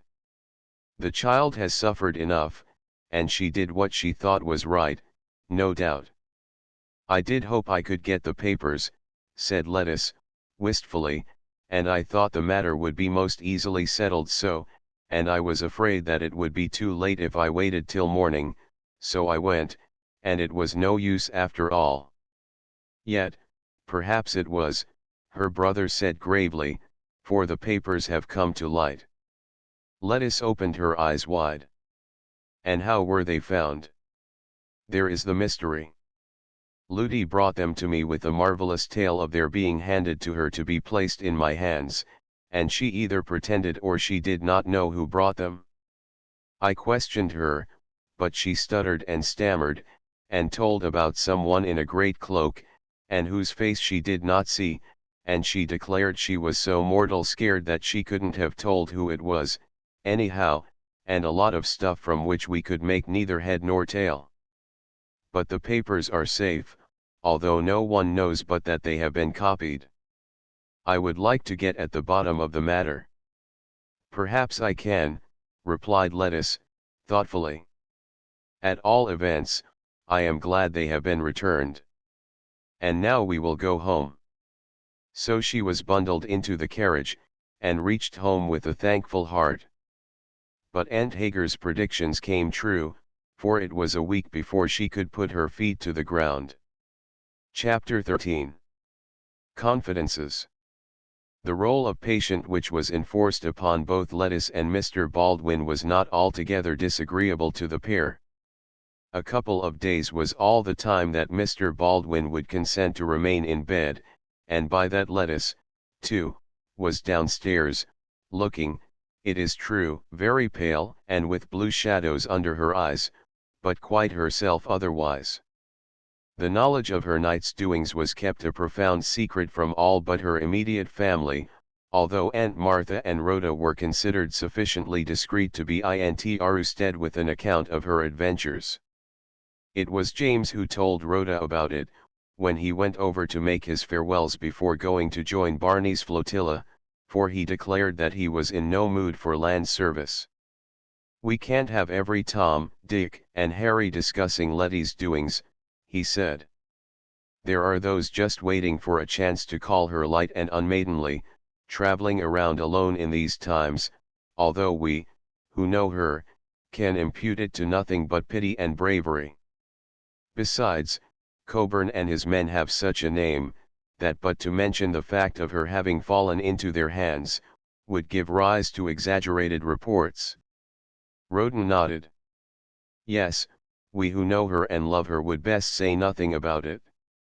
Lettice is a brave girl and a tender-hearted one, even if she is a bit too impulsive. Jamie's eyes beamed at this praise of his dearly loved sister from one who was always chary of her compliments, and when Rhoda expressed her determination to go at once to see Lettice, he gladly offered to be her escort. I wish you were well out of here and safe in Boston, he said. With that terrible beast of a Coburn infesting our shores, and every man feeling it his duty to be off with the militia, our homes are illy protected. Your father should not allow you to remain here. Rhoda frowned, and half shut her eyes in a little haughty way that she had. My father does what he thinks best. I do not dispute his judgment. He does not know, or is not willing to believe, the state of affairs down here. Jamie made no response, although he thought, nothing to his credit, that it is so. Lettice greeted Rhoda warmly. It is good of you to come over to see this battered up piece of humanity, she said. Am I not a decrepit? She thrust out one bandaged foot as she stood holding to a chair. "Are you then so lame?" Rhoda asked with concern. "Yes, I am rather used up by sprains and bruises, but it is nothing serious, after all, and only demands that I keep quiet." "Tell me about it," Rhoda said abruptly, as she motioned Lettuce to her place on the couch. And Lettuce gave her a detailed account of her adventures, ending with, "And it was my very prettiest scarf, the silk one with many colored stripes that Uncle Tom brought me from Paris. How can you think of such slight things when it was all so serious?" Rhoda asked, in a puzzled tone. Lettuce laughed. "Because I am so shallow, I suppose. I remember being thankful that I had that particular piece of finery, because it was so strong, and not like some of my others made of a lighter and more gauzy material. You see how I could let my thoughts run on dress, even in that desperate hour. I tell you I am only a butterfly. But you are not. You weep like a baby over the smallest thing, when it is weak and silly to do so, and you prink and coquette and parade your dress, but at heart you are brave and loyal, and have the greatest amount of endurance. I cannot make you out. No more can I you. I am a piece of vanity, and when there is anything to be gained by showing a brave front I can do it well enough. At other times I simply let myself go, and if I feel like crying I cry, when there is anybody around to pet me and make much of me, even if it is only Mammy." Then she suddenly became grave. "Did you know that the papers were found?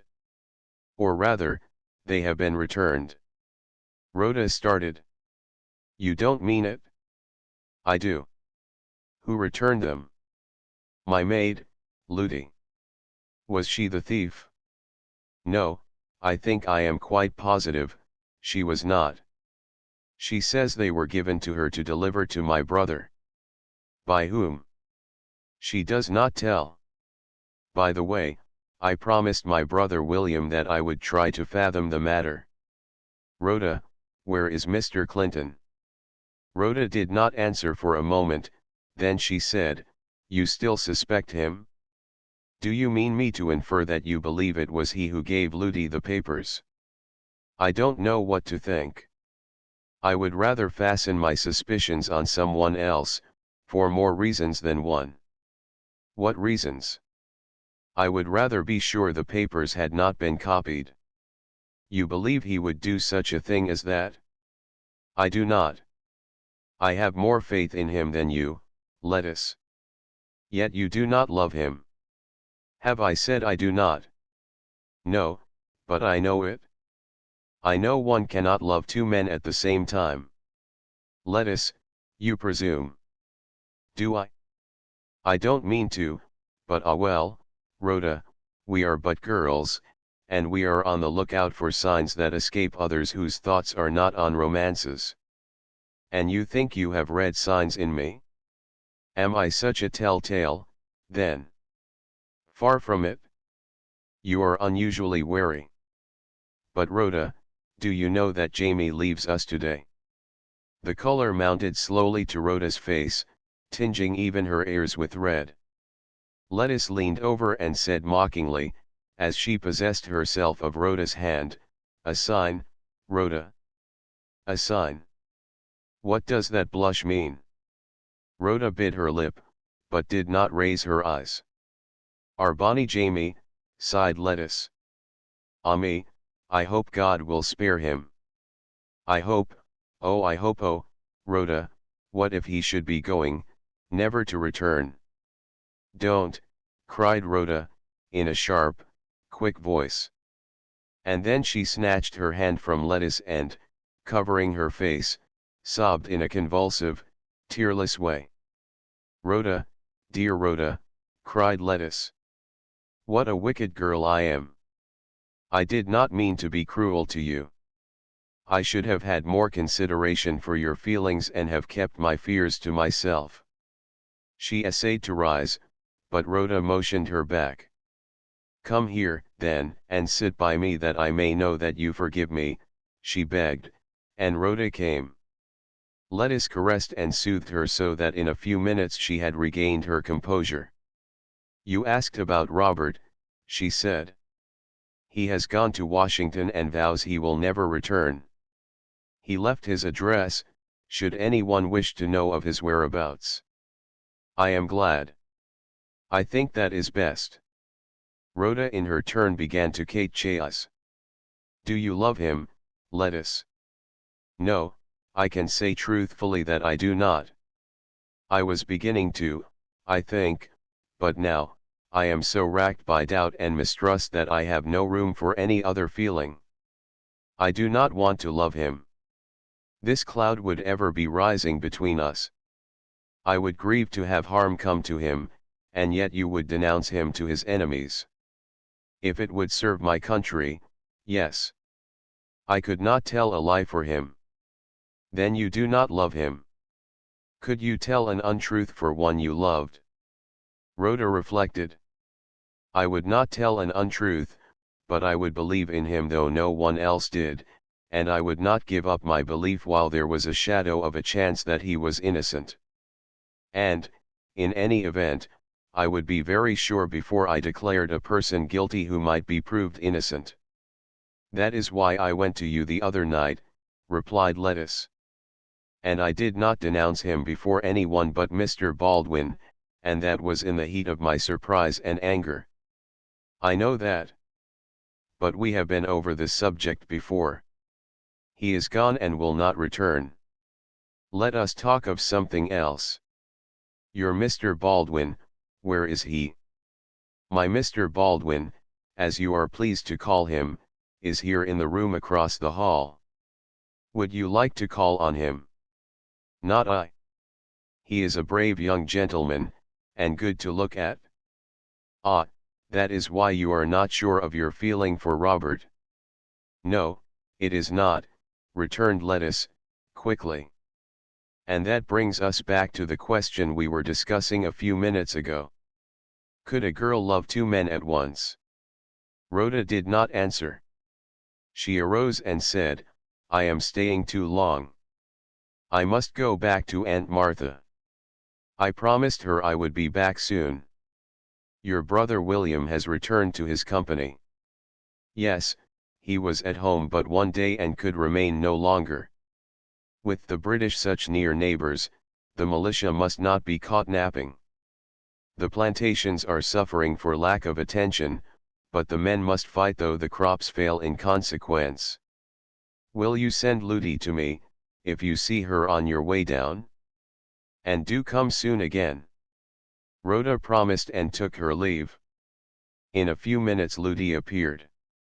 She had not shown her usual devotion to her mistress during the last day or two, and seemed anxious to efface herself, a proceeding strictly the opposite to her usual one.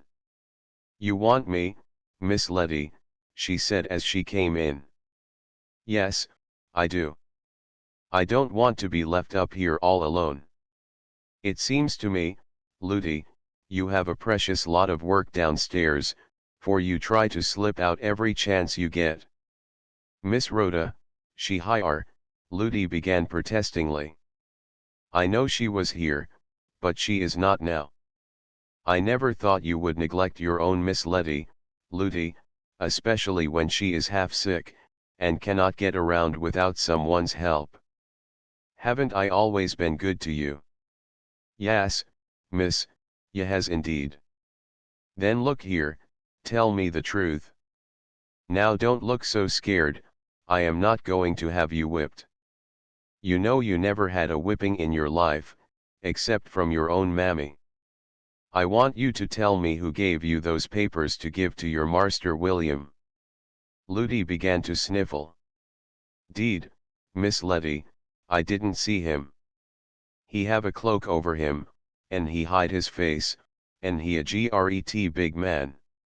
With fiery eyes like Napoleon Bonaparte that you're so afraid of. Now look here, is it anyone I know?" "Yes, miss." Ludi spoke in a tremulous voice. "Was it now speak the truth was it?" Lettuce looked cautiously around and lowered her voice. "Mr. Clinton." Ludi writhed, and twisted, and looked every way but at her mistress. "Remember, you'll be sorry if you don't tell." "Miss Letty, what you gwine do if I don't tell?" at last Ludi inquired in desperation. "What am I going to do? Don't you know that old Aunt Hagar comes here every day to see me? You know she is a conjure woman, she'll do anything I ask her. You'd better look out." "Deed indeed, Miss Letty," wailed Ludi, dropping on her knees, and rocking back and forth, "I so scared." "Of the Polly Bonaparte man or the conjure woman?" "Which?" "Both of 'em. And I scared o' dat cockboen. Jubal say he knows wuss en Polly Bonaparte." "Jubal does?" "Yas em."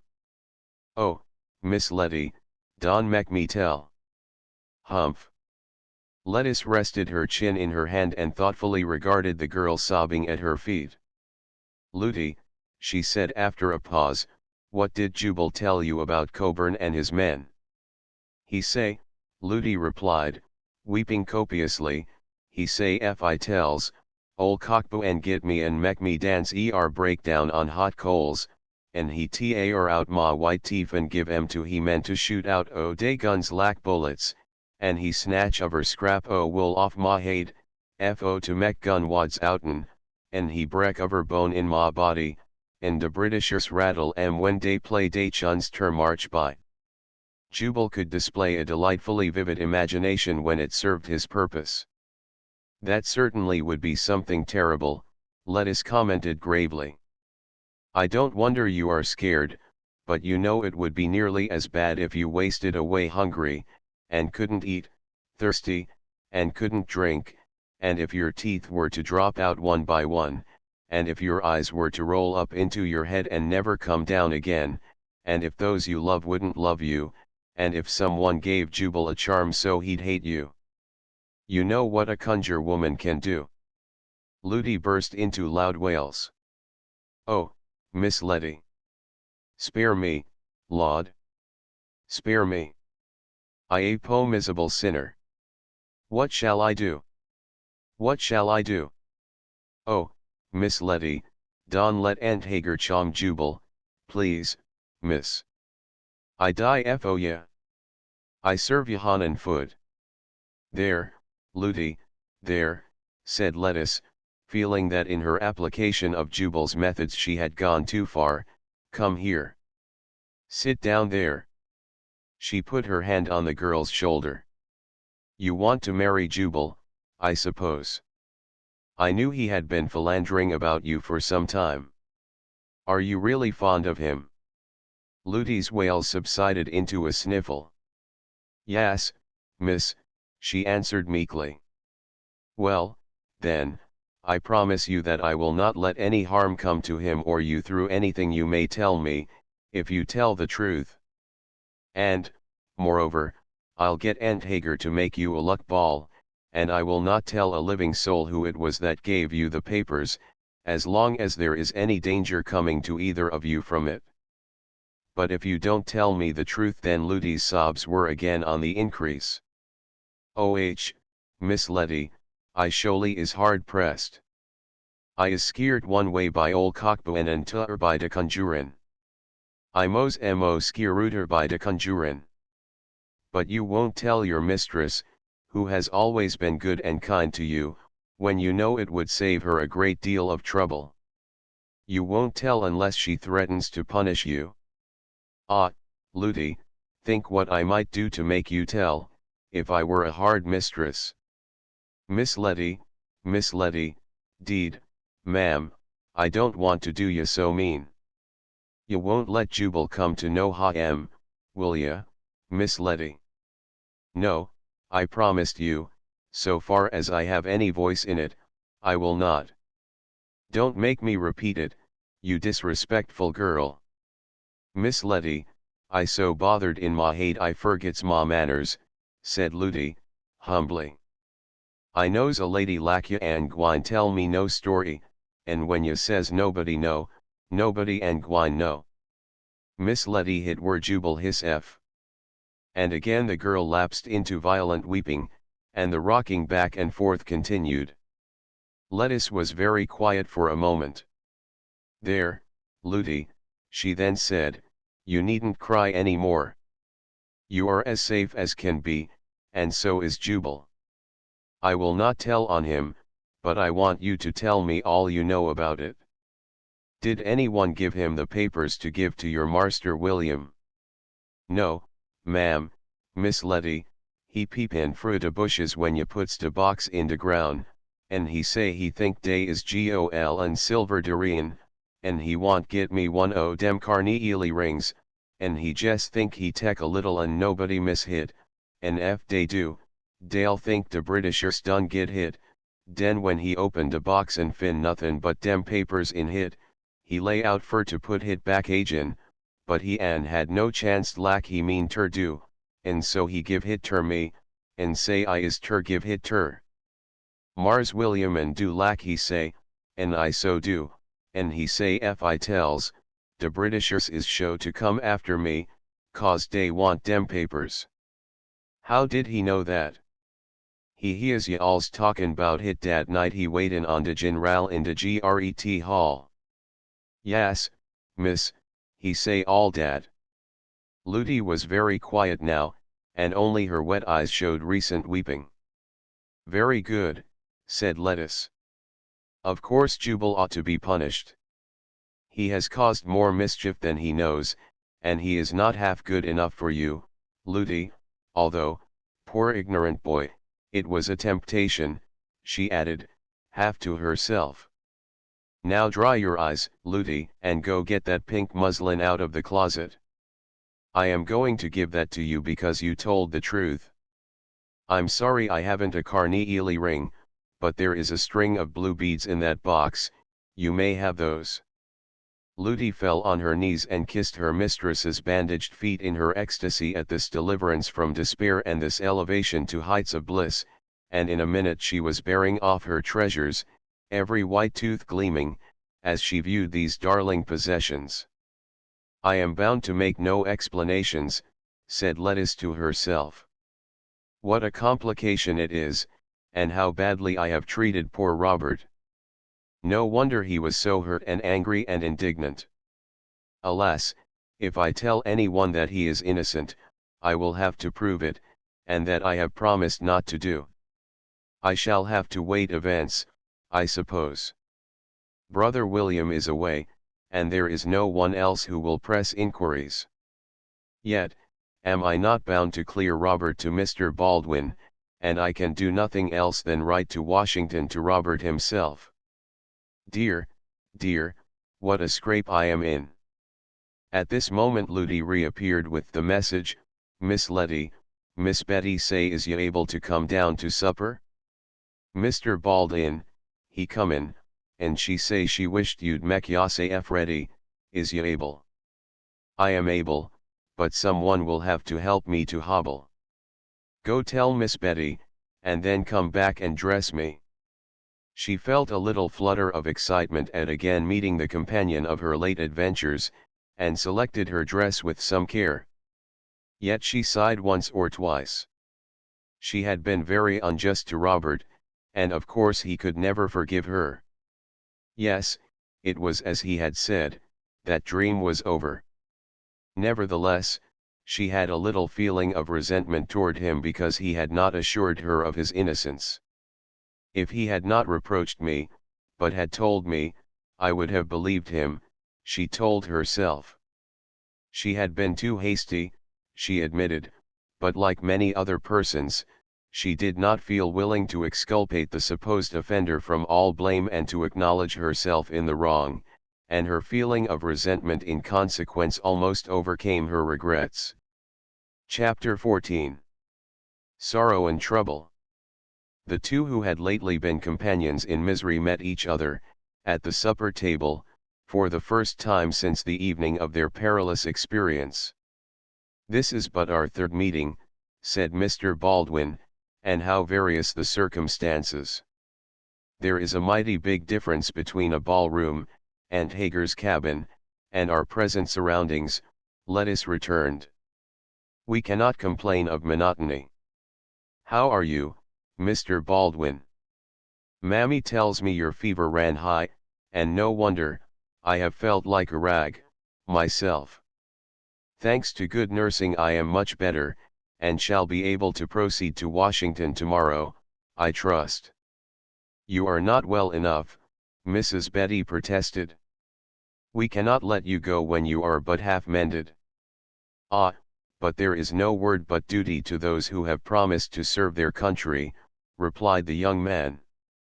Yes, but one owes a duty to oneself as well as to one's country, Betty returned. Every man is needed. With so little success on the frontier, reverses at sea, and this vandal, Coburn, ready to destroy and pillage along these shores, it is every man's duty to be at his post, if he is able to get there. Yes, I suppose so, Betty sighed. That is what William says. With his father and uncle on the frontier, his brother gone to join Barney, and with the plantations running to waste down here, they all have no word but duty. And that is right, Lettice spoke up.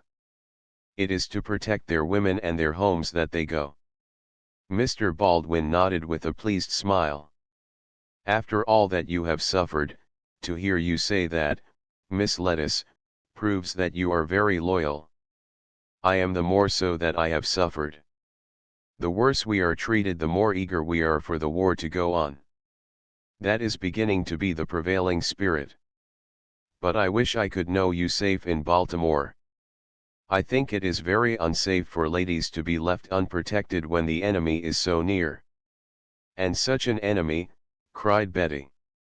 Then don't you think you ought to stay and protect us, Mr. Baldwin? He laughed.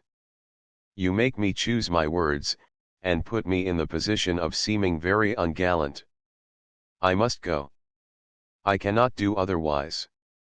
Yes, I agree with you, Lettice gave her opinion, and if I were a man I would go too. And Betty arising from the table, they adjourned to another room, Lettice being carefully assisted by the young man. Each moment I remain is dangerous, he whispered, for each moment it becomes less my desire to leave. Lettice blushed, and while Betty went to her baby, they two sat in a corner of the wide hall and had a long talk. They had not many friends in common, but they loved their country, and they had struggled with a common foe, then no wonder they were not long strangers. I have never asked you where your home is, said Lettice, to her companion. You do not talk like a Southerner, and yet you are Tyler's cousin. I do not seem to distinguish your native place by your speech. I am from Massachusetts, he told her, but I am something of a cosmopolitan, as everyone who follows the sea must be. From Massachusetts? I thought everyone in that state was dead set against the war.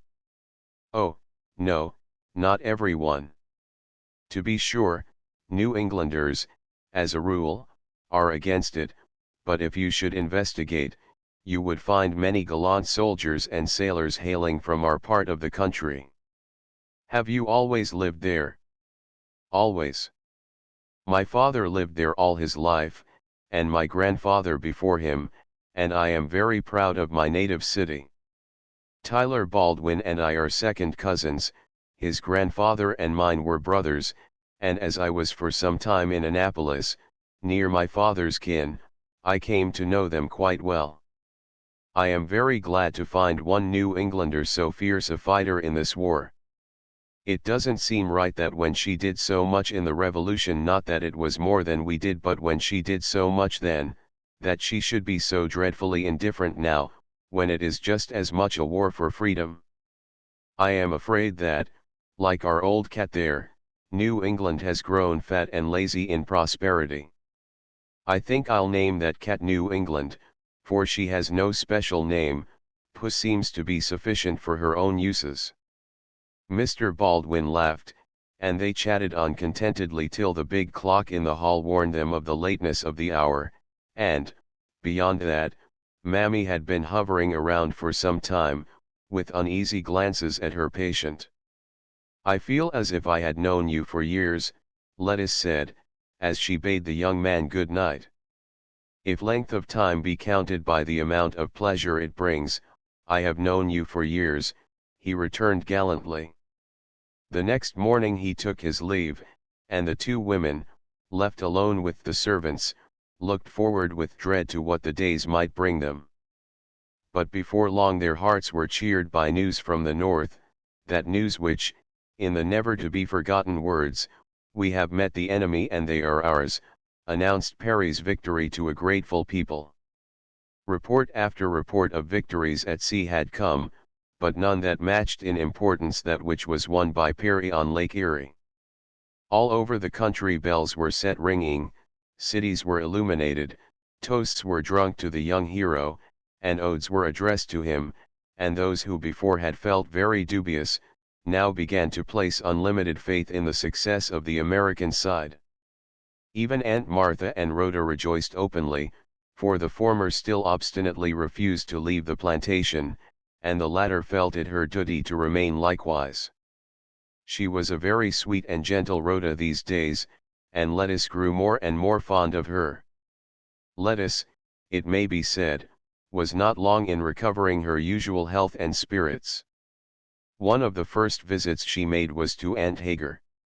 She bore her a gift from Mr. Baldwin, and the old woman was greatly puffed up by the possession of a $5 gold piece. She made mysterious incantations, and consulted teacups and cards, and used other means of reading Lettice's fortune. The fair man and the dark man, and the fair woman that came between, and the surprise that was partly agreeable and partly disagreeable, were all there, but the most impressive of all was a prophecy which seemed greatly to disturb the old woman herself. "Sorrow and trouble," she said, "to you and yo house. Law, honey, I is sho'ly dis to bed to see dat. From across water comes black death, and here is weepin' and wailin' and gnashin' of teeth. Day is meetin' and partin', and live is dade, and dade is live. Dat is de mos curous fortune I has fo many a day. I wished I an seen it, I sho'ly is. I dad hoo tea in ma min I can't sleep dis night. What dis? I lack to know who dad. Go long home, honey. I so stracted I do know what I sayin'." And after Lettice left, until late in the night, the old woman pored over her pack of cards, shaking her head and muttering, "Sorrow and trouble." The next day came a messenger in the person of a small, kinky-headed darky. "Mammy Hager say will Miss Letty come see her. She terbly sorry to trouble her, and she an meanin' no disrespect, but she got sompin' to tell her, and please, miss, come by yourself." Lettice donned her cloak and hat and set off, wondering what was meant by this. It was early afternoon, and the scene was fair and peaceful. One could scarce realize that war ravaged the land. She sauntered along through the woods, stopping every now and then to pick a leaf which had reddened early, or to watch a partridge hurry to cover. At Aunt Hager's door she knocked. The latch was lifted, and the wrinkled face of the old woman appeared. She whispered mysteriously, "Come in, honey," and shutting the door carefully, she beckoned her visitor to one corner of the room which was screened off by an old quilt. Here, on a rude pallet, lay a man. Lettice started back. "Who is it?" she cried. "Dat what I say. Where did he come from?" "He layin' out in de holler o' de ol' house what got burnted, and I gets him here, and he cla outen his haid and stupefy. He one o' dem Britishers, you reckon?" Lettice observed him more closely, then she gave an exclamation of surprise. "Why, Aunt Hager, it is poor Patrick Flynn." "Is dat so?" "I says, whar I see him befo'." "Dat jes who? But how did he get here?" "I jes drug him along. I right spry yit, and I get him a little way and den drap him and get ma breath till I gets him to de boat. I say if he a friend, I bound to sew him up, and if he a Britisher what you reckon I do, Miss Letty? I don't know. Don't let us talk of that. It would be hard to decide. As it is, I am very glad it is poor Patrick. He should be taken at once to Aunt Martha's, but no, he probably escaped from some British ship, and was shot while trying to get away. We shall have to keep him in hiding till he gets well. Das what I say, and dat why I asked you come look at him. I say Miss Letty so smat she know if he a Britisher, fo all dem cloes he wrs. I hope he will get well, said Lettuce. What a joy it will be to his mother if he does. It is just as well that she should not know that he is here, for if he should not recover, she would have the double grief of losing him. Take good care of him, Aunt Hagar, and I will send over some things for him from the house. I will tell Sister Betty. Perhaps she will insist on having him removed to our house, although I really think he is much safer here, a wise decision, as was proved true before the week was out. It was late one rainy evening that Rhoda and Lettuce were sitting in the open doorway, listening to the patter of the rain on the leaves. I feel very dreary, and full of forebodings, said Lettuce. I suppose it is because the autumn is so near. I always hate to see the summer go, and I believe that somehow Aunt Hagar has scared me into thinking something dreadful is going to happen. Something dreadful is happening all the time, Rhoda answered. I certainly think that an ignorant old woman's vagaries have nothing to do with it. I am not so superstitious. Then you are not a descendant of a Salem witch, returned Lettuce, laughing. Yes, I am, and that perhaps is why I abhor superstition, Rhoda spoke in all seriousness. One of my ancestors was accused of witchcraft, but fortunately the delusion ended before she was executed by the fanatics who hounded the poor innocent creatures to their death. Hark! What is that? There was a sound of running feet, of shots fired, of sudden cries.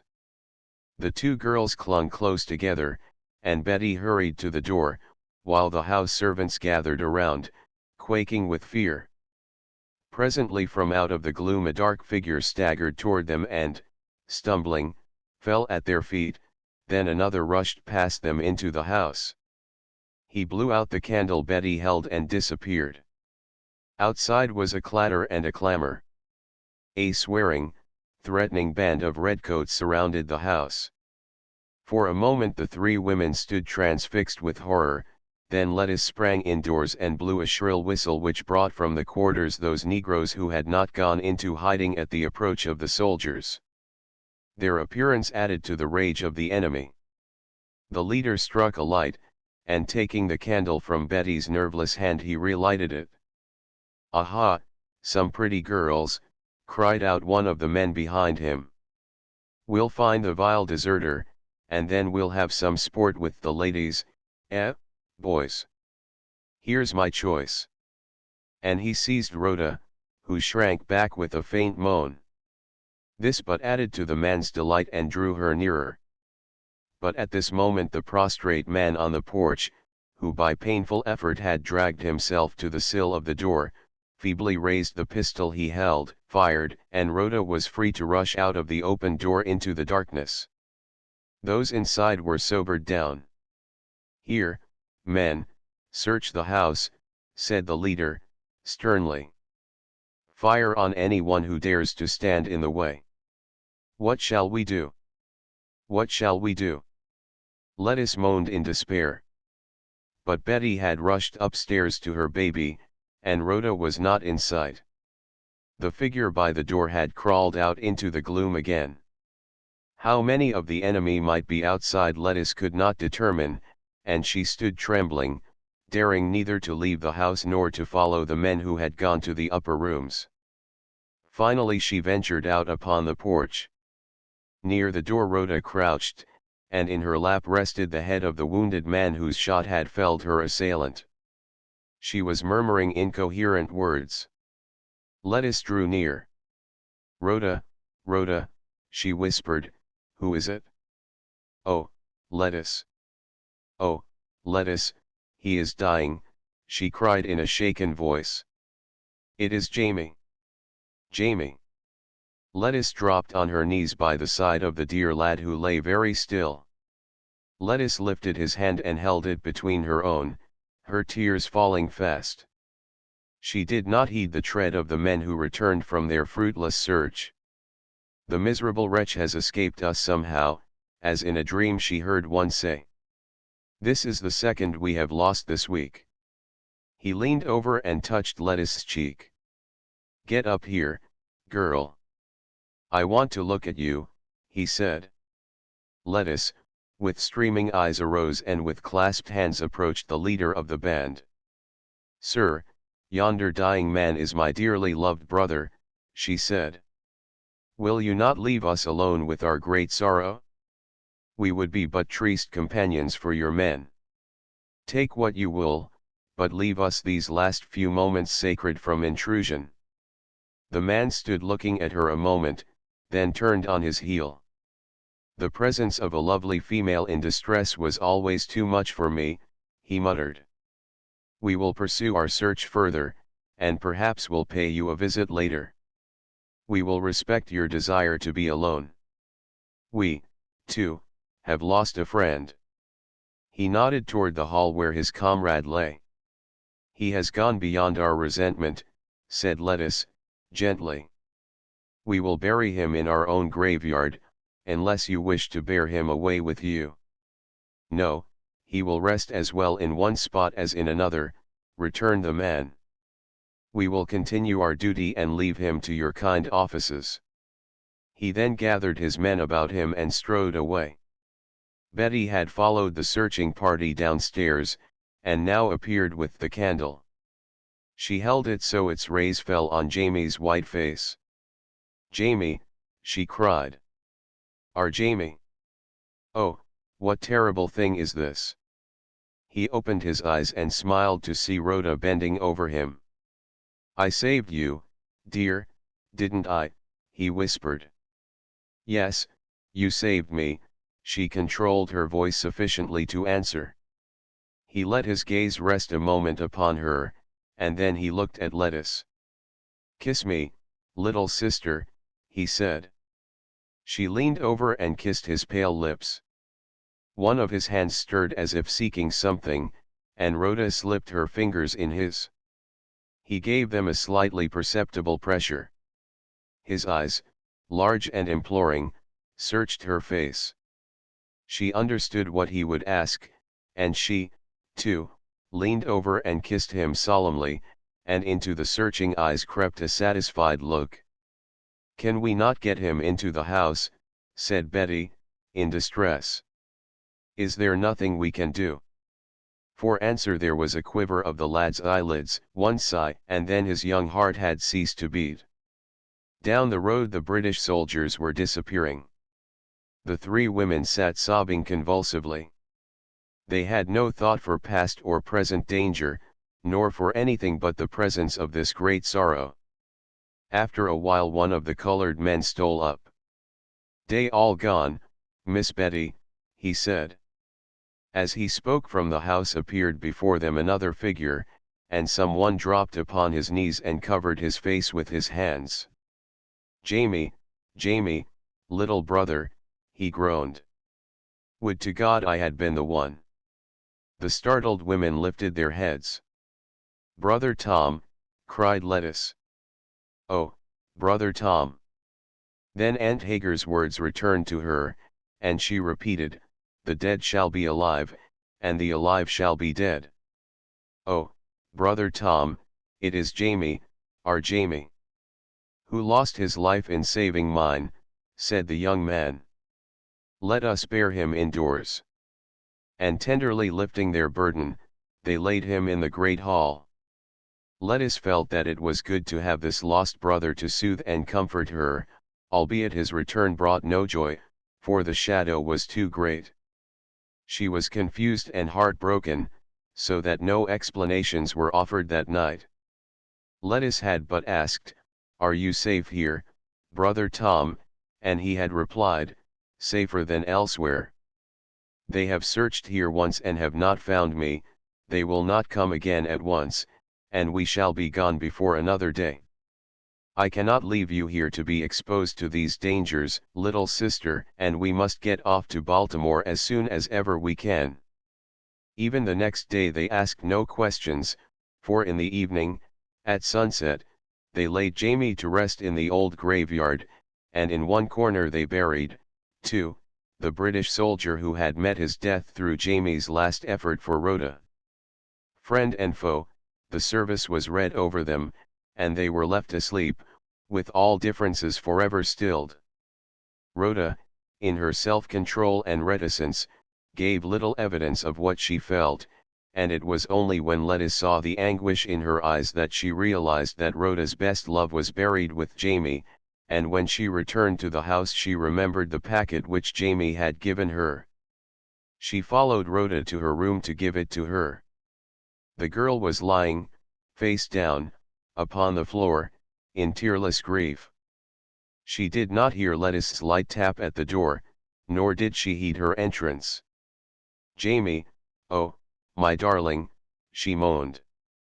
And Lettuce, with eyes overflowing, put her arms around her.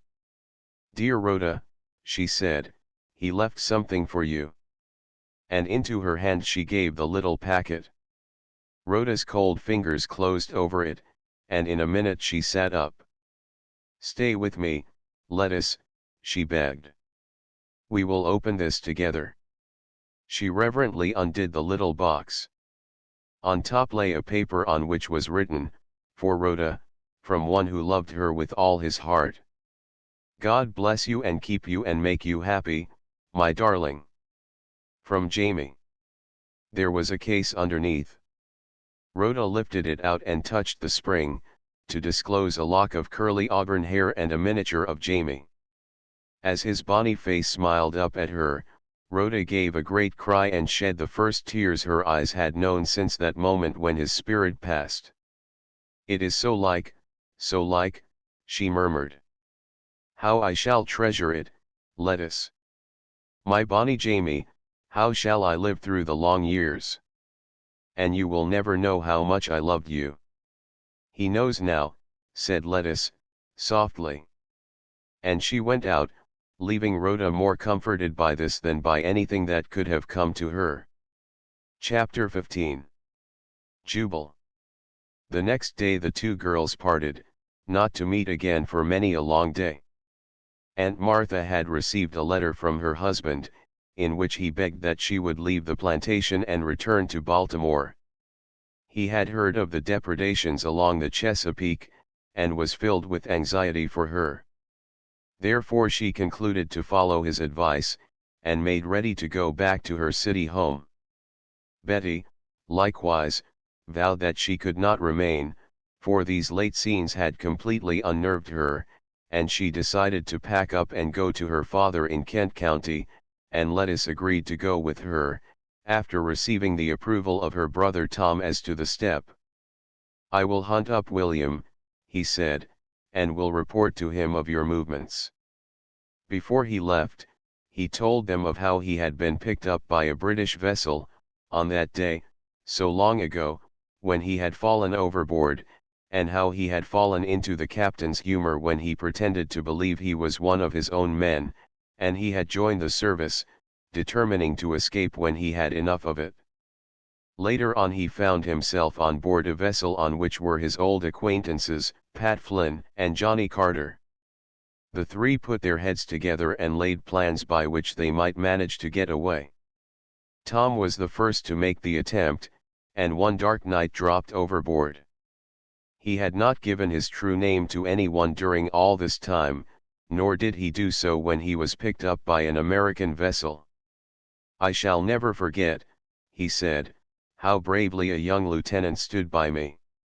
He was taking in a prize when he sent out a boat to pick me up, and after I told him my story, he swore he would never give me up, though he died for it. He had a chance to prove his words not long after, and stand by me he did, to such an extent that a fight was on before I knew it, and we carried in 2 prizes instead of 1. But as ill luck would have it, on my way home I was taken prisoner just outside our own bay, for the vessel on which I was returning had a little set to with a British cruiser, and I was nabbed and brought in.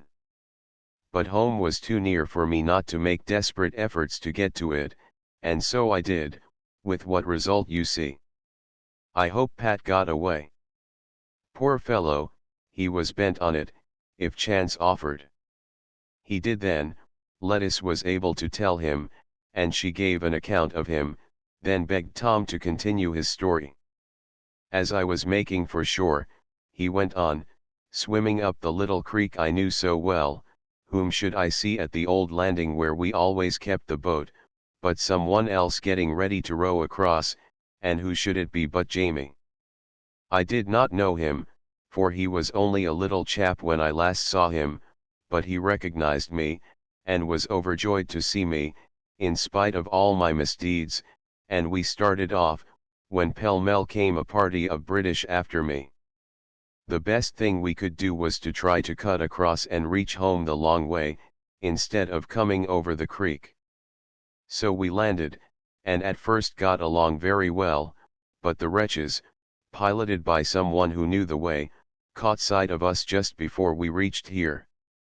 Jamie kept encouraging me, and said if we could but get to the house it would be all right, and he reminded me of our old hiding place, but I tripped and fell over the roots of the old locust tree, and Jamie, never thinking of saving himself, stopped to help me up. I cried out to him to go on, but he would not, and he was hit just as we reached the steps. I didn't even know it, for he called out, "I'm right behind you, Tom," and he stopped short and could not go on. Lettuce was sobbing, her face against her brother's broad shoulder. Betty's tears were falling fast, and she said unsteadily, "Greater love hath no man than this." "Go on, Tom," said Lettuce. "Our dear one is safe, oh, so safe. God grant that when my time comes, I shall not forget his example," said Tom, brokenly. He was silent for a moment, and then went on with his story. "I had the wit to blow out the candle, and I ran upstairs to the little closet under the eaves at the end of the garret, that was struck by lightning and boarded up afterward. You know the place, and how it can be reached from the roof by going down the scuttle on that side." "They hunted through the garret well," said Betty, "but there was so much piled up this side that they never dreamed there could be anyone beyond. I had forgotten the place myself, though William has often told me how you boys used to hide there and make a playroom of that end of the garret. Jamie had suggested it as a good place, and told me I would find it just the same, so I concealed myself till, through the chinks, I saw the rascals go off, and then as Jamie had not come, I was seized with a mighty fear for him, and could not stay. It will be sad news for our father." "Yes, but there will be good news for him, too," Lettuce tried to comfort him by saying. "We have you again." A little later, with a quiet goodbye to her brother, she parted from him and made ready for her own departure. Looty, her unwilling helper, dawdled so persistently over the packing that Lettuce at last spoke up sharply. "We'll never get ready at this rate. I'll leave you here to be gobbled up by the British if you don't move faster, Looty." But this threat did not seem to have the desired effect, for, though Looty hung her head, she looked more cheerful, and Lettuce, bending down, regarded her searchingly. "I believe you want to stay," she said severely. "I believe you want to desert your mistress, Looty." Looty's head hung still lower. "No, ma'am, Miss Letty, 'deed I doesn't, but I wished ye want gwine." "Why? You are so scared of Coburn and his men, and yet, now there is danger, you don't want to leave." "Ah, I see, it is Jubal. And what does Jubal say, pray? He say day and gwine tek me, but day gwine run ye alls off. And he say if he'd a knowed hit were Mars storm what runned FOMM, he'd found a way ter get him home better and away he come. Humph. Lettuce was thoughtful. Looty, she cried suddenly, I believe it was Jubal who informed on him. It was Jubal who showed those wretches the short way here, and he had caused your dear Master Jamie's death. Oh, the wretch! Why did I spare him? Deed, Miss Letty, he ain't gwine hooty a hair o yo haid, Jubal an. He terbly bad over losin' Mars James, he weep, and mon, and go on, deed he do, Miss Letty. He sut nlyfono Mars James. Everybody love him, Miss Letty, and Jubal never do him no harm, please, Miss Letty. Hush, let me think. She sat with her cheek pensively resting in her hand, thinking deeply. All at once there was heard a clatter below. Hark, she cried, starting up. See what that is, Looty. A sharp rap on the door interrupted her, and without waiting a response the room was entered by 2 or 3 British soldiers. We demand that you give up the deserter who has taken refuge here, said the foremost one. No deserter is here, replied Lettuce, steadily. I must beg leave to contradict you, said the man, looking admiringly at the girl so fair and slight in her black frock. I speak the truth, she returned. You are at liberty to search the premises. Look for yourselves. We must press you and your maid into our service, said the man. Here, you wench, he turned to Looty, go with your mistress and show us where the man is hidden. He drew his pistol and touched the cold muzzle to Looty's temple. The girl gave a stifled scream, and Lettuce grew paler. You may use whatever force you choose, but you will not succeed in finding anyone hidden here, she said. I have 3 brothers, one left us something like a week ago to join your wretched militia, I suppose, and that makes this place our property. We are ordered to spare only non-combatants and their possessions. Help yourselves, boys. Well, miss, the others, where are they? My eldest brother has gone to join the younger. Then it is the 3rd we want. Hand him over. Where is he? Lying in our little graveyard, Lettuce answered brokenly, slain by one of your bullets. He who had never done wrong to friend or enemy lies there. She covered her face with her hands, and sobs shook her. The man was silent for a moment, then he said more gently, my dear young lady, we had what we supposed to be reliable information on the subject of our deserter. One of your own men told us we should find him here. Looty gave a smothered exclamation, and Lettuce, dropping her hands from her tear-stained face, said, could you point him out to me? She would have her brother Tom get as far on his way as possible. It was policy to detain these men, and she would know who was the snake in the grass.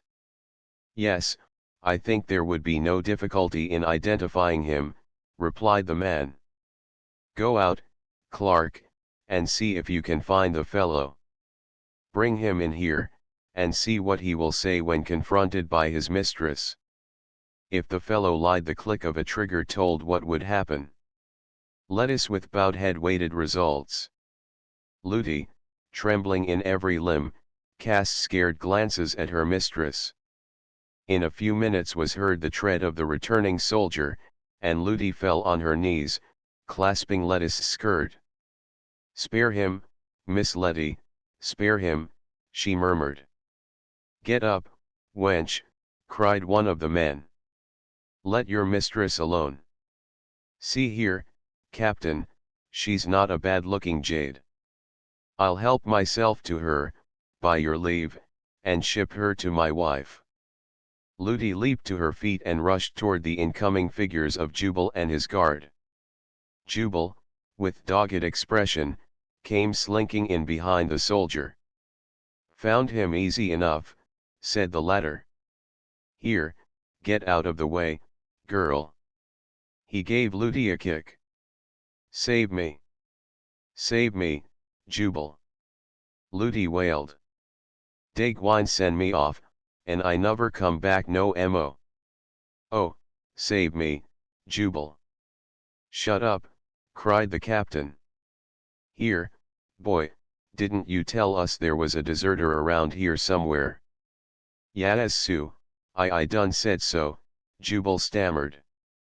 "Well, where is he?" "This lady protests that he is not here." Jubal rolled his eyes upon his mistress, and then, with chattering teeth, said, "He were here, Sue." "Jubal," said Lettuce, solemnly, "do you mean your marster Tom?" Jubal looked from one side to the other. "I didn't know hit were Mars Torm, in de fuss place, Miss Letty, and when I finds dat out, I scared to say nobody here. Beside dat, Mars Torm gimme a whoopin' oncet." "And you deserved it," cried his mistress. "You hamstrung his colt because the creature kicked you when you were stealing a ride on him, and you deserved worse than a whipping. You always were a bad fellow, Jubal. I wonder that father did not sell you long ago. I would to heaven he had." "Then your man spoke the truth." "There was a deserter here," said the captain, turning to Lettuce. "There was, if so you choose to consider him, but he is gone. He left us this morning, and when you arrived he was far on his way." "Why did you not say so at once?" "That he might be farther on his way." "Ah." The man smiled. "Well, miss, we'll search the place, anyhow. There may be other things to learn, and we'll take your maid as a punishment to you for defying His Majesty's servants. We will leave your loyal man to your tender mercies." Lettuce laid her hand on Ludi's shoulder. "I'd rather you'd leave the maid, sir. It seems to me the man is more devoted to your cause than mine." "Oh, Jubal, save me, save me!" Ludi wailed. "Stop that noise," said the captain, sternly. "Here, boy, I want you. We'll have a lark, my men. The man shall fight for the maid. If he puts up a good fight, we will let her go, and if he doesn't, we will take her. Give him a sword, Clark. We'll have fair play." But as soon as Jubal saw the sword and felt himself freed from the grasp of his captor's hand on his shoulder, with one wild yell, he rushed out pell-mell, head over heels, every soldier after him. "Now's your chance," cried Lettuce, to the terrified Ludi. "Run, Ludi, run to the attic. I'll hide you." And in the same place that had offered shelter to her brother a few days before, she hid the girl, and then she ran lightly downstairs. She reached her room before the soldiers returned, and was busied with her packing when they again appeared, laughing and shouting. "The fellow had nimble heels," said the captain. "He got away, and I venture to say he'll not stop this side of Baltimore, unless Clark catches him, for he is still in pursuit. I've told him he can have him if he catches him, and Steele, here, will take the maid." "Where is she?" "That you will have to find out for yourselves," returned Lettuce, dauntlessly. "Aha, you refuse to tell? What shall we do about it, Steele? Shall we capture the mistress instead? We might take her a short trip to Kent Island for her health, Steele?" "Divil a bit, will ye?" cried a voice at the door. "Ye murtherin' spalpeens, ye'll take Miss Lettuce, will ye? Ye'll take this?" Then crying, "Come on, bhys!" Pat Flynn, laying about him with cudgel and sword, so lustily began his defense of the girl, that in a moment one man was disabled and the others had fled, pursued by Pat with his wild Irish yell and his shouts of, "Come on, BHYS, we'll not lave the villains a whole hair to split. Come on, the whole pack of yet." Lettuce, seeing that the BHYS existed wholly in Pat's imagination, speeded his rescue by whistling up the dogs and setting them on the fleeing men who, with dogs worrying them, and Irishman's shillelagh setting their heads buzzing, at last got off the place, vowing vengeance. "We've no time to lose," said Pat. "They'll like be on us again as soon as they can get rayin' for cements. We'll have to get out pretty quick, Miss Letty." "Where is Miss Betty?" "Oh, I don't know." "How did you happen to come just in the nick of time?" "I didn't know you were well enough to show such strength." "'Tis all the doiness of the old Nagur woman, sure, Miss Letty. She's that grand a nurse I never saw. I'd have been away from here this good bit, but she advises me to lay low, sayin' there's trouble brewin', and I might be needed. 'Twas she, the cute old owl of a critter, that give me the hint to slip in on ye AC Loit this mornin', for, says she, there do be some o' them divils o' redcoats goin' in the direction of the great house, Misther Pat, says she, and I picks up the shillelagh I been havin' by me this week back, and off I goes. The sword, 'twas me luck to find outside the door. Ye'd better not be wastin' to him, Miss Letty, dear. But that wounded man in my room. Lave him there. He'll get no better place this long while, I'm thinkin'. I'll be after gettin' the horses and carriage ready as quick as I can, Miss Letty, and do you and Miss Betty try your puttiest to get off." "Betty. Sister Betty." Lettuce's call rang through the silent house. "Oh, where are you?" She ran up and down stairs, and at last from the drawing room came a smothered answer, "Here. Come out from your hiding place. Wherever you are, come quick." And from behind the pile of green boughs placed in the fireplace to screen it, a grimy, sooty Betty appeared, with her baby in her arms. The little fellow had kept a noble silence, although but half understanding that there was a cause for fear. Every servant on the place had made for the woods when the word had gone forth that the redcoats were chasing Jubal. Even the house servants had not been able to resist joining in the general stampede, and Ludi, up in the little closet, alone remained. "Hurry out and get into the carriage," cried Lettuce. "It is around by the side of the house. Pat Flynn is there. Hurry, hurry, Betty, don't stop to wash your face. I am coming in 1 minute." Betty caught up a bag of the articles she had already packed, and Lettuce called from the window to Pat to please try to get her trunk on behind. Then she scurried about, picking up this thing and that, and thrusting it into a pillowcase which, when full, she pitched out of the window. This done, with fleet steps she ran up to the attic. "Out with you, quick, Ludi," she cried. "Come as quick as you can, or you will get left behind." And Ludi, after scrambling out on the roof and down the chimney on the other side, reached her mistress, who stood waiting for her. "You will be safe, Ludi, if you hurry," she told her. "Come on. Don't stop to get anything." She grasped the girl's arm and fairly dragged her down the steep stairs. Yet, pressed for time though she was, she could not forbear stopping at the door of her room to look in at the man who lay on the floor. He was the same who had claimed Ludi. A sudden thought of Jamie froze all compassion from Lettuce's breast. "Sir, we leave you to the tender mercies of your own friends," she said. "You see I mean to keep my maid. You cannot send her to your wife." Then she turned with a gentle smile to Ludi. "Come," she said, "we will go, but I think we may never see the old house again, and I do not think you will ever see Jubal again, Ludi."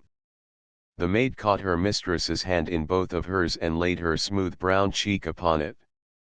"You loves me better and Jubal does, Miss Letty. He left me. He want will interfight fo me. You didn't run and leave me, Miss Letty. De Lord bless ye, my Miss Letty. I don spec I ever see dad fool Jubal agin, and I don care. I belongs ter ye, and I is say my prars ter God a mighty fo dad till I dies. We take our leave of you, monsieur," said Lettice with a sweeping courtesy, as she turned to leave the doorway. The man shook a feeble fist at her as she disappeared. "To leave my room so occupied is dreadful," said Lettice, "yet better that than to be dragged from it myself. Goodbye old home," she cried, waving her hand. "We may never see you again." "Don't say so," Betty entreated. "I want to think I am coming back soon." But she, too, gazed out as long as she could, and until the trees hid the last bit of the White House. True enough, it was a last look, for an hour later a band of angry men appeared, who, after having rescued their fallen comrade, plundered the house and set fire to it, and by night only a mass of smoldering ruins remained. The carriage was driven along at a lively pace, Pat proving himself as good a driver as a fighter. He had fully recovered from his wounds and was eager to get back to Baltimore, to see service, and to find Mr. Joe. Young Tom Hopkins had started for the North to join his father.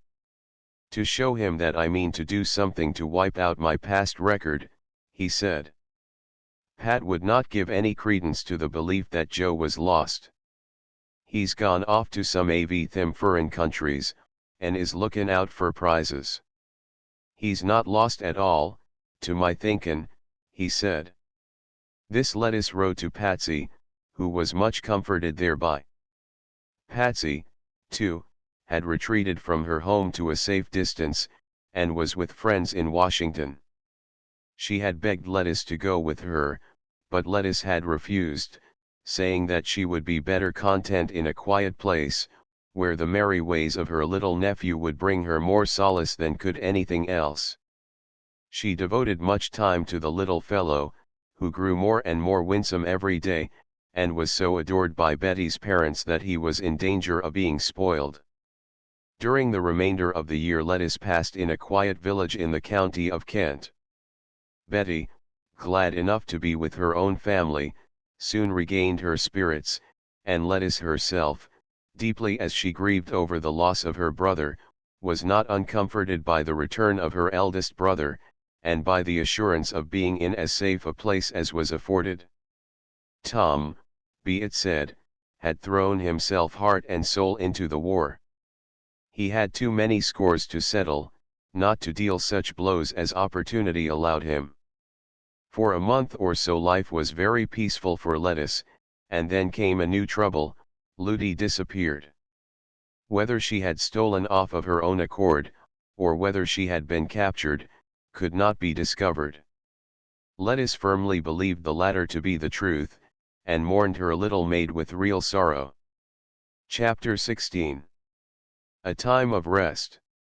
The winter passed without special incident to Lettice and the household where she was sheltered, but the spring brought a renewal of depredations along the shores of the Chesapeake, and again Coburn and his men were dreaded and feared. It was one day in the summer of this year of 1814, that Betty and Lettice, sitting out on the porch, discussed soberly their year's experience. "Rouse yourself, Letty dear," said Betty. "Do not look so sad. I wish we had not started this topic. I know what memories it has stirred, but you are too young to let your thoughts dwell on grief continually. Here, take the boy, he has been fretting to go to you ever since we came out here. I shall be jealous of his love for you after a while." Lettice held out her hands for the pretty child who, clutching his mother's finger, took a step forward, tottered, and then threw himself with a gleeful laugh into Lettuce's arms. "Pretty boy, he will soon toddle about everywhere," said Lettuce, hugging him up close to her. "I am so glad you are not old enough to be a soldier, baby, and I hope there will be no more wars in your lifetime." She sighed, and laid her cheek against the child's sunny hair. "There, Lettuce, don't be so doleful. Let me see, what can we talk about that will be more cheerful? Did you not have a letter from Rhoda yesterday?" "Yes, I did. She is at home in Boston, and writes that the blockade is exciting them up there, that the cry against the administration is louder than ever, and that they are in a state of fear and dread, continually." "And what of Mr. Clinton?" "That is a subject which I think might interest you." "She didn't mention him," replied Lettuce, shortly. "Does he know that you have learned of his innocence in the matter of the papers?" Betty asked, after a short silence. "Yes, I wrote to him as soon as I knew. I thought I could not do less." "It was right, wasn't it, Sister Betty?" "It certainly was." "Well, he never has answered my letter." "Then he is certainly very rude, and entirely unworthy of my little sister's regard. But think what a dreadful charge it was, no wonder he cannot forgive me. He should have written, anyhow. But if he had nothing but resentment to express, it was better that he should not, I think. At all events, I have said I am sorry, and I can do no more. I acknowledged that I had formed hasty conclusions, and was as humble as I could be. Which was an acknowledgment against your will, I know. He should have appreciated the fact that it went against the grain for Lettuce Hopkins to eat humble pie for the sake of any man. You liked him a little, Lettuce." "I liked him very much at one time, but I never liked him well enough to give up all for him. I should always have disagreed with his opinions. We quarreled often, and after all this, it would be impossible for us to forget what had come between us. Besides, after the sorrows I have had, I never could care for anyone who sided with those who were the cause of them." "And Rhoda, what does she say?" "Rhoda was very fond of our dear Jamie, I well know." Lettuce did not reply for a moment. She was rocking her little nephew, whose eyelids were beginning to droop over his bright eyes. "He is almost asleep," Lettuce remarked. "I cannot tell about Rhoda," she went on to say. "She is a very dutiful daughter, and although I think she will never forget Jamie, she is young, and some day she may marry, as it would please her father to have her. Ah me, Sister Betty, trouble makes one feel very old. I was such a careless thing a couple of years ago, but when I think of my two brothers and my father all in peril, of my home destroyed and my friends scattered, is it a wonder that I am sad? No wonder at all, dear child, but I predict happy days for you yet. I see a gallant young officer, splendid in his uniform, riding toward my lady sister, and she all smiles and blushes." Betty leaned over, tipped back Lettuce's head, and looked down with laughing eyes at her. "I see the smiles and the blushes," she said, kissing her forehead, then, lifting her head, she gave a start and looked intently toward the gate. "Oh, Letty," she cried, "I see the officer in the flesh. Look yonder, coming up the lane." Lettuce lifted her eyes, then dropped them and continued to rock the sleeping baby until a voice said, "Ah, Miss Lettuce, I hope to find you here. What a sweet, peaceful picture is this to a man who has seen only the deck of a frigate for the last 6 months. May I sit here?" He took the chair Betty had just vacated and leaned forward to put a gentle finger on the baby's soft hair. "How he has grown," he remarked. "I am tremendously glad to see you, Miss Lettuce." "I am very glad to see you, Mr. Baldwin." You look pale, and scarce as sunny and blithe as I remember. But I recall that you have passed through deep waters since I saw you. The tears gathered in Lettice's eyes, and one fell on the golden head pillowed on her arm. The young man viewed her sympathetically. I wish I could have spared you such a grief, he said gently. Believe me, I feel it deeply. We were companions in great peril, Miss Lettice, and I cannot feel that we are the strangers our short acquaintance would seem to suggest. Will you not tell me all that has befallen you since we met? I have heard only fragmentary reports. I must take baby in, and then I will tell you, she responded. How he has grown. Let me take him, cried the young man, eagerly. And as gently as possible he lifted the sleeping boy in his arms, touching his lips softly to the fine, pink little cheek, and the act won Lettice's favor more than a deed of valor could have done. Over her sad little face broke a smile, and she looked up with such a glance that the young man hummed softly to himself, from the glance of her I shun danger and fly. Where shall I take him, Miss Lettice? In here on this couch, and then come speak to Mr. and Mrs. Weeks. We all want to hear the war news. Mr. Weeks, you know, lost an arm in the revolution, and frets that he cannot go fight the British now. He is always very eager for news. Then I will satisfy his eagerness as well as I can. They found Betty's father in the spacious sitting room. He was a fine-looking old gentleman, grey-haired and erect. Near him sat Mrs. Weeks. She was much younger than her husband, being his second wife and the mother of Betty, whose half-brothers and sisters were all married and living in homes of their own. Betty stood behind her father's chair. She was arranging his queue, for he still clung to the fashions of half a century before, and to either Betty or Lettice fell the daily duty of tying the queue he wore. Mr. Baldwin has just come from the city, Lettice announced. And brings news, no doubt. Welcome, Mr. Baldwin. The old man sprang to his feet, and with his left hand gripped the strong right one of the young officer. Well, sir, we're sitting here pining for news. What is the latest? The best is, that Jackson has ended the war with the Creeks. Good. Jackson's a great man, would there were more like him in this fight against England. What next?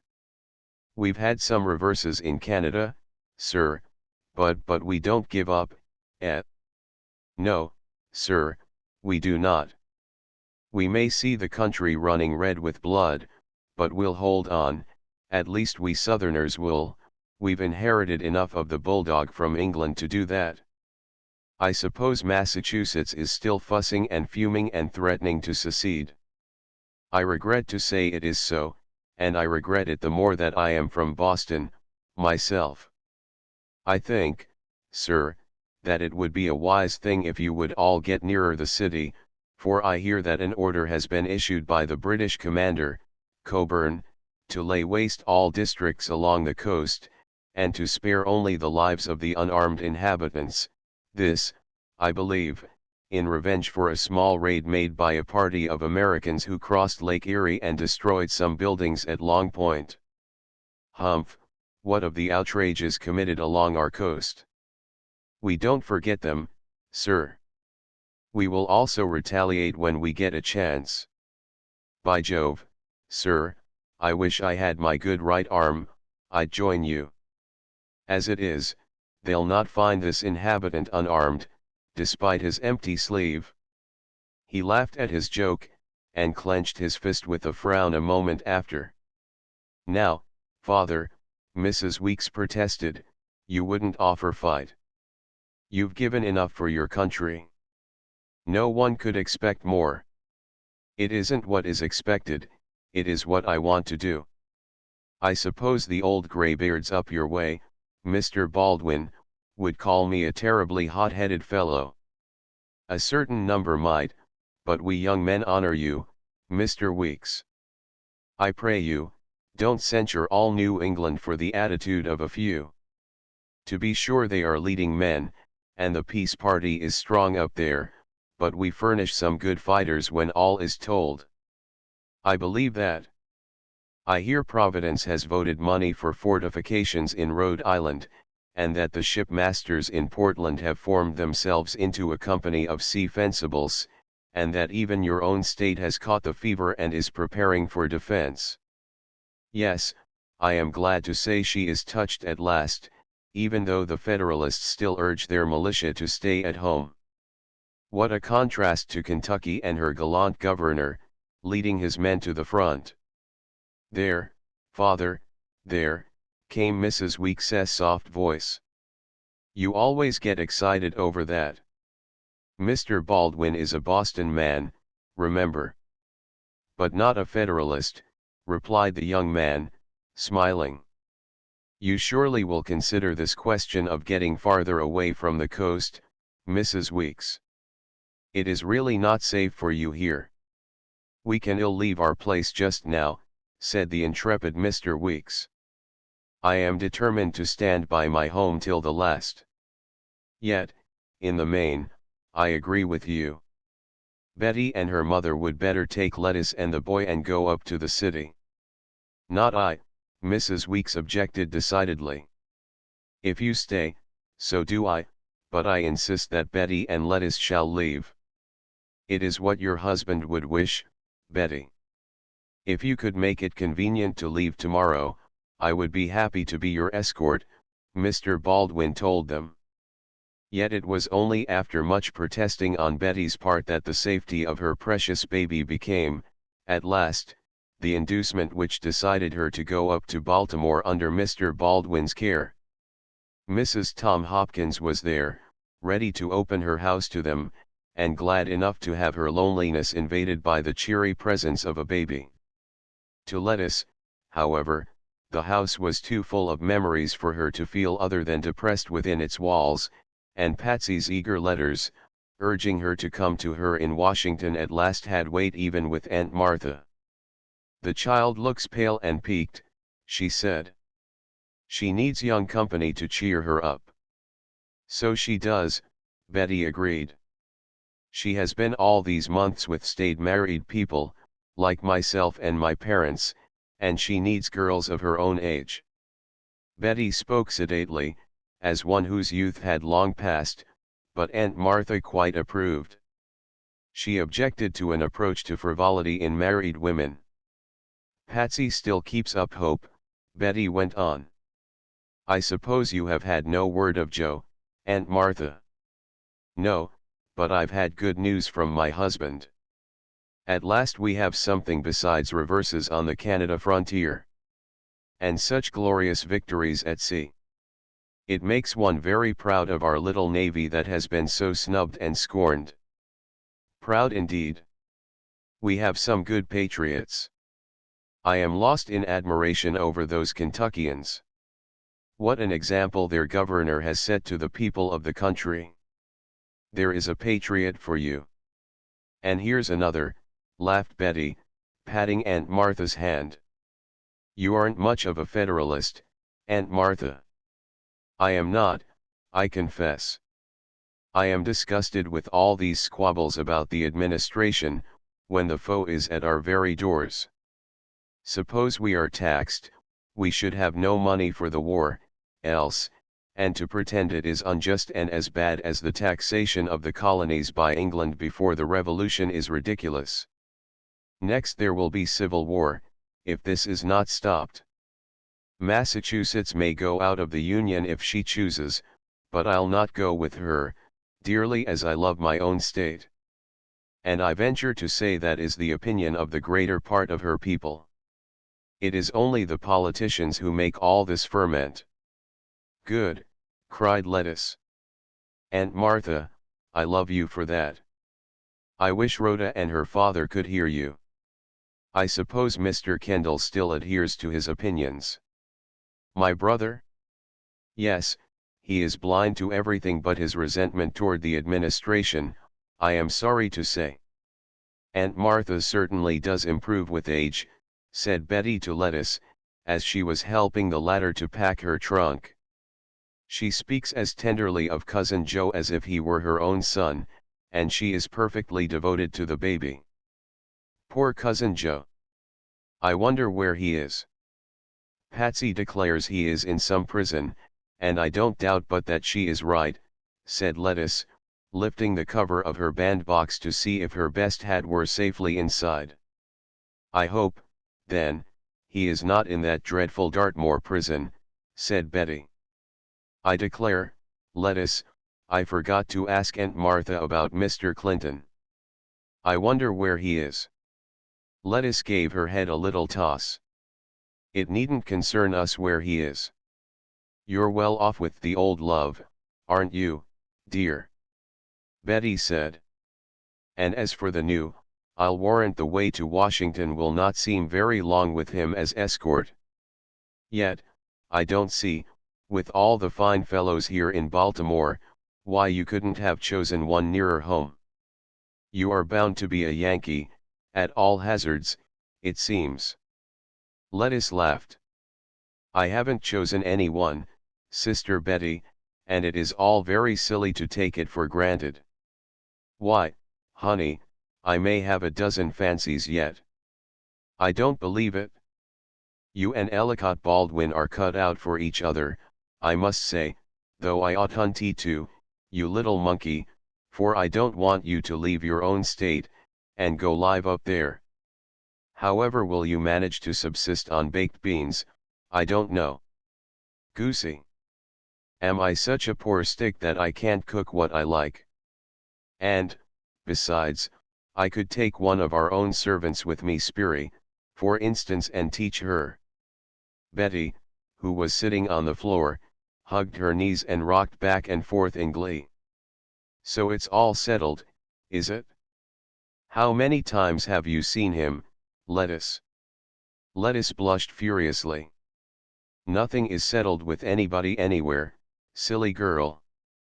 I only meant that if I ever did have to live in New England, that my home training would prevent me from starving, if I should chance not to like Yankee dishes. That is all. Of course it is all, Miss Innocence. Let me see, when I was your age, I had been engaged to William a year, and had all my wedding clothes ready. I shall expect an announcement when you get back from Washington. It looks like you do want to be rid of me, after all. Do you suppose I want to marry a man who would be at sea half his time, and who would leave me to mourn at home while he was off, nobody knows where? No, give me one of our own domestic swains, I say. It's all very well to talk, Betty returned, but you'll be a Yankee yet. At which Lettuce made a face at her, and, having finished her packing, declared that she was tired to death, and that she did miss Lootie more than ever. Lootie loved to pack. She would rather have the chance to handle my gowns than to eat, and that's saying a good deal. Poor Lootie. Lettuce sighed. The next morning she started for Washington, and it was a coincidence that one of the passengers going by the same coach was none other than Lettuce's former traveling companion, Mr. Francis Key, who at once recognized Miss Hopkins, but who had the discretion not to obtrude himself too frequently upon her attention, since it was evident to his perceptions that the young naval officer who devoted himself to the girl was quite able to entertain her. And though the way was long, the end of the journey did not seem greatly to be desired by either of the two.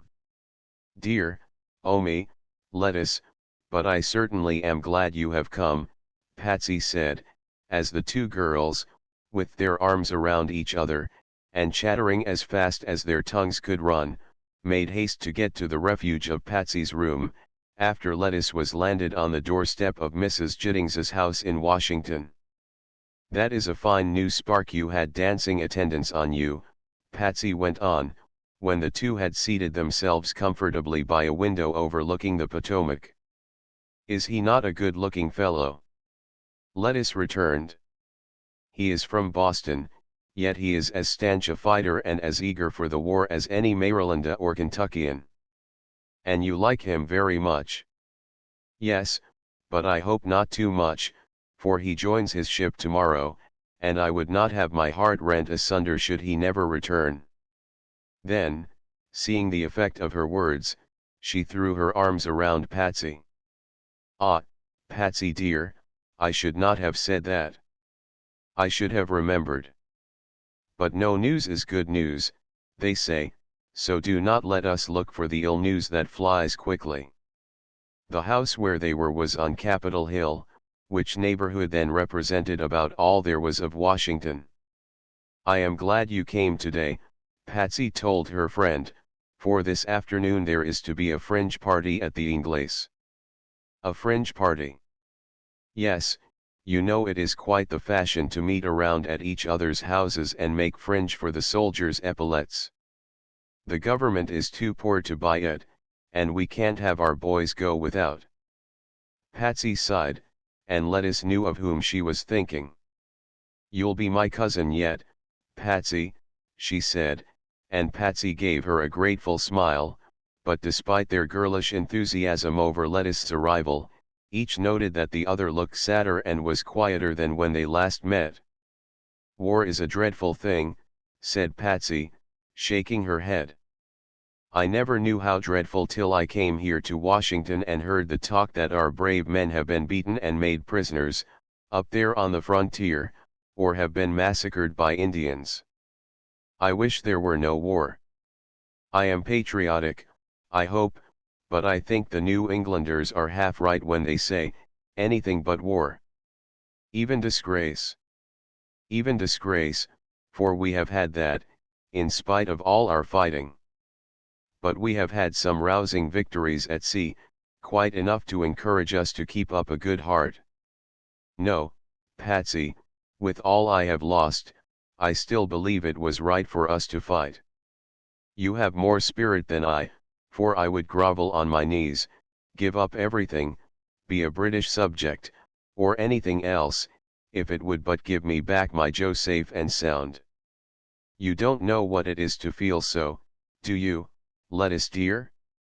Your heart is not so deeply touched.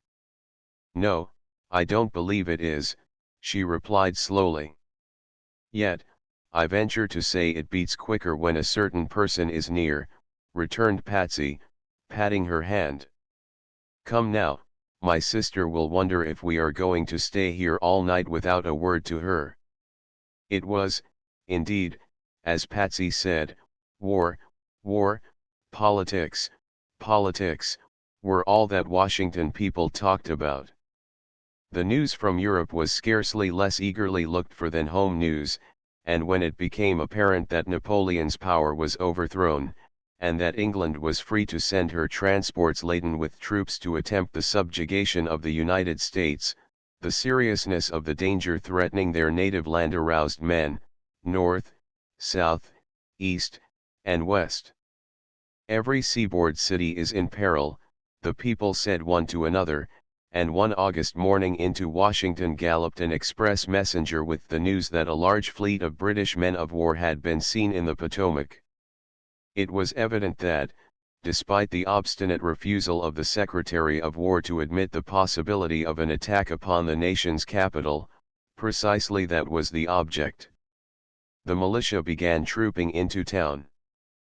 Few had uniforms, they were without bayonets, and were so poorly equipped that it seemed a farce for them to attempt to withstand a foe which had just triumphed so signally against Napoleon at Waterloo. There was much talk, much advice, and great excitement. No one seemed to know what was to be done, or whose orders were to be obeyed, and in consequence of the state of affairs, at first appearance of the British the raw militia, without hesitancy, ran for dear life. Chapter 17. A Day of Disaster. How hot it is, said Lettice, on that memorable morning of August 24, 1814.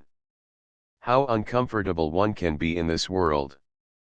Here we sit nearly dead with the heat, and full of anxiety for our friends.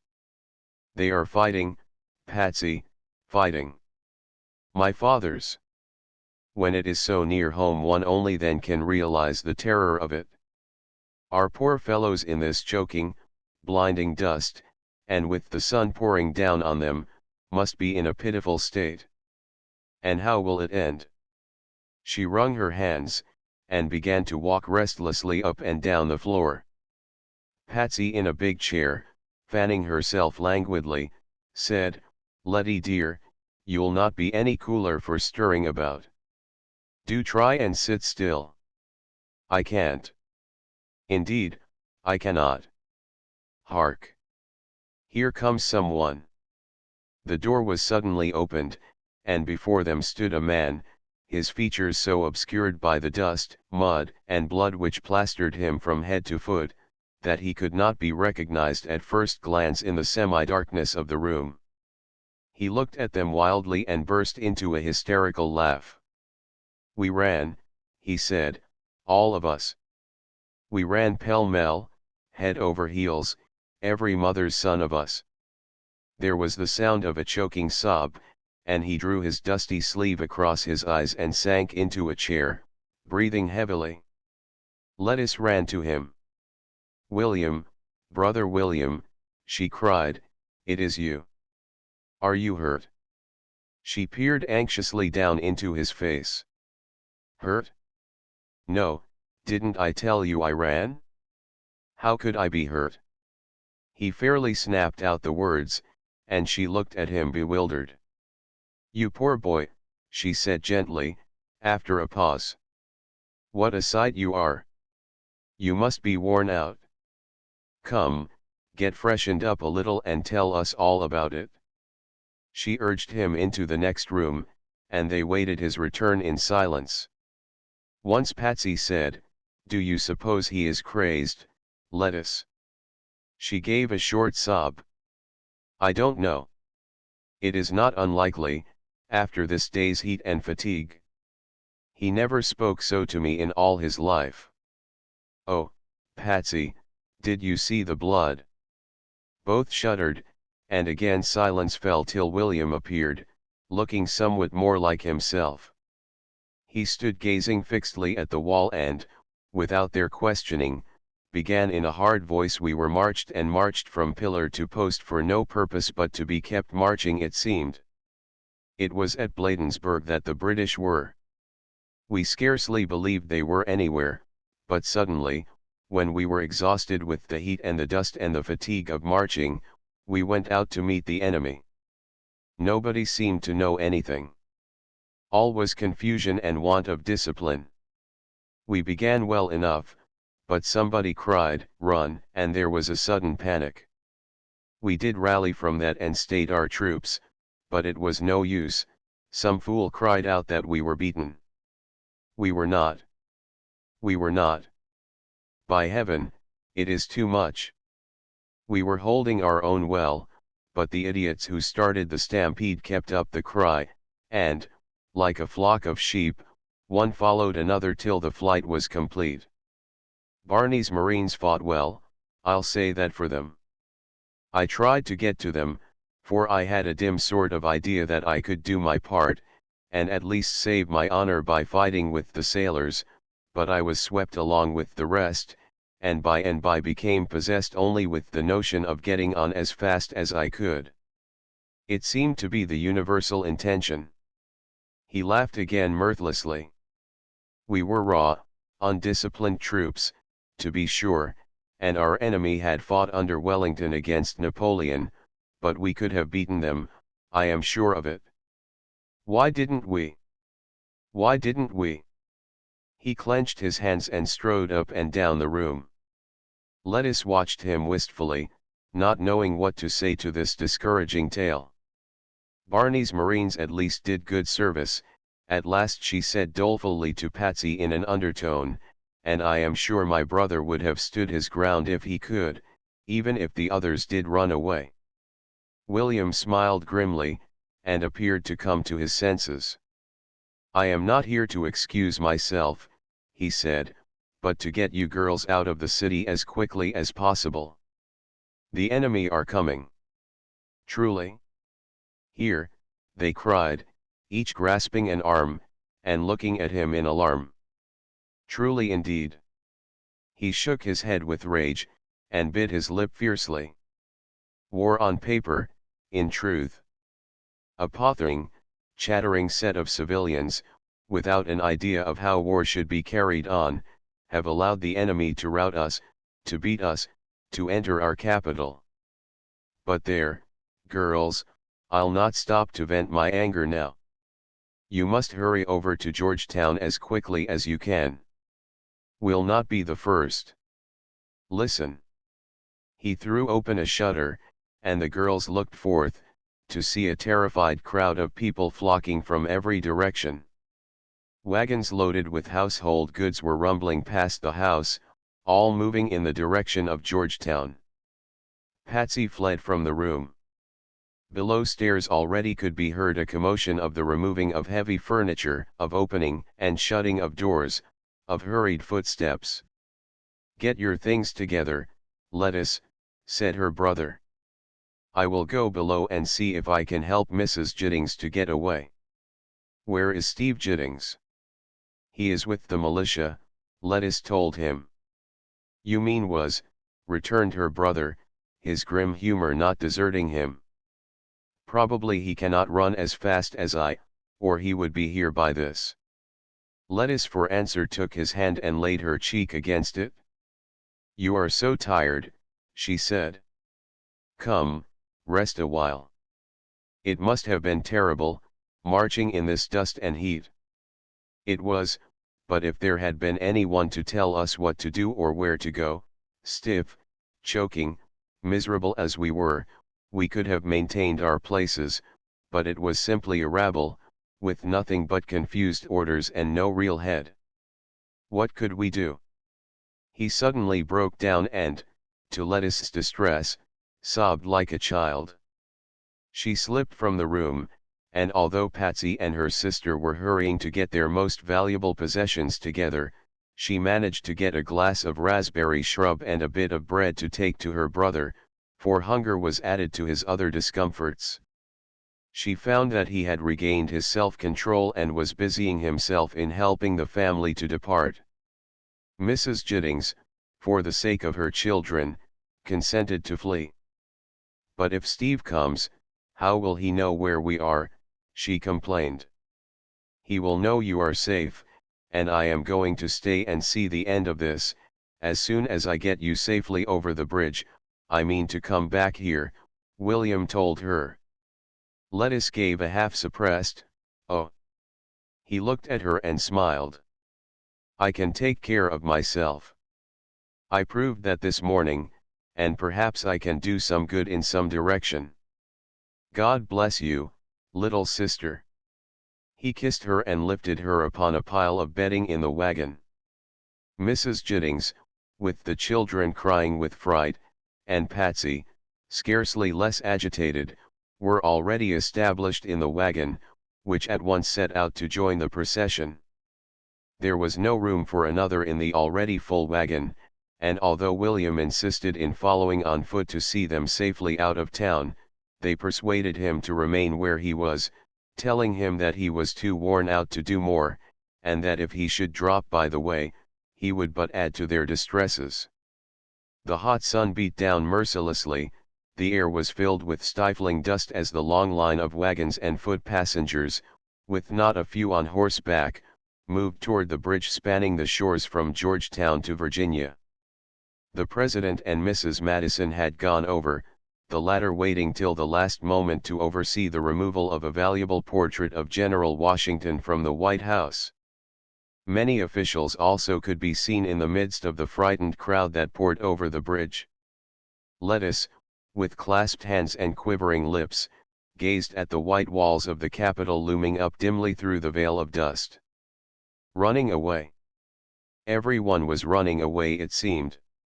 Her mind took fantastic ideas. They were a troop of ants swarming from an ant-hill, they were the animals trooping into the ark, they were anything but the citizens of an American city fleeing from a ruthless foe. The blinding, choking dust enveloped her. It was the pillar of cloud which led the children of Israel. Yes, there were the multitudes crossing the Red Sea, with Pharaoh and his host behind them, and yonder red flare on the shore was the pillar of fire. These fancies possessed her as the wagon rumbled on, and finally reached Georgetown, where it halted.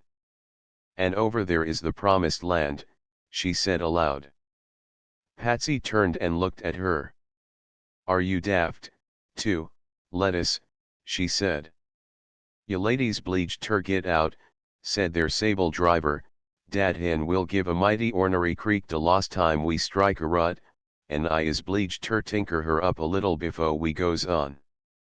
And out they all clambered, while Simon went off to a neighboring blacksmith shop for assistance. Patsy, with the hot hand of one little child in hers, stood among the company of refugees, while Mrs. Giddings tried to soothe her fretful baby. "If I only had a little milk to give him, I think he would be quiet," she said. "He is hungry, I know, poor darling. It was useless to bring milk with us, it would not have kept an hour in this heat." "I'll go and see if I can find any," Patsy said. But the little dolly clung to her, crying, "I don't want my Patsy to leave me." Lettuce spoke up. "I'll go, Patsy. I see a little place over yonder, maybe I can get some milk there." And without further words she crossed the street to a shop on the other side. But no milk was to be had, and she trudged farther off. The sun beat down on her, and she felt ready to sink from exhaustion, for she remembered she had not eaten anything since morning, and very little then. She looked for her purse, but remembered that she had, in her excitement, placed it in her trunk. She stood still in perplexity. She could only beg some milk for a hungry baby, she could not offer to pay for it unless she went back to Patsy for the money. She was about to recross the street, when a pair of horses which had taken fright, came dashing along, and she felt herself suddenly snatched back. Looking up she saw Mr. Baldwin. "Miss Lettuce," he cried, "I did not dream it was you. Another moment you would have been under those horses' feet." "Yes, I know. I was just going to cross, and I got bewildered. I feel a little queer. And no wonder, in this broiling sun. I venture to say you have had nothing to eat for hours and are tired as well." "That is about the truth. I was trying to get a sup of milk for Mrs. Jittings's baby. See, she and her sister are over there, by that wagon at which the man is working. We came near having a breakdown and had to halt." "You were on your way to Virginia, then?" "Yes." "That is good. I think perhaps I can help you. See, there is Tomlinson's Hotel, do you remember it? Where the ball was held."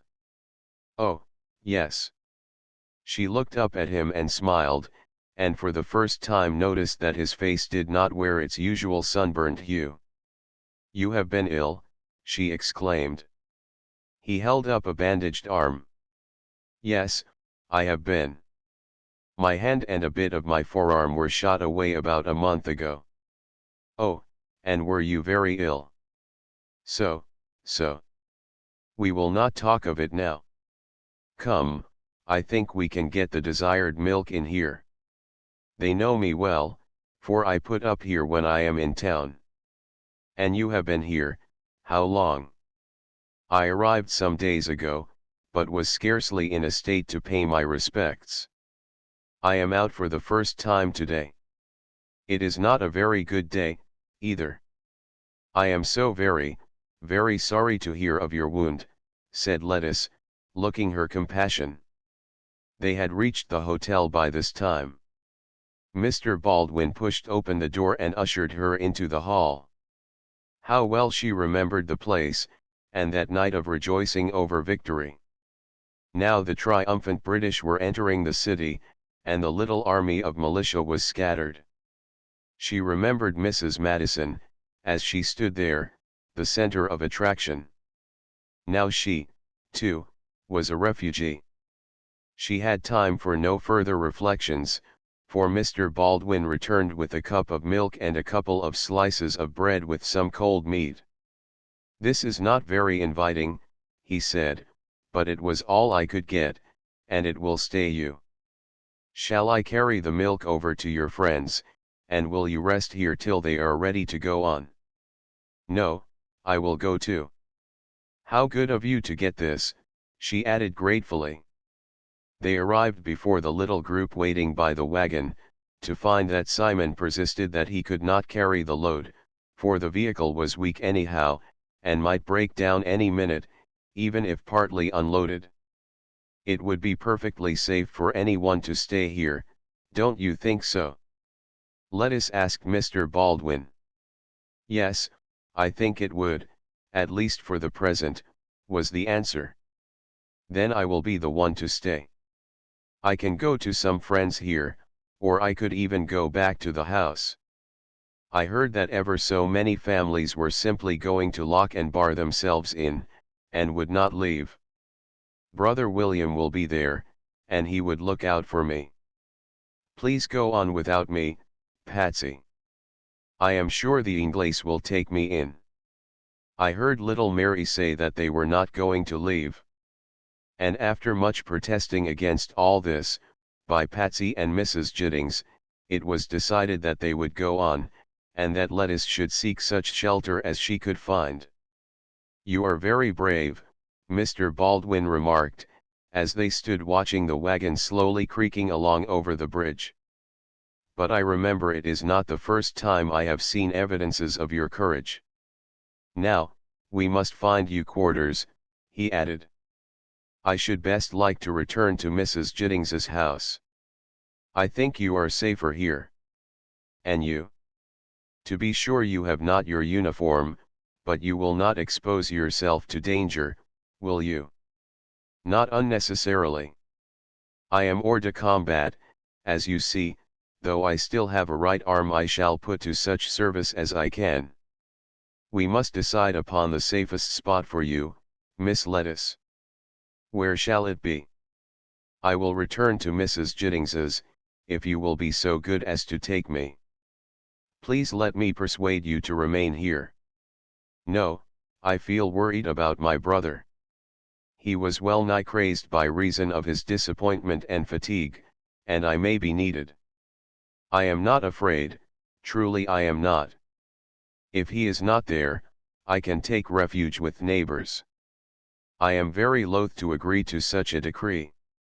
But if I so greatly desire it, even then I cannot feel that it is a wise thing to do.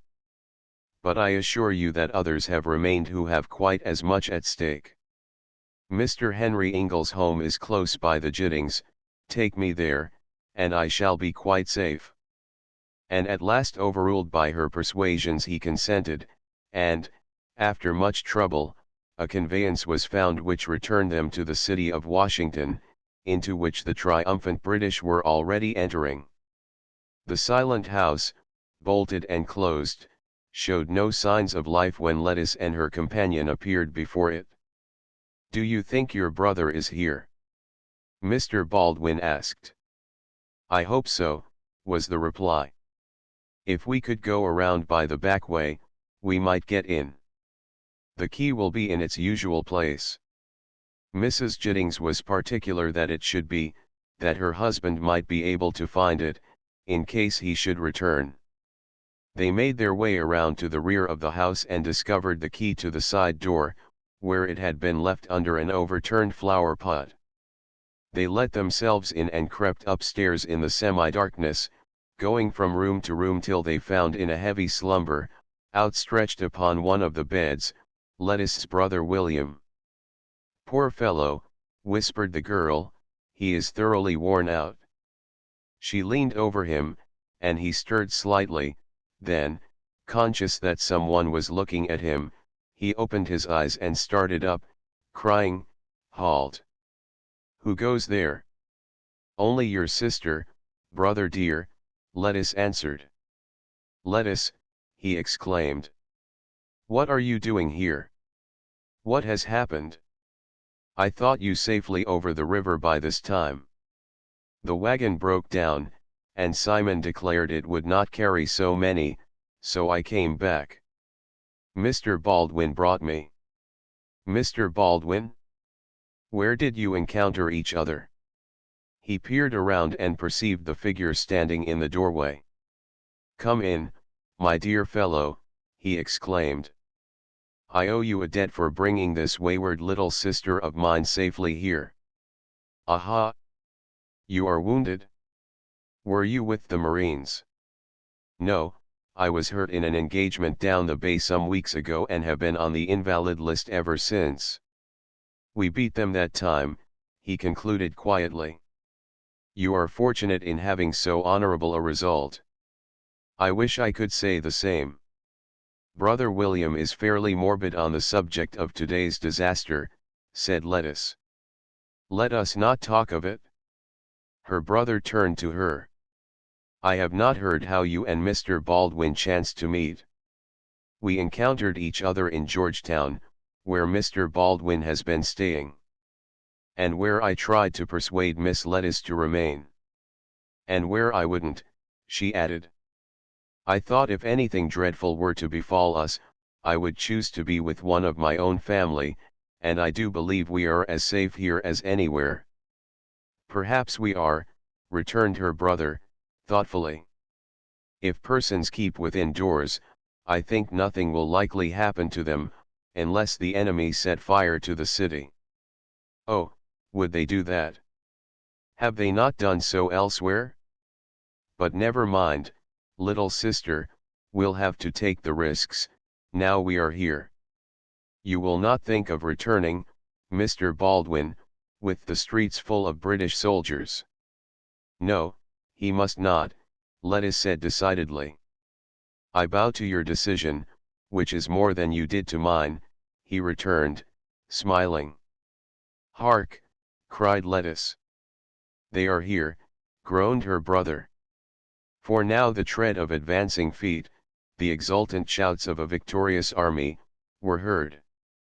Night was approaching, close and warm after the hot, debilitating day, when up the avenue came the irregular lines of the British. It is fairly suffocating in here, said Lettuce, let us open the windows. But the words were hardly out of her mouth before a shot struck the closed shutters, and the girl started back with an exclamation of alarm. I think we shall have to stand the heat, remarked her brother, quietly. And indeed it would have been a rash thing to open the shutters, for every now and then, from the ranks of the redcoats were sent stray bullets to fall harmlessly, since no one dared to open a door or window. If only they don't fire the town, said William, as he walked the floor restlessly. Lettuce, with a strained look on her face, sat with clasped hands in one of the farther corners of the room. At last Mr. Baldwin, more venturesome than the others, opened a shutter a little way and peeped out. They seem flocking from every direction, he said, as he drew in his head. The streets are full of them, shouting, singing, firing on whomever they chance to see. What was that? Cried Lettuce, springing to her feet. For from the direction of the capital came the sound of a rattle of musketry, followed closely by a second volley, both accompanied by the crash of glass. Ah! Groaned William, they have not the manhood even to spare that, for through the clinks of the shutters could be seen the glare and smoke of an ascending fire. The capital was in flames. Chapter 18. A time of dreadful night. The night grew darker and darker. Not one of the three in the house thought of sleep, for from time to time the crackle and blaze of some new fire, the roar of the devouring element, announced that one or another building had been sacrificed to the revengeful lust of the enemy. Up and down the streets swarmed the red-coated soldiers, ransacking, shooting wildly, without reason or conscience, at any who dared venture forth not uniformed as were themselves. With the advancing hours the gathering of a storm became more and more apparent. Sharp lightning vied with the rollicking flames. Deep growls of thunder drowned the sound of carousals, and the wind, rising to a fury, lashed and whipped the trees, tore away roofs, and shrieked as if in defiance. Soon down came the rain in torrents, in floods, and the flames, so eagerly mounting higher and higher, became less and less aggressive. In the battle between the two elements, fire was vanquished. Save for the raging of the storm, there was now little noise in the streets, and the occupants of more than one closely shut house ventured to open the windows to let in the cool air which was sweeping away the intense heat of the day. "It is a merciful interposition of Providence," declared William Hopkins. "I think we can take some rest and feel no alarm while the storm continues.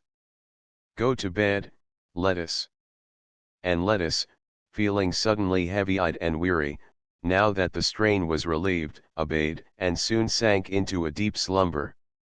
She awoke early, for the sun was shining in at the window which she had left open. She sat up in bed, for a moment bewildered. "Patsy," she called, then suddenly she remembered, and she sprang up, venturing to peep out into the street. As she looked, she saw an officer on a white mare galloping up the avenue, a little colt trotted behind.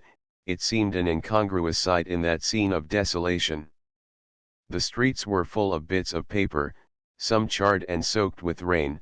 There were further evidences of the work of plunder, of tempest, and of destruction, but Lettuce did not dare to look long, for groups of soldiers were becoming more and more numerous, and she did not know what moment a chance shot might come her way.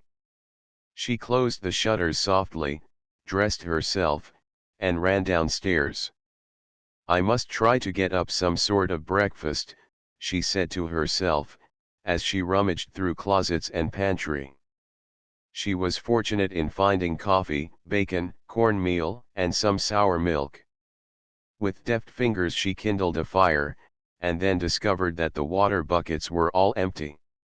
"Water I must have," she said, "and I will have to go and fetch it from the pump. It will be better for me to go than one of the men, for I'm what Brother Tom calls a non-combatant. Poor Tom, I wonder is he safe?" She sighed, and picking up a bucket, sallied forth into the street. More than one person had ventured out. There were no soldiers near enough to inspire fear, and she felt quite safe as she ran along toward the old wooden pump which stood before the house occupied by her friends, the Ingles. A little girl was sitting on the doorstep. "It's plain to see you're not afraid, Mary," said Lettuce, as she vigorously worked the pump handle up and down. "No, I'm not," returned Mary. "I came out to see the soldiers." Lettuce, having filled her bucket, lifted it and set it on the sidewalk. At that moment a British officer, attended by an orderly, came riding up the street. He paused before the pump, and drawing out a silver goblet, summoned his orderly. "Here, bring me a drink of water in this goblet of old Jimmy Madison's," he said. Then up spoke Mary Ingle. "No, sir, that isn't President Madison's goblet, because my father and a whole lot of gentlemen have got all his silver and papers and things and have gone." From the doorway someone reached forth a silencing hand, which was placed over Mary's mouth, and the little maid was drawn within doors. Fortunately the officer had been drinking freely and did not notice the candid statement. He quaffed his draught of water and rode off. Lettuce did not tarry either, but lifting her bucket, which weighed down her slender arm, she made ready to carry it home. She noticed that fires were again starting up in every direction, and she felt a quiver of fear for the safety of herself and her friends. What if the whole city should be swept by flames? Setting down her heavy bucket, she stopped a moment for rest. From across the street stepped a young officer, gay in his red uniform. "Let me carry that for you, my pretty maid," he said. "It's good water, I have tasted it, and I'll carry your bucket home for you for a kiss." "Oh, no." Lettuce shrank back. "Oh, yes, I say." He drew nearer, and, picking up the bucket, held it, laughing. No kiss, no water. Then no water. And Lettuce turned and fled, leaving the soldier laughing at his own defeat. The girl hurried on and entered the gate, which she securely fastened, but behind which she stood for a moment, peeping through the chinks, determining that water she must have as soon as there seemed a chance of getting it. But at that instant she noticed that the sky had again begun to darken, and almost before she could reach the safety of the kitchen, a hurricane swept the city. It suddenly became as dark as night. The wind, which had been high enough the night before, now arose to the violence of a cyclone. Roofs were torn off, trees uprooted, and the air was full of flying particles. Even things ordinarily supposed to be secure were wrenched from their fastenings and went hurtling through the air as if the law of gravitation had suddenly become naught. The rattle of thunder, the sharp lightning, the tremendous downpour of rain, all these were terrifying, and Lettuce dared not go on with her preparations for a meal. Before many minutes down came her brother and Mr. Baldwin. "Up already," they said. "Already? Do you think it is still night? It is long past breakfast time, and I did hope to have it ready for you, but I was so scared I could not go on with it, and besides, I have no water." Then she related her encounter with the redcoat. "You perverse child, will you never learn prudence?" said her brother, shaking his head. "I am afraid not," returned she, so earnestly that her brother smiled.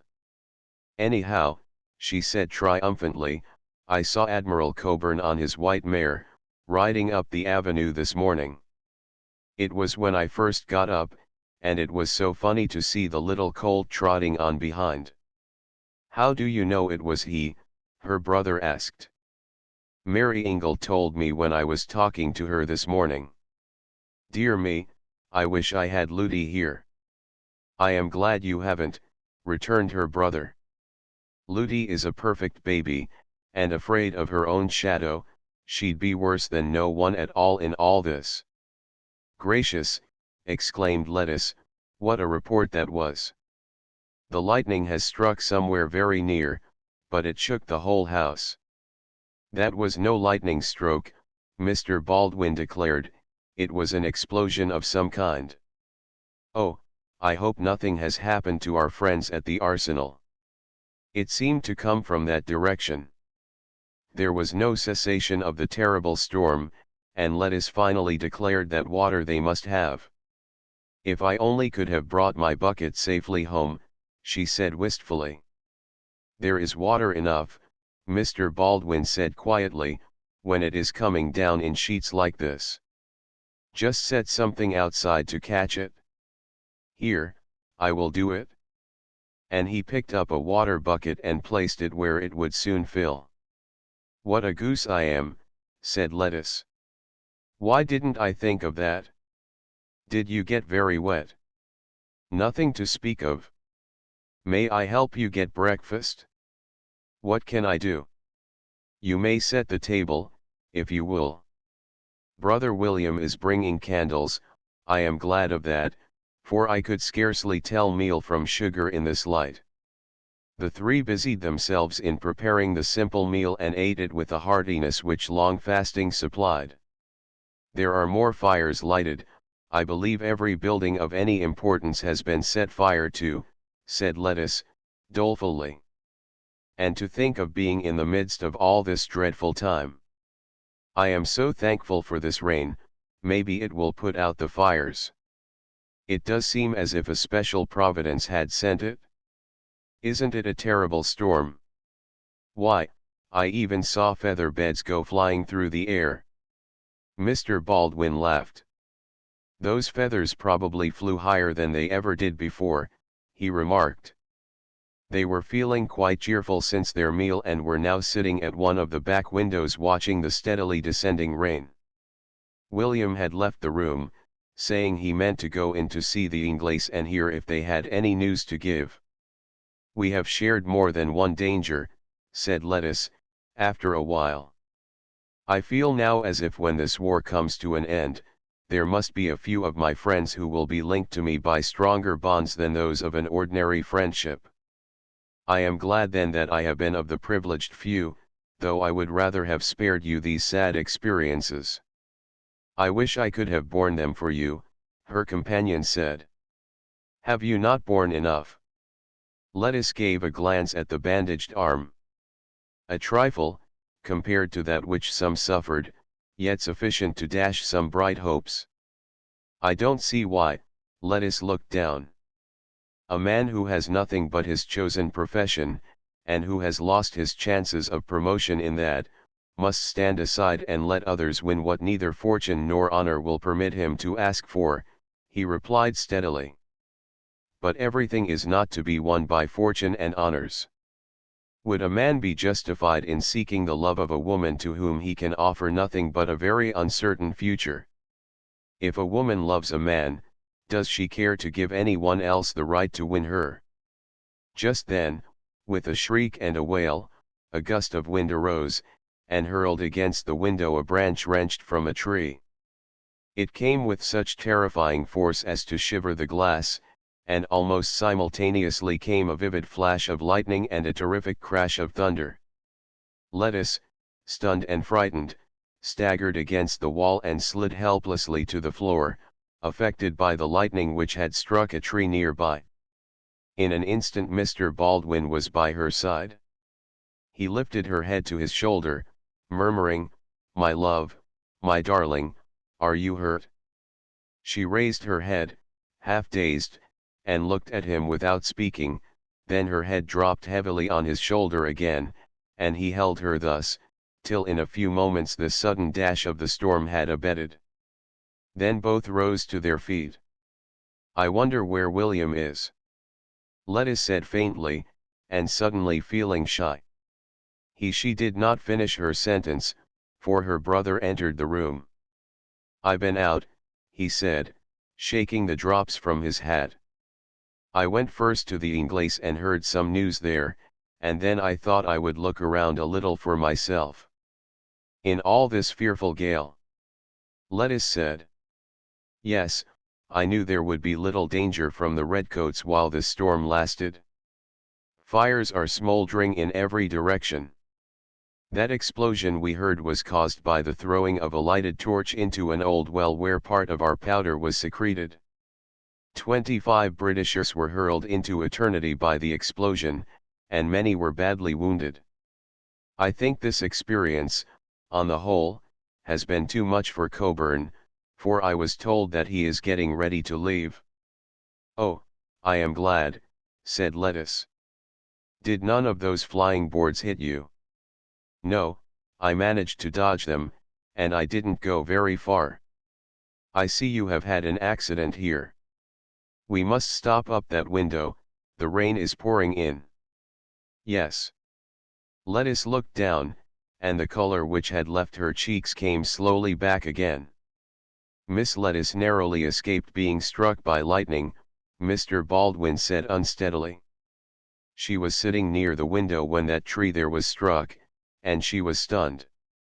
A heavy branch torn from the tree did the damage to the window." "And you were not hurt, Lettice?" "You are sure?" Her brother looked alarmed. "No, I think not. I felt dazed, and my head still feels queer, but I was only a little stunned, I think. I am beginning to feel all right again. The wind is dying down, though it is still raining hard. I think the worst of the storm is over." The rain continued for the rest of the day, but evening brought the tramp, of retreating feet. Orders had been given that no inhabitants should appear in the streets after 8 o'clock, this that the enemy might escape unnoticed. The city, devastated as it was, received final destructive touches from the outgoing enemy, who set fire to every important building still unharmed, as the retreat was being made.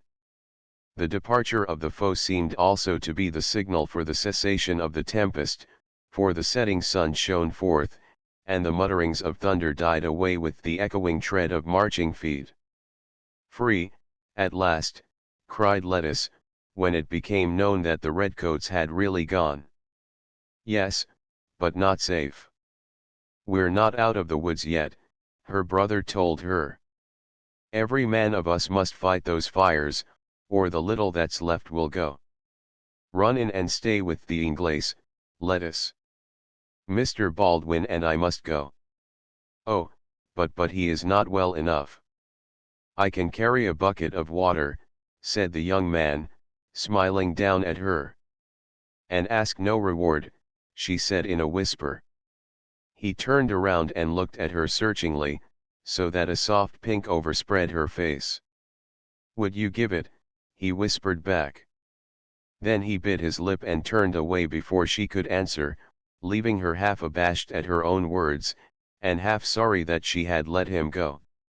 She ran out of the gate to her good neighbors and found them rejoicing at the departure of the enemy, but still in alarm lest the surrounding fires should break forth and destroy the dwellings still standing.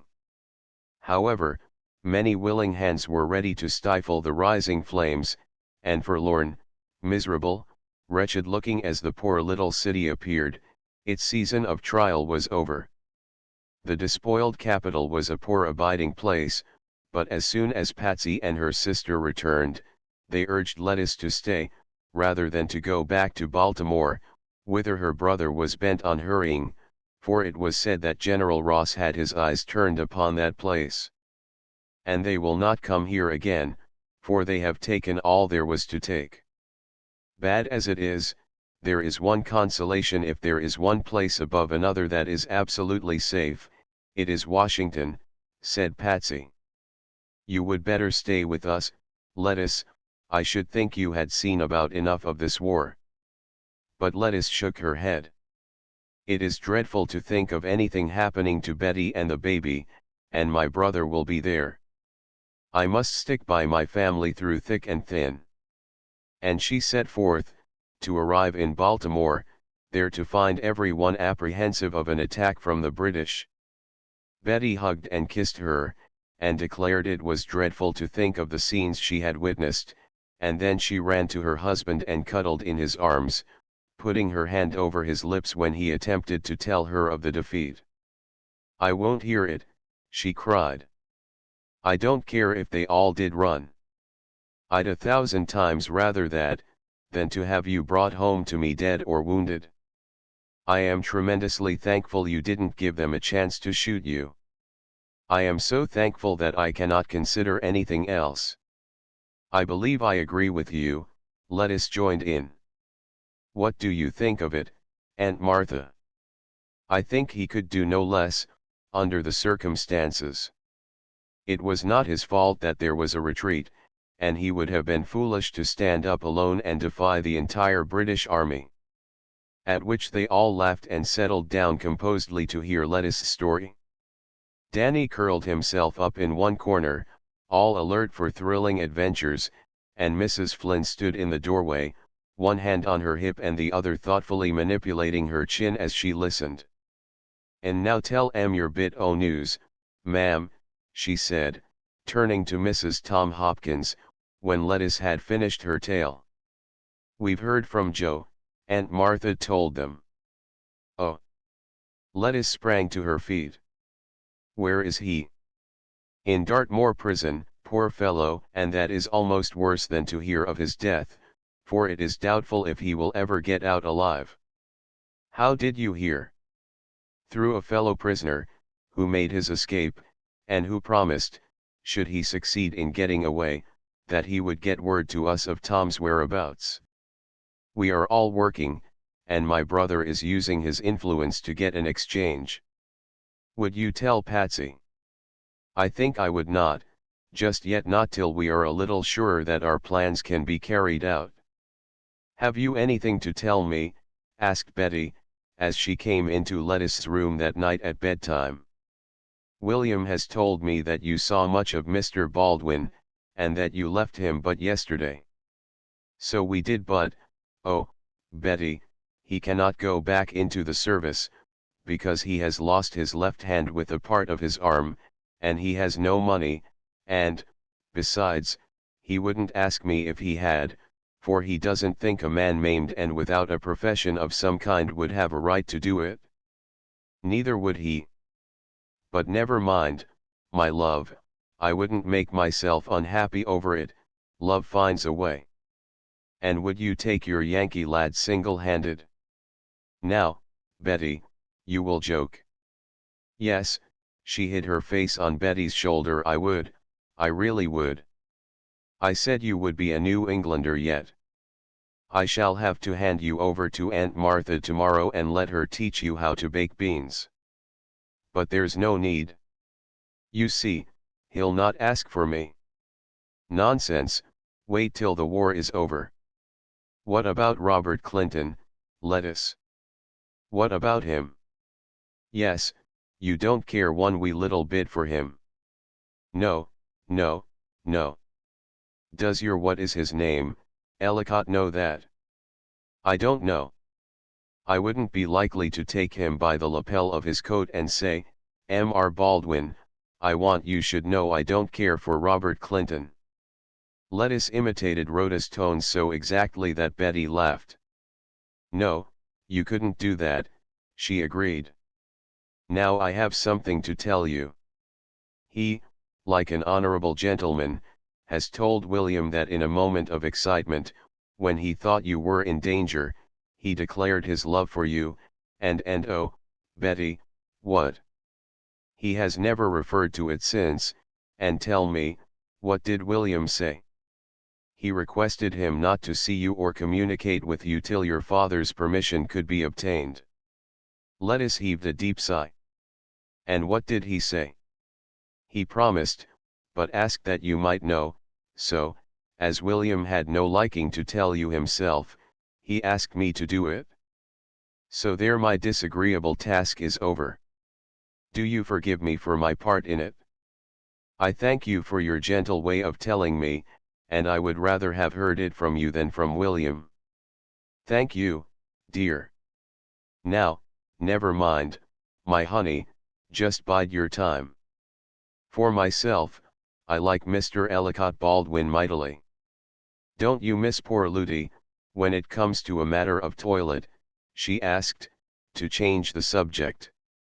Yes, poor Ludi, I do miss her. Ah, Betty dear, you are truly like my own sister. You understand so well, and I like better to be with you than anyone. Alas, where will be our home? I wouldn't bother over that. Let the future take care of itself. Sufficient unto the day is the evil thereof, you know. You have seen evil enough, poor Letty. Good night and sweet dreams, and she left Lettuce to think over all this new situation. Volunteers were tramping into the city, preparations were going forward for a brave defense, and when Lettuce laid her head upon her pillow, it was to dream of future alarms and start up more than once with a little cry. Once Betty heard her and came in to bend gently over her. She is only dreaming, poor little soul, she murmured. What a peck of trouble she has had, to be sure. The morning seemed to realize Lettuce's dreams, for Danny came in, his eyes rolling around in excitement. Miss Letty, dey done comed, he stammered. Who? Cried Lettuce, looking up from the flowers she was arranging. De redcoats. Dey ships in de river, dey is, fo show. I an tellin' no story, Miss Letty. Lettuce knew danger was near, for her brother, who had gone out the night before, had not returned, and she saw that vigorous measures were being adopted for the defense of the city. She thought of Washington and sighed. Is ya scared, Miss Letty? Asked Danny, who was watching to get his cue from her.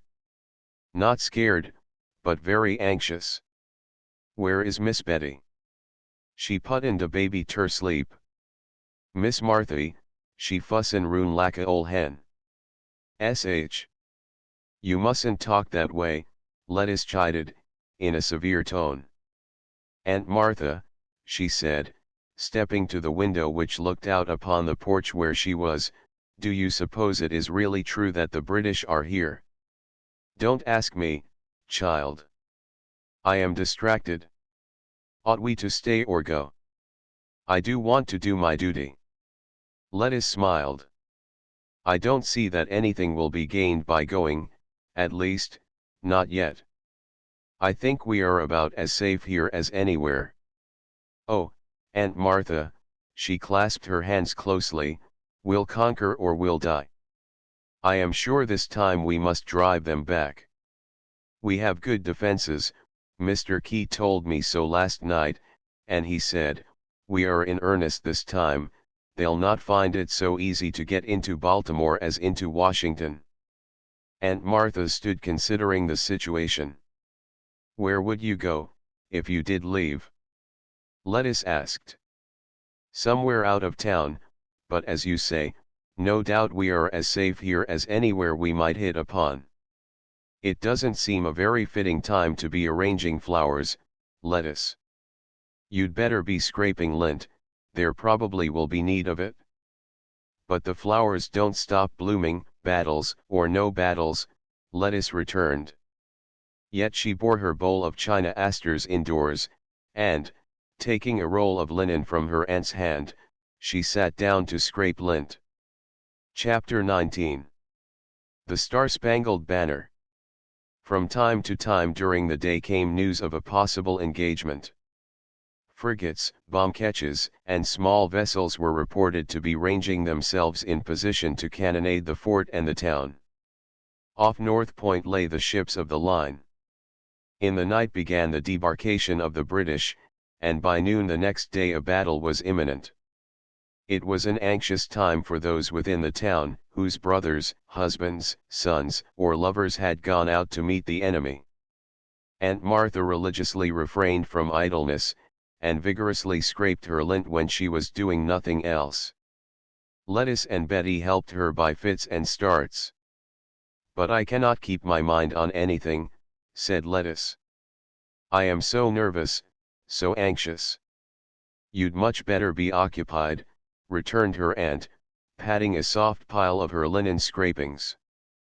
But Lettuce did not respond, she went to the window and looked out. Few persons were to be seen on the street. It was raining, and she wondered how those on their campground were faring.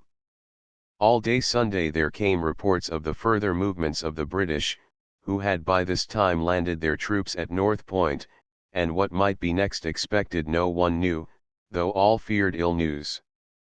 I shall not stay at home from church, Aunt Martha declared, for if ever there was a time when one should attend to her religious duties, it is today. You will come with me, Lettuce. I suppose I might as well, for I shall be just as miserable if I stay at home, and I shall at least have the satisfaction of knowing I am doing the right thing by going. That is not the right spirit, Aunt Martha objected. It should be a privilege, and I think you should feel it so. Well, I will try to, but I know I cannot keep my mind on the sermon for one instant. I shall be thinking of what is going on outside the city. Yet she accompanied her aunt without further words, and announced at the dinner table that she believed it had done her good to go. Shortly after noon of the following day came flying reports that a battle was in progress. Next came the news that the British general, Ross, had been killed. After this were various reports, and, throughout the night, stragglers brought in accounts of the day's action. The next morning early came a sudden, ominous sound. Lettuce jumped from her bed. It was 6 o'clock. She ran to her sister Betty's room. The baby, terrified by the sudden noise, was crying with fright. "Isn't it a hideous sound?" said Lettuce, placing herself at the foot of the bed. "Hark, it gets worse and worse, it fairly shakes the house to its foundations. Oh, Betty, do you suppose they will get near enough to bombard the city? If they can get past the forts. Pray heaven they do not." All day the somber sound of the cannonading continued. At 3 in the afternoon it grew fiercer, and those who waited in terror, now feared that their beloved town would share the fate of Washington. From the windows Lettuce and Betty watched the ascending rockets, and as night came on and the fearful booming continued, becoming louder and fiercer, it seemed as if every brick in the house must fall about their ears. Suddenly the noise increased in volume. It sounded nearer. What did it mean? Betty and Lettuce, with one accord, rushed out into the street. Throngs of anxious people, with pale faces and terror-stricken eyes, were gathered there. What does it mean? They whispered one to another. All at once, as suddenly, a stillness fell. It was an awe-inspiring silence. Betty clung to Lettuce, crying, "Oh, Letty, we are lost." But the bombs and rockets again began to illumine the sky, though now at a greater distance, and when the morning broke upon those who had sleeplessly kept their vigil in the streets of the threatened city, the danger was over. Baltimore was saved. That night the British sailed away, and then those who, so short a time before, had appeared a sadly anxious company, driven by fear from their homes, now gaily paraded the streets, cheering and shouting as the triumphant troops marched by. I am glad we stayed. I am truly glad, for all that it was so terrible. I am glad to get rid of my recollections of Washington, Lettuce exclaimed. They have gone, Aunt Martha. They have gone, Betty. Do you realize that it was a victory? And, seizing the baby, she danced him up and down till he screamed with mirth and excitement. They had hardly recovered from their joy at the victory, and the delight in welcoming home the ones who had done so much toward winning it, when other glad tidings came to them. Weak, miserable, fever-wasted though he was, it was a day of rejoicing for them all that brought Joe home again. Big Pat Flynn and William lifted the wasted figure from the carriage to the house, and Lettuce, who was on the lookout for him, ran to the door. She burst into tears as she saw the mournful, hollow eyes, and Aunt Martha, close upon her heels, chid her with "That is a pretty way to welcome the boy." Why, Joe! And then she, too, lost control of herself, and, leaning on Lettuce's shoulder, began to weep. "That's a pretty way to welcome the boy," laughed William. "Here, Betty, can't you do better than that?" And Betty, whose chin was quivering, gulped down a rising sob and smiled, saying, "You dear Joe, how glad I am to see you. Welcome home, Joe. Welcome home." "Hi-oh, Mars Joe," came a small pert voice. "F.O. de Lawd, but you look like a ol' rooster what los he tail fedders." "Halloo, Danny. Where did you pop from? If I look like a scarecrow now, how do you think I looked when I started for home, before I had a good lot of fresh air and something to eat?" "Why, I'm a good-looking fellow to what I was," said Joe, laughing weakly. Danny snickered, and Aunt Martha turned, saying severely, "Danny, leave the room, and don't let me hear another word from you. Bring Joe into the sitting room, boys, and we'll make the dear child comfortable," which, indeed, they did, so that within 24 hours he was looking better. Lettuce's first thought was of Patsy, and she dispatched a letter to her as quickly as possible, and there were at least 2 perfectly happy persons under that roof when Patsy responded in person. But on top of this came a sad letter from Lettuce's father. "Our dear Tom, my brave firstborn, has gone from me," he wrote. "He died to save my life, for in a hand-to-hand fight, he threw himself between me and my enemy, shouting, 'I'll save you, father,' and he received the blow that would have finished me. I trust that I yet have one son left, and though I would not have him serve his country less well than those that have been taken, I pray he may be spared to us, and I beseech him not to expose himself to unnecessary perils."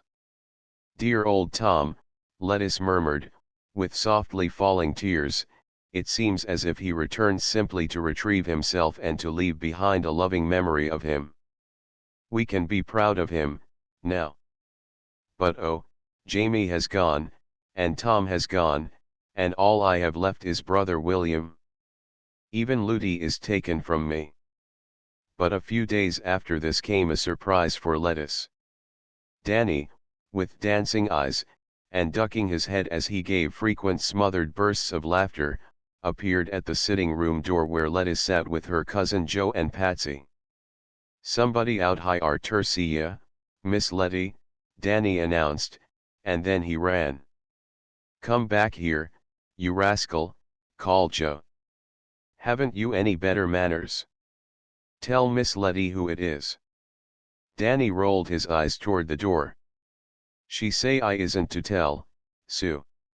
"Oh, well, never mind, I'll go," Lettuce said.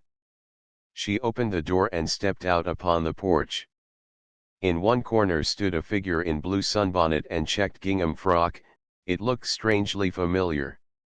With the sound of the closing of the door the figure started forward, and a soft voice said, "Praise de Lord, Dad ma Miss Letty.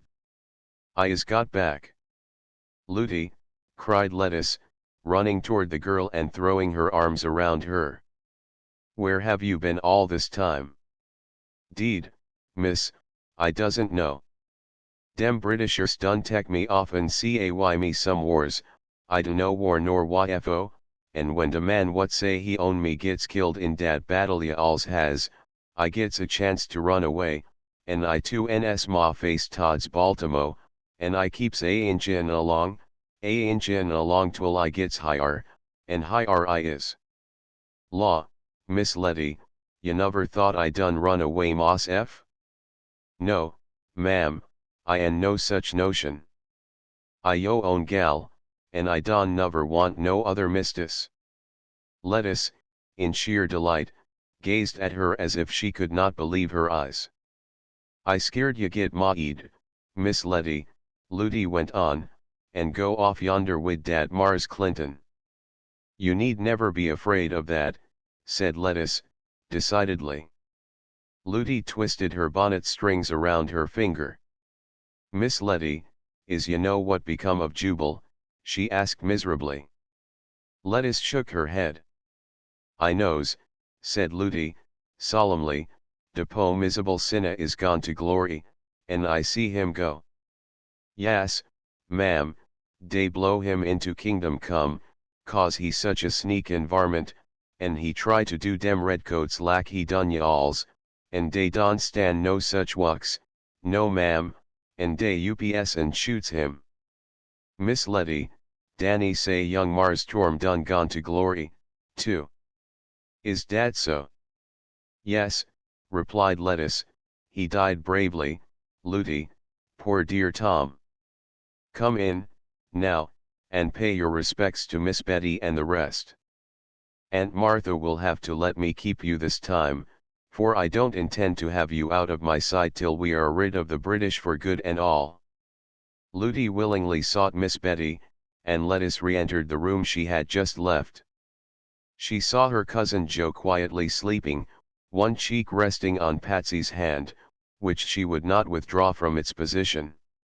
Although the lines of suffering were still apparent upon Joe's face, a happy smile played around his mouth, and Patsy's eyes wore a look of supreme content.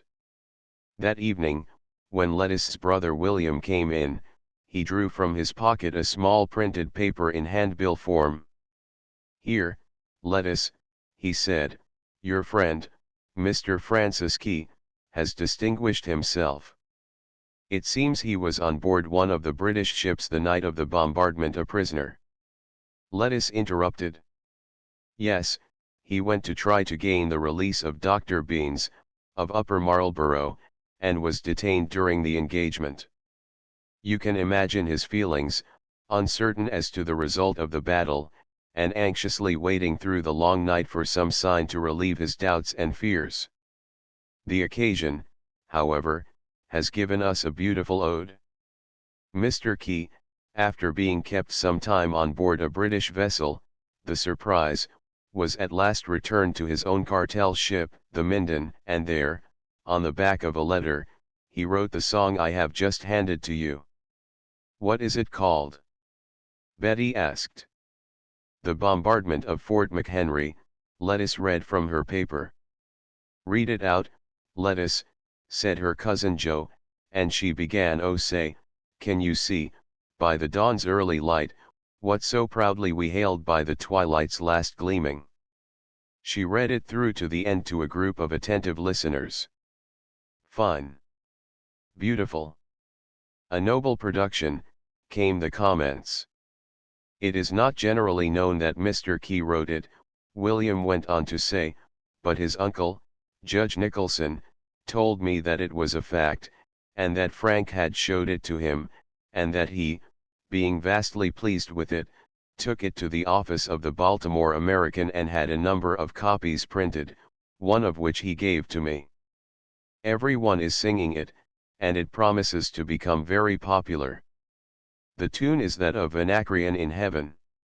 You know it, Joe, come, join in. Come, Betty, come, let us try it, and the Star-Spangled Banner was given with spirit and fervor. Several passers-by, catching the tune, started up the air and went singing on their way, so that after the song indoors was ended, from the distance could be heard, lustily shouted, "'Tis the Star-Spangled Banner. Oh, long may it wave o'er the land of the free, and the home of the brave." It was toward Christmas that Lettice, coming into her aunt's room one day, found the good lady pondering over two letters which she had been reading. "Your father and your uncle are on their way home," she announced abruptly. "Oh, how very glad I am," cried the girl. "There are some good things left for us, after all, Aunt Martha, though sometimes, when I think of this war and all it has cost me, I feel as if it had stripped me of everything. This war, indeed, yes, I don't half blame my brother for calling it an unrighteous proceeding." She tapped the letter she had just been reading, then she burst out again, "But we would have been cowards not to have fought for our rights. New Englander as I am, I must confess that the Federalists are going too far. What does this convention at Hartford mean but an attempt to dissever the Union? For all that Edward excuses it on the ground of an effort to thwart an incompetent government, it means nothing more nor less than an ugly word, secession. Oh, Aunt Martha, really? That's what it looks like. However, let us hope it will not come about. Here, you may read the letter. There is one enclosed from Rhoda which will give you her news, such as it is." Let us read the two letters and return them without a word, then she went to the window and looked out. "I am very fond of Rhoda," she remarked after a little while. "Her letter did not show that she was in very good spirits, Aunt Martha." "Rhoda is not one to show great enthusiasm," Aunt Martha replied. "No, I know that, but she does sometimes write more cheerfully. I wonder will she ever marry?" Her aunt made no answer, but instead, arose and observed, "I must get the house well in order for Thomas's homecoming. Will they be here in time for the wedding?" "They will make the effort. I believe Patsy would be perfectly willing to wait for the sake of having Uncle Tom here." "I don't believe in putting off weddings," said Betty, coming in. "It has already been put off once. You must have a new gown for the occasion, Lettice. I have been telling you that for weeks. It isn't like you to be so indifferent to such things. There is time enough before New Year's Eve." "Yes, but time flies. Come, go down with me and select it. There will be nothing so good for you as a shopping expedition. I must stop in Lovely Lane to attend to a matter, and then we will give ourselves up to choosing your bridesmaid gown. Ludi can look after the boy, I suppose?" "Yes, and will be glad to do it. I must look out for a gay calico for Ludi's Christmas." "You spoil her, remarked Aunt Martha.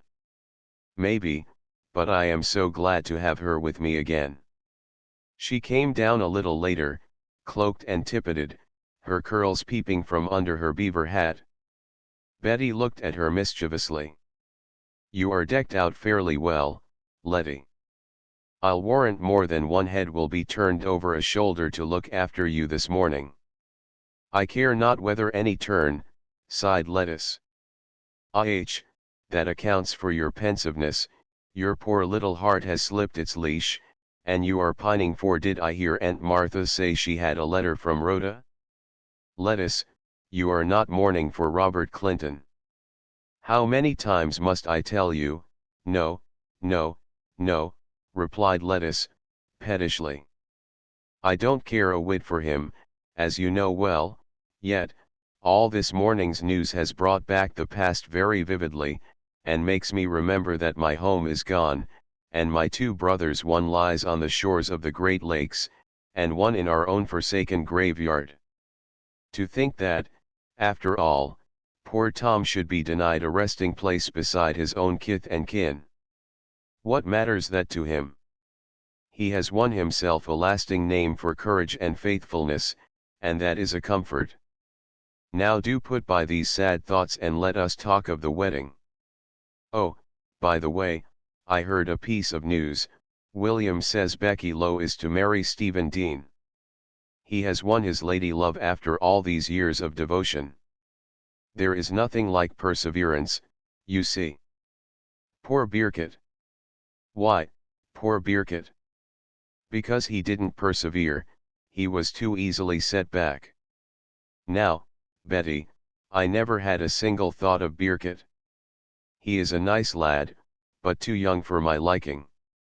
I know that, my dear grandmother, and I do not forget that your true love is a sailor lad.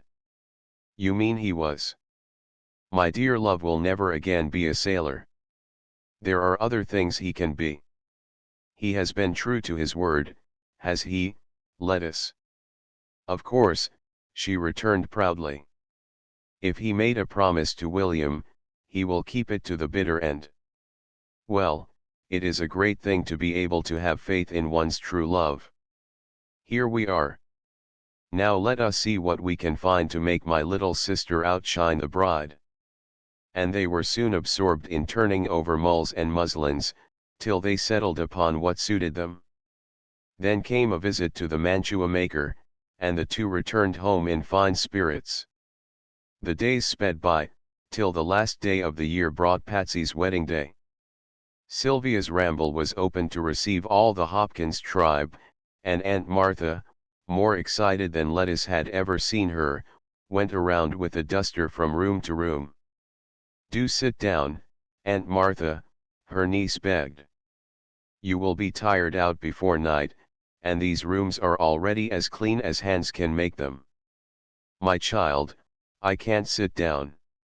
Why, Lettuce, I am to see my husband today, after all these years. She faltered, and mechanically moved her duster back and forth upon the already polished table, on which, all at once, a tear dropped. There, I am getting in my dotage, said Aunt Martha, turning away, ashamed of this evidence of emotion. Hark! Lettuce, do I hear wheels? Lettuce ran to the door. Only Mose from the store, Aunt Martha, she reported. The boat is not in yet. But it was not long before there was a shout and a hurrah, a clatter of hoofs and a rumble of wheels, the shrill laughter of little children, as the pickaninnies scampered to open the gates, and in they swept, the long-absent soldiers in the carriage, Joe and William on horseback, Patrick behind them all on a lively mule. Then in another moment the master of Sylvia's ramble was at home again, while Lettuce, laughing and crying, was clasping her father's neck and gazing with loving eyes at his tanned, weather-beaten face. Father, my dear, dear daddy, you are here safe and sound. Here, you people, cried Joe, I want you to know this is my wedding day, and I expect all the fuss to be made over me. Pshaw, cried Lettuce, gaily.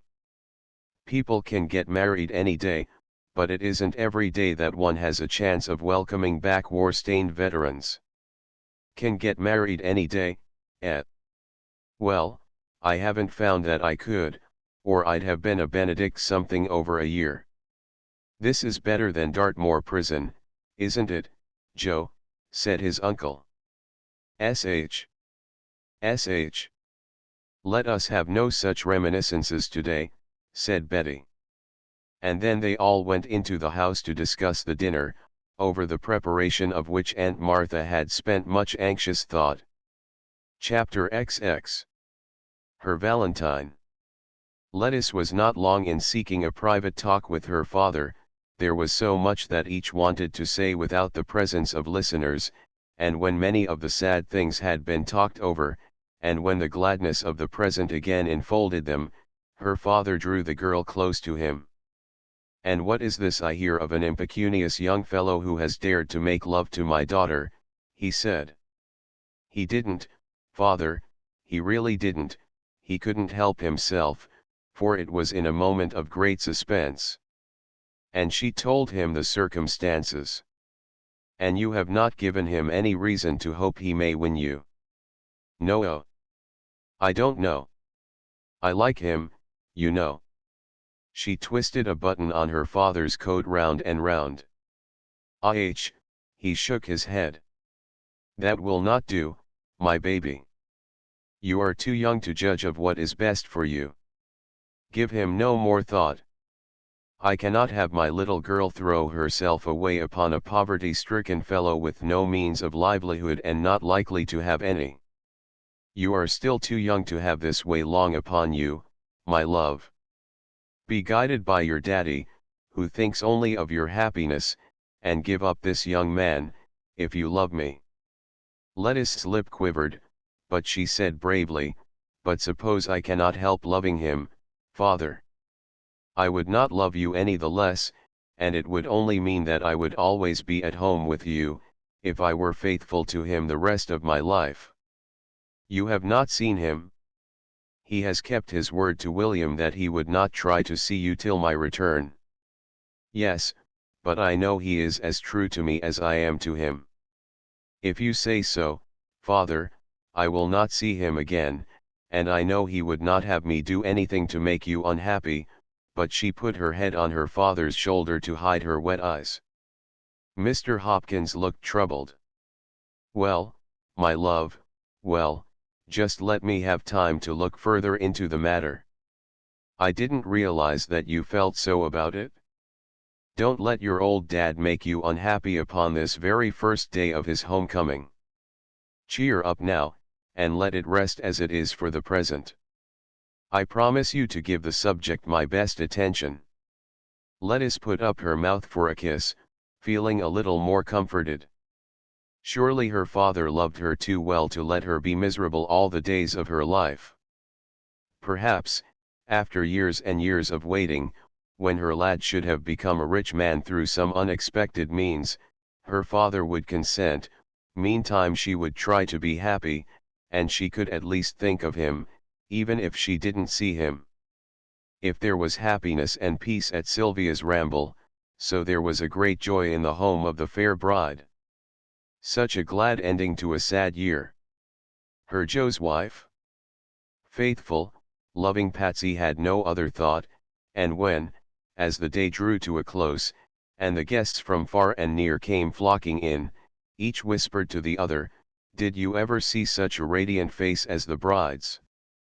"And when is your wedding to be, Lettuce?" asked Becky Lowe, important in her own prospective marriage.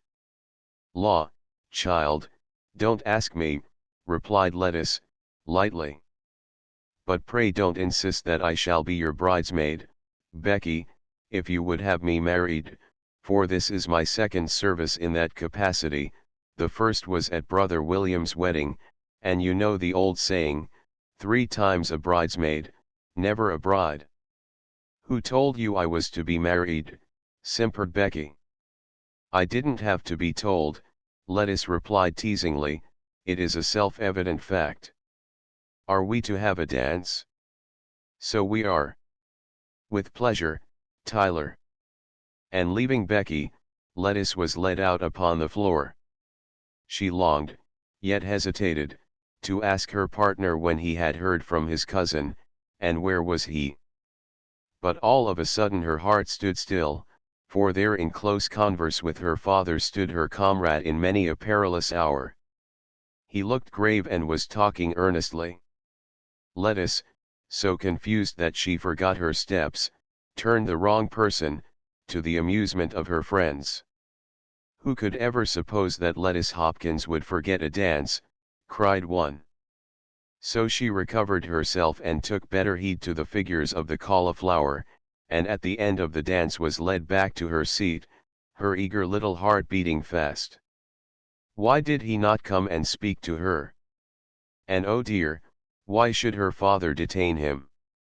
Did he mean that when he was separated from her but by the distance of a few feet, he was still to keep his promise to avoid her? Common politeness would forbid that. Surely they were talking longer than was necessary, and accounts of battles and such things would keep till another time. Yet, perhaps it was she of whom they were talking, and the thought made her heart beat even faster. Presently her father looked over to where she sat and smiled at her, then he spoke a few words to his companion and both came toward her. I have been thanking this young gentleman for his several services done my daughter, said Mr. Hopkins. I was fortunate in having the opportunity.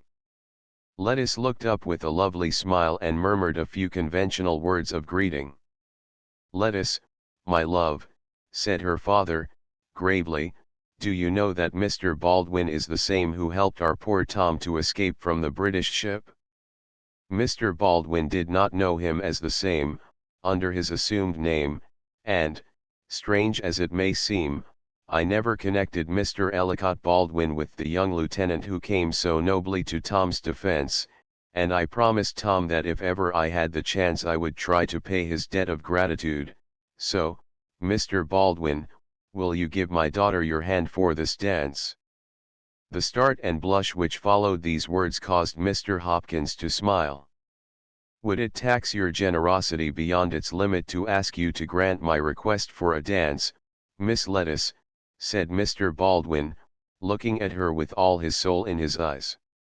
She arose immediately, and for the rest of the evening she was enveloped in an atmosphere of joy. She forgot that she had not seen her lover, nor heard from him, in all these months. She was aware only of a new gladness, of how delightful it was to have him near her. She did not know she could be so glad. Once Betty whispered as she passed them, you look as happy as the bride herself, Letty. Lettuce for answer made a little mouth at her. She felt all her youth and buoyancy returning to her, as she found herself once more in the company of this beloved one and surrounded by the merry friends of her childhood. To all who knew her she was the old Lettuce of the days before the war, and her pretty, innocent coquetries but added to her charm. Shall you remain long in the neighborhood? Mr. Baldwin asked. No, we only came down for the wedding. I do not know what Brother William and Betty will do. Uncle Tom wants them to stay at Sylvia's Ramble till their new home is built, but I shall probably go back to town with my father. I have not heard his plans, we have been so busy with the wedding. Is not Patsy a sweet bride, and does not Cousin Joe look as if he were in the seventh heaven? They have been such a devoted pair of lovers that every one is the more interested in them, especially as we came so near to losing Cousin Joe. And you are happy, I hope, Miss Lettuce? It must be a great pleasure for you to see your father again. You did not expect I would be here tonight, did you? He asked abruptly. No, I did not. My cousins would have it that I must come down to spend Christmas, and then nothing would do but I must stay for this affair. I had to refuse at first, but Tyler insisted, and when I knew your father would be here, I consented. The two looked at each other, and there was a complete understanding of the state of affairs without further explanation. "Have you been in Washington all this while?" Lettuce asked. "No, I returned to Boston for a short time. I made a visit to my sister, she is my only near relative, you know, and then, as I was not in sympathy with the Federalist movement, in which so many of my friends up there believed, I thought I would return to Baltimore and see what I could do as a landsman. I have been rather hopeless about my future till now. And now." The look of interest and loving sympathy in Lettuce's eyes was almost too much for the young man's self-control. "I am more encouraged," he told her after a moment's pause, in which it seemed to him that she must hear the wild beating of his heart. "I shall remain in Baltimore, and may I hope to see you there?" "You will be at your uncle's for the present." "I think so, and yes, I will be glad to see you there." She wondered if he had the faintest idea of how glad. "Hark, there is 12 o'clock striking," she exclaimed, "it is the new year. I can be the first to offer you my good wishes. May it be a happy year to you. May it bring you much joy," he returned, bending over and kissing her hand. Surely that little offering of homage might be allowed him on the occasion of the dawn of a new year. "Happy New Year," called one to another. "Happy New Year." "It is a happy New Year to us, Patsy," said Joe, as the last guests departed, and the last lantern twinkled down the road. "It is the happiest New Year of my life, Joe," said Patsy, lifting her face to his. My dear, suppose you were still languishing in that terrible prison." She shuddered and hid her face on his shoulder. "It is you who wear the fetters now," said Joe, playfully, to turn her thoughts from the subject. "Yes, but I rejoice in my bondage," said Patsy, kissing her shining wedding ring. "I glory in being a slave. I am your willing prisoner." "Not my prisoner, but my queen, my wife," he answered. "It is a happy new year for me," said Lettuce, cuddling close to her father's side, as they drove home together. "What were you and Mr. Baldwin talking about so long?" He drew her closer to him under the warm bearskin robes. "About several things. Is my little girl so very fond of that young man? And would it make her very unhappy to give him up?" "Oh, Daddy, dear, you mustn't ask such personal questions." "But I want to know." "Why?" "Because if he is everything to you, I shall put into execution a plan I have, otherwise, I might do something else.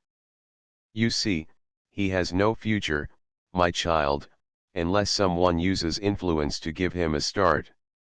I would rather he were a Marylanda, but he cannot help it that he had the misfortune to be born elsewhere," he added, laughing.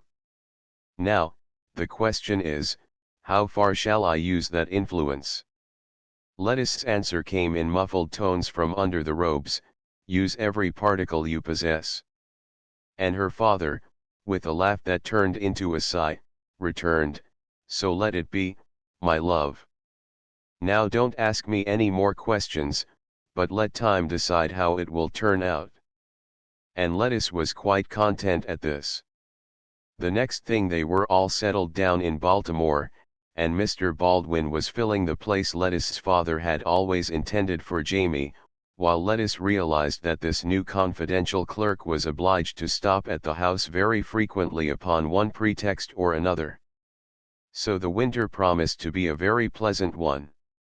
The report of the great Battle of New Orleans, with the news of peace, came to end all controversies over the war, and the young people of Lettuce's acquaintance organized a grand sleighing party in honor of the good news. Did she ever forget that night? Under the gleaming stars, well muffled up from the winter's cold, she did not feel the sharp, frosty air. From her quilted hood of silk bordered with swan's down, her fair little face peeped like a rosebud from a snowdrift. She snuggled down warmly by the side of Ellicott Baldwin, who had grown so deft with the use of his one hand that to drive was no great task. Over the snow they sped, bells jingling ahead of and behind them. They talked of many things. It was not often that they were alone in each other's company, and at last the conversation took a new turn. "Do you know what I said to your father that last night of the old year? Are you cold, darling? You shivered then." "Did I shiver? No, I am not cold." She was trembling at his words. "What did you say?" she asked, almost in a whisper. "I told him how much I loved his daughter, and he said that I must not tell you then, but that if I could make myself a place in business, as I hoped to do, that he would then be better able to say whether I might speak to you or not. And then how good he is, he gave me the chance to show what I could do. Lettuce, am I presumptuous? Could you? Do you? Oh, here is the bridge. We shall have to stop and pay toll." But before the bridge was crossed, more than one toll was paid. "I don't care if he has but one hand," pouted Lettuce to Betty's teasing remarks, when the latter came up for the grand illumination. "And he is a Yankee." "Well, suppose he is. And he'll take you away from your father, whom you have sworn never to leave." "Indeed, then, he will not, for we are all to live together, and so much the better for my dear dad." "Aha! A valentine. See, Betty. It has come by a special messenger. Danny found it under the door. Isn't it a beauty, with that pretty filigree paper, and those roses? And what lovely verses. They are original, I know, for perhaps you are not aware that my sweetheart has a gift for making rhymes.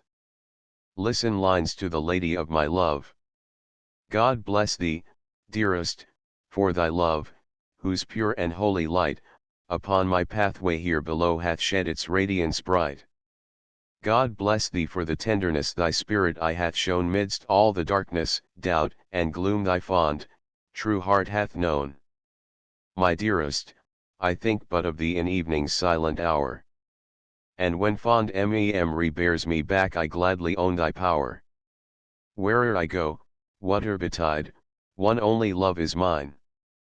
Through sunshine and through storm my heart is wholly, truly thine. Isn't that lovely, Betty? My Valentine, you truly are." And she kissed the verses so rapturously that Betty laughed merrily. "It does me good to see you really in love at last, Lettuce. I used to think you quite gone when Robert Clinton was with us." "Do not speak of that, yet. By the way, what do you think? Ellicott saw him in Philadelphia last week, and instead of fighting a duel, as they had both vowed to when they should next meet, they actually shook hands over the good news of peace at last. And Ellicott told him of me, and, so he says, Mr. Clinton looked quite pale at what he told him of our engagement, but wished him joy and congratulated him as bravely as his best friend would do. He sent me his best wishes, too, and so I may consider that he has forgiven me. On top of all this, today comes a letter from Rhoda to Aunt Martha, a dutiful letter, as Rhoda's always are. Here it is. I will read you what she says. My father has long been anxious to make a match between myself and Robert Clinton, and so I have consented. Robert and I have a warm affection for each other and have known each other from childhood. I think I know all of his faults as well as his virtues. Each of us has a past to confess, as you well know, my dear aunt, but it is a past that can never be recalled, and I shall not be a less dutiful daughter and wife because of mine. Poor Jamie, sighed Betty. Yes, but I am glad of this piece of news. I shall not care to meet Mr. Robert Clinton again, but Rhoda I shall always love, and I believe she loves me. And indeed, Rhoda came all the way from Boston to be Lettuce's bridesmaid, for the wedding took place in the spring. Lettuce declared that she would never leave her father, and since Joe and Patsy had come to Baltimore to live, it was high time that they were leaving her uncle's. "Bless me," said Betty, "we shall be ruined in preparing for so many weddings, Patsy's first, and then yours, before we have taken breath. Will you come down and be married from our new house, Lettuce? It isn't as big as the old home, but it will hold a warm welcome for our friends. To be sure, we can kill no fat calf, for all the British left us is one old ewe, and William and I are counting upon starting life over again, depending upon her as our sole prospect of future wealth." Lettuce laughed. "Patsy might spare you a goose, she tells me she has already a brood of young goslings." "I don't have to go to Patsy to find a goose," replied Betty, saucily. "You haven't taken your eyes from that note you just received. I suppose it is from that precious Yankee of yours. Is it a receipt for brown bread? Mother promised me a hen, she actually has 2 whole ones left, and if I can get eggs I'll have some chicks before long. And father has a heifer which he traded for, with some old Tory or other, and which he has promised me. But I can't promise you any great fixings, Lettuce, dearly as I want to have you married from our house. Will you come?" Lettuce shook her head. "No, we shall be married at St. Paul's. I think I would rather not go down again just now, Betty." And Betty understood. There should be no sad memories to mar the girl's wedding, she reflected. Yet Lettuce did go down once more to her old home, and she stood with her lover in the old graveyard which had been the scene of so many experiences. "Do you remember the night we first came here together?" Ellicott asked. "I loved you then and was desperately jealous of Robert Clinton." "Were you really?" said Lettuce. She stood thinking it all over. "You had some reason to be, sir," she acknowledged. Then she drew closer to him. "But there can never be a cause for that again. No one can ever come between us now, my beloved." And what answer he made, only the mating birds in the trees above them heard. A pretty wedding it was, with a goodly array of uniforms to offset the bright gowns. The church was crowded, many bronzed faces were to be seen, and more than one empty sleeve. Lutie, carried away by the occasion, bore her mistress's train halfway up the aisle, and when she discovered what she had done, she retreated, overcome by confusion, to be scolded by Aunt Hagar, who made her first journey to Baltimore to see Mars James's Miss Letty get married. "I prophesied dat match long whiles ergo," she said to Mammy who, in all her glory, was in charge of Betty's baby, and waiting to ride to church like white folkses. "Yas, ma'am, I prophesied dat," Aunt Hagar reiterated. "Go long," said Mammy. "Anybody prophesy dat hit don tech no preacher na no luck ball turgent dem 2 fom de fust. I see dat whilst I nussin him dat time." "Humph." Aunt Hagar gave a mighty grunt. "Fin had de prophesyin and de intment, and de conjurin' o' de enemies, war you reckon dem young folkses be now?" But Mammy had no answer to make, for the carriage was ready, and it was too important an occasion to spend time in argufying. "Lettuce certainly has a lot of friends," said Betty, as the carriage bearing the newly wedded pair drove off. "I believe the entire American army must have reserved their discarded footwear to throw after that couple. Did you ever see such a pile of old shoes?" A week later Rhoda returned to her home to make ready for her own wedding. Lettuce kissed her goodbye with more emotion than she believed possible. Would they ever meet again? Rhoda herself, looking back through a mist of tears, saw the picture which ever after remained with her, a fair young wife in her new home, standing between husband and father, loyal to both, as she had always been to the cause for which they had suffered.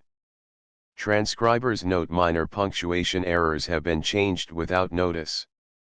Inconsistencies in hyphenation have been standardized. Page 9, underscore frontispiece underscore 12 underscore frontispiece underscore 1 page 13, this side the street this side of the street page 116, the Patapsco, and that the Patapsco, and that page 131, present alone were the present alone was the page 140, as one's relatives page 185, stepped into the cabin page 191, and Hager has been page 212, to know them to know them quite page 267, take care see myself. Take care of myself. Page 267, morning, and perhaps I page 275, key to the side door. End of the Project Gutenberg ebook. A heroine of 1812 updated editions will replace the previous one. The old editions will be renamed. Creating the works from print editions not protected by U.S. copyright law means that no one owns a United States copyright in these works, so the Foundation, and you, can copy and distribute it in the United States without permission and without paying copyright royalties. Special rules, set forth in the general terms of use part of this license, apply to copying and distributing Project Gutenberg trademark electronic works to protect the Project Gutenberg trademark concept and trademark. Project Gutenberg is a registered trademark, and may not be used if you charge for an ebook, except by following the terms of the trademark license, including paying royalties for use of the Project Gutenberg trademark. If you do not charge anything for copies of this ebook, complying with the trademark license is very easy. You may use this ebook for nearly any purpose such as creation of derivative works, reports, performances, and research. Project Gutenberg ebooks may be modified and printed and given away. You may do practically anything in the United States with ebooks not protected by U.S. copyright law. Redistribution is subject to the trademark license, especially commercial redistribution. Start, full license. The full Project Gutenberg license. Please read this before you distribute or use this work to protect the Project Gutenberg trademark mission of promoting the free distribution of electronic works, by using or distributing this work, or any other work associated in any way with the phrase Project Gutenberg. You agree to comply with all the terms of the full Project Gutenberg trademark license available with this file or online at www.gutenberg.org/license. Section 1. General Terms of Use and Redistributing Project Gutenberg Trademark Electronic Works 1.a. By reading or using any part of this Project Gutenberg trademark electronic work, you indicate that you have read, understand, agree to and accept all the terms of this license and intellectual property, trademark/copyright, agreement. If you do not agree to abide by all the terms of this agreement, you must cease using and return or destroy all copies of Project Gutenberg trademark electronic works in your possession. If you paid a fee for obtaining a copy of or access to a Project Gutenberg trademark electronic work and you do not agree to be bound by the terms of this agreement, you may obtain a refund from the person or entity to whom you paid the fee as set forth in paragraph 1.e.8. 1.b. Project Gutenberg is a registered trademark. It may only be used on or associated in any way with an electronic work by people who agree to be bound by the terms of this agreement. There are a few things that you can do with most Project Gutenberg trademark electronic works even without complying with the full terms of this agreement. See paragraph 1.c below. There are a lot of things you can do with Project Gutenberg trademark electronic works if you follow the terms of this agreement and help preserve free future access to Project Gutenberg trademark electronic works. See paragraph 1.e below. 1.c. The Project Gutenberg Literary Archive Foundation, the Foundation or PGLOF, owns a compilation copyright in the collection of Project Gutenberg trademark electronic works. Nearly all the individual works in the collection are in the public domain in the United States. If an individual work is unprotected by copyright law in the United States and you are located in the United States, we do not claim a right to prevent you from copying, distributing, performing, displaying, or creating derivative works based on the work as long as all references to Project Gutenberg are removed. Of course, we hope that you will support the Project Gutenberg trademark mission of promoting free access to electronic works by freely sharing Project Gutenberg trademark works in compliance with the terms of this agreement for keeping the Project Gutenberg trademark name associated with the work. You can easily comply with the terms of this agreement by keeping this work in the same format with its attached full Project Gutenberg trademark license when you share it without charge with others. 1.d. The copyright laws of the place where you are located also govern what you can do with this work. Copyright laws in most countries are in a constant state of change. If you are outside the United States, check the laws of your country in addition to the terms of this agreement before downloading, copying, displaying, performing, distributing or creating derivative works based on this work or any other Project Gutenberg trademark work. The Foundation makes no representations concerning the copyright status of any work in any country other than the United States. 1.e Unless you have removed all references to Project Gutenberg, 1.e.1. The following sentence, with active links to, or other immediate access to, the full Project Gutenberg trademark license must appear prominently whenever any copy of a Project Gutenberg trademark work, any work on which the phrase Project Gutenberg appears, or with which the phrase Project Gutenberg is associated, is accessed, displayed, performed, viewed, copied or distributed. This ebook is for the use of anyone anywhere in the United States and most other parts of the world at no cost and with almost no restrictions whatsoever. You may copy it, give it away or reuse it under the terms of the Project Gutenberg license included with this ebook or online at www.gutenberg.org. If you are not located in the United States, you will have to check the laws of the country where you are located before using this ebook. 1.e.2. If an individual Project Gutenberg trademark electronic work is derived from texts not protected by U.S. copyright law, does not contain a notice indicating that it is posted with permission of the copyright holder, the work can be copied and distributed to anyone in the United States without paying any fees or charges. If you are redistributing or providing access to a work with the phrase Project Gutenberg associated with or appearing on the work, you must comply either with the requirements of paragraphs 1.e.1 through 1.e.7 or obtain permission for the use of the work and the Project Gutenberg trademark as set forth in paragraphs 1.e.8 or 1.e.9. 1.e.3. If an individual Project Gutenberg trademark electronic work is posted with the permission of the copyright holder, your use and distribution must comply with both paragraphs 1.e.1 through 1.e.7 and any additional terms imposed by the copyright holder. Additional terms will be linked to the Project Gutenberg trademark license for all works posted with the permission of the copyright holder found at the beginning of this work. 1.e.4.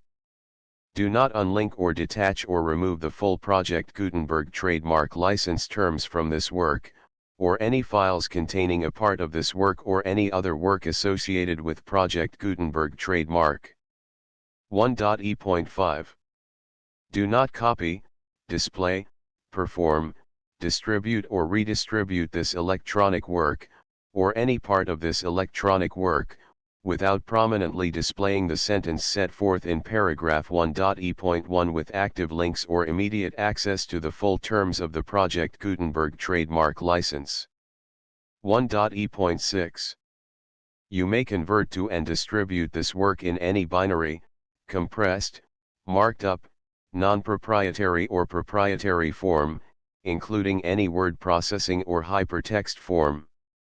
However, if you provide access to or distribute copies of a Project Gutenberg trademark work in a format other than plain vanilla ASCII or other format used in the official version posted on the official Project Gutenberg trademark website, www.gutenberg.org, you must, at no additional cost, fee, or expense to the user, provide a copy, a means of exporting a copy, or a means of obtaining a copy upon request, of the work in its original plain vanilla ASCII or other form. Any alternate format must include the full Project Gutenberg trademark license as specified in paragraph 1.e.1. 1.e.7. Do not charge a fee for access to, viewing, displaying, performing, copying or distributing any Project Gutenberg trademark works unless you comply with paragraph 1.e.8 or 1.e.9. 1.e.8. You may charge a reasonable fee for copies of or providing access to or distributing Project Gutenberg trademark electronic works provided that, you pay a royalty fee of 20% of the gross profits you derive from the use of Project Gutenberg trademark works calculated using the method you already use to calculate your applicable taxes. The fee is owed to the owner of the Project Gutenberg trademark, but he has agreed to donate royalties under this paragraph to the Project Gutenberg Literary Archive Foundation. Royalty payments must be paid within 60 days following each date on which you prepare, or are legally required to prepare, your periodic tax returns. Royalty payments should be clearly marked as such and sent to the Project Gutenberg Literary Archive Foundation at the address specified in Section 4, Information about donations to the Project Gutenberg Literary Archive Foundation. You provide a full refund of any money paid by a user who notifies you in writing, or by email, within 30 days of receipt that he does not agree to the terms of the full Project Gutenberg trademark license. You must require such a user to return or destroy all copies of the works possessed in a physical medium and discontinue all use of and all access to other copies of Project Gutenberg trademark works. You provide, in accordance with paragraph 1.f.3, a full refund of any money paid for a work or a replacement copy, if a defect in the electronic work is discovered and reported to you within 90 days of receipt of the work. You comply with all other terms of this agreement for free distribution of Project Gutenberg trademark works. 1.e.9. If you wish to charge a fee or distribute a Project Gutenberg trademark electronic work or group of works on different terms than are set forth in this agreement, you must obtain permission in writing from the Project Gutenberg Literary Archive Foundation, the manager of the Project Gutenberg trademark. Contact the Foundation as set forth in Section 3 below. 1.f.1.f.1. Project Gutenberg volunteers and employees expend considerable effort to identify, do copyright research on, transcribe and proofread works not protected by U.S. copyright law in creating the Project Gutenberg trademark collection. Despite these efforts, Project Gutenberg trademark electronic works, and the medium on which they may be stored, may contain defects, such as, but not limited to, incomplete, inaccurate or corrupt data, transcription errors, a copyright or other intellectual property infringement, a defective or damaged disk or other medium, a computer virus, or computer codes that damage or cannot be read by your equipment. 1.f.2. Limited warranty, disclaimer of damages, except for the right of replacement or refund described in paragraph 1.f.3, the Project Gutenberg Literary Archive Foundation, the owner of the Project Gutenberg trademark, and any other party distributing a Project Gutenberg trademark electronic work under this agreement, disclaim all liability to you for damages, costs, and expenses, including legal fees. You agree that you have no remedies for negligence, strict liability, breach of warranty or breach of contract except those provided in paragraph 1.f.3. You agree that the foundation, the trademark owner, and any distributor under this agreement will not be liable to you for actual, direct, indirect, consequential, punitive, or incidental damages even if you give notice of the possibility of such damage. 1.f.3. Limited right of replacement or refund. If you discover a defect in this electronic work within 90 days of receiving it, you can receive a refund of the money, if any, you paid for it by sending a written explanation to the person you received the work from. If you received the work on a physical medium, you must return the medium with your written explanation. The person or entity that provided you with the defective work may elect to provide a replacement copy in lieu of a refund. If you received the work electronically, the person or entity providing it to you may choose to give you a second opportunity to receive the work electronically in lieu of a refund. If the second copy is also defective, you may demand a refund in writing without further opportunities to fix the problem. 1.f.4. Except for the limited right of replacement or refund set forth in paragraph 1.f.3, this work is provided to you as is, with no other warranties of any kind, express or implied, including but not limited to warranties of merchantability or fitness for any purpose. 1.f.5. Some states do not allow disclaimers of certain implied warranties or the exclusion or limitation of certain types of damages.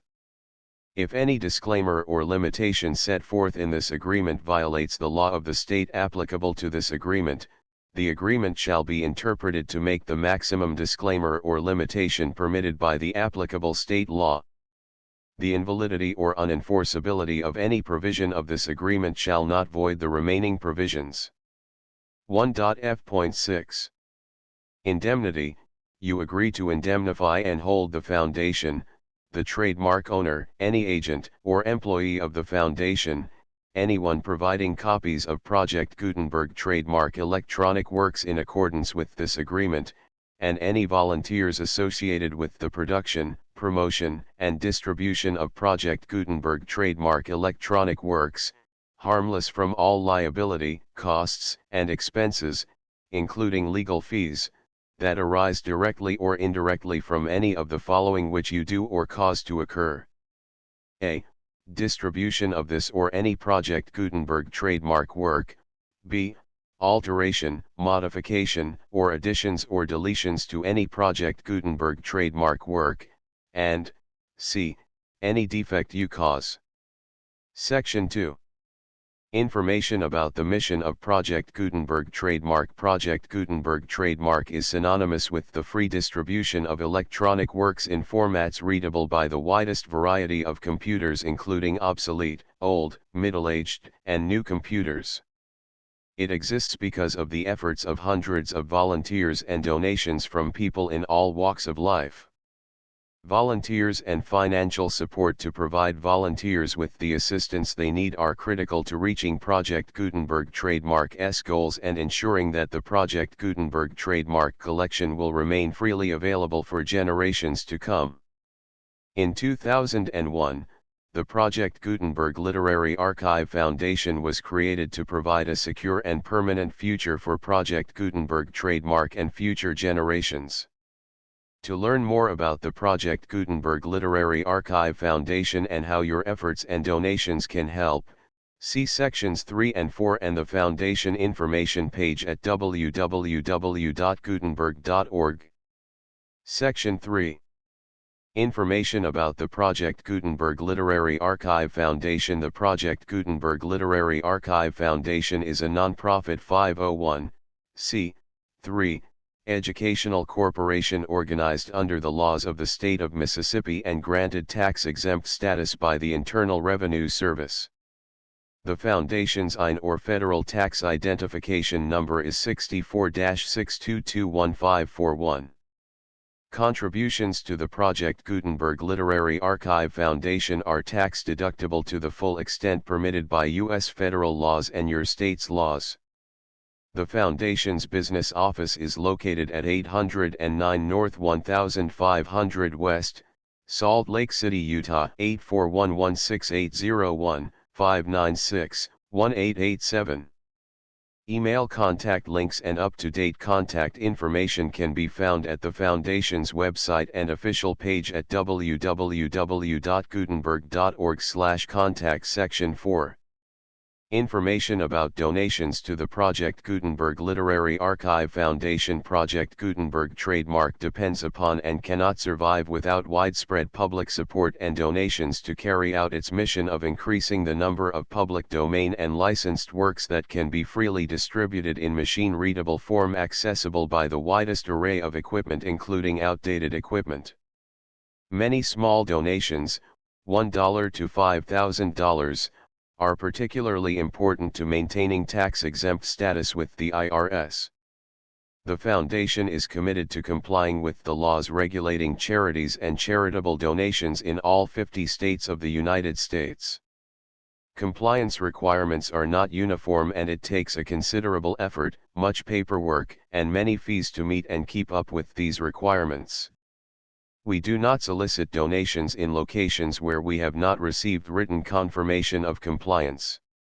To send donations or determine the status of compliance for any particular state, visit www.gutenberg.org/donate. While we cannot and do not solicit contributions from states where we have not met the solicitation requirements, we know of no prohibition against accepting unsolicited donations from donors in such states who approach us with offers to donate. International donations are gratefully accepted, but we cannot make any statements concerning tax treatment of donations received from outside the United States. U.S. laws alone swamp our small staff. Please check the Project Gutenberg web pages for current donation methods and addresses. Donations are accepted in a number of other ways, including checks, online payments, and credit card donations. To donate, please visit www.gutenberg.org/donate. Section 5. General information about Project Gutenberg trademark electronic works. Professor Michael S. Hart was the originator of the Project Gutenberg trademark concept of a library of electronic works that could be freely shared with anyone.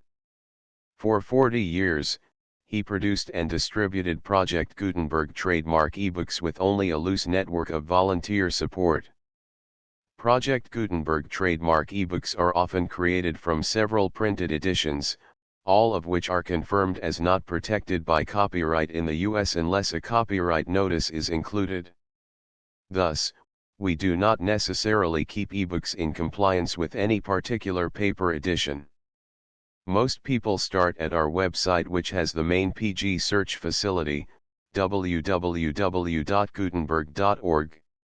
This website includes information about Project Gutenberg trademark, including how to make donations to the Project Gutenberg Literary Archive Foundation, how to help produce our new ebooks, and how to subscribe to our email newsletter to hear about new ebooks. A Heroine of 1812 to My Brother. Contents. Illustrations. A Heroine of 1812. Chapter I, Chapter 2. Chapter 3. Chapter 4. Chapter V, Chapter 6. Chapter 7. Chapter 8. Chapter 9. Chapter X, Chapter 11. Chapter 12. Chapter 13. Chapter 14. Chapter 15. Chapter 16. Chapter 17. Chapter 18. Chapter 19. Chapter XX.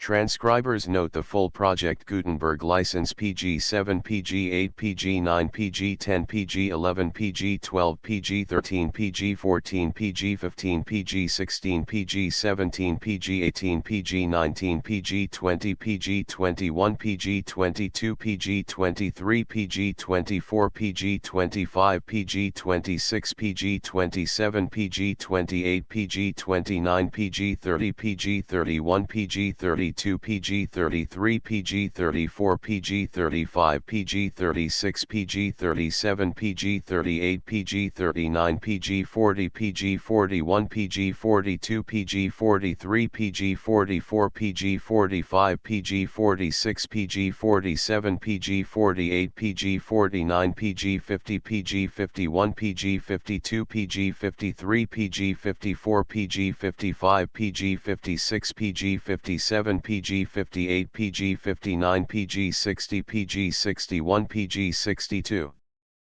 PG-63 PG-64 PG-65 PG-66 PG-67 PG-68 PG-69 PG-70 PG-71 PG-72 PG-73 PG-74 PG-75 PG-76 PG-77 PG-78 PG-79 PG-80 PG-81 PG-82 PG-83 PG-84 PG-85 PG-86 PG-87 PG-88 PG-89 PG-90 PG-91 PG-92 PG-93 PG-94 PG-95 PG-96 PG-97 PG-98 PG-99 PG-100 PG-101 PG-102 PG-103 PG-104 PG-105 PG-106 PG-107 PG-108 PG-109 PG-110 PG-111 PG-112 PG-113 PG-114 PG-115 PG-116 PG-117 PG-118 PG-119 PG-120 PG-121 PG 122 PG 123 PG 124 PG 125 PG 126 PG 127 PG 128 PG 129 PG 130 PG 131 PG 132 PG 133 PG 134 PG 135 PG 136 PG 137 PG 138 PG 139 PG 140 PG 141 PG 142 PG 143 PG 144 PG 145 PG 146 PG 147 PG 148 PG 149 PG 150 PG 151 PG 152 PG 153 PG 154 PG 155 PG 156 PG 157 PG 158 PG 159 PG 160 PG 161 PG 162 PG 163 PG 164 PG 165 PG 166 PG 167 PG 168 PG 169 PG 170 PG 171 PG 172 PG 173 PG 174 PG 175 PG 176 PG 177 PG 178 PG 179 PG 180 PG 181 PG 182 PG 183 PG 184 PG 185 PG 186 PG 187 PG 188 PG 189 PG 190 PG 191 PG 190 192 PG 193 PG 194 PG 195 PG 196 PG 197 PG 198 PG 199 PG 200 PG 201 PG 202 PG 203 PG 204 PG 205 PG 206 PG 207 PG 208 PG 209 PG 210 PG 211 PG 212 PG 213 PG 214 PG 215 PG 216 PG 217 PG 218 PG 219 PG 220 PG 221 PG 222 PG 223 PG 224 PG 225 PG 226 PG 227 PG 228 PG 229 PG 230 PG 231 PG 232 PG 233 PG 234 PG 235 PG 236 PG 237 PG 238 PG 239 PG 240 PG 241 PG 242 PG 243 PG 244 PG 245 PG 246 PG 247 PG 248 PG 249 PG 250 PG 251 PG 252 PG 253 PG 254 PG 255 PG 256 PG 257 PG 258 PG 259 PG 260 PG 261 PG 262 PG 263 PG 264 PG 265 PG 266 PG 267 PG 268 PG 269 PG 270 PG 271 PG 272 PG 273 PG 274 PG 275 PG 276 PG 277 PG 278 PG 279 PG 280 PG 281 PG 282 PG 283 PG 284 PG 285 PG 286 PG 287 PG 288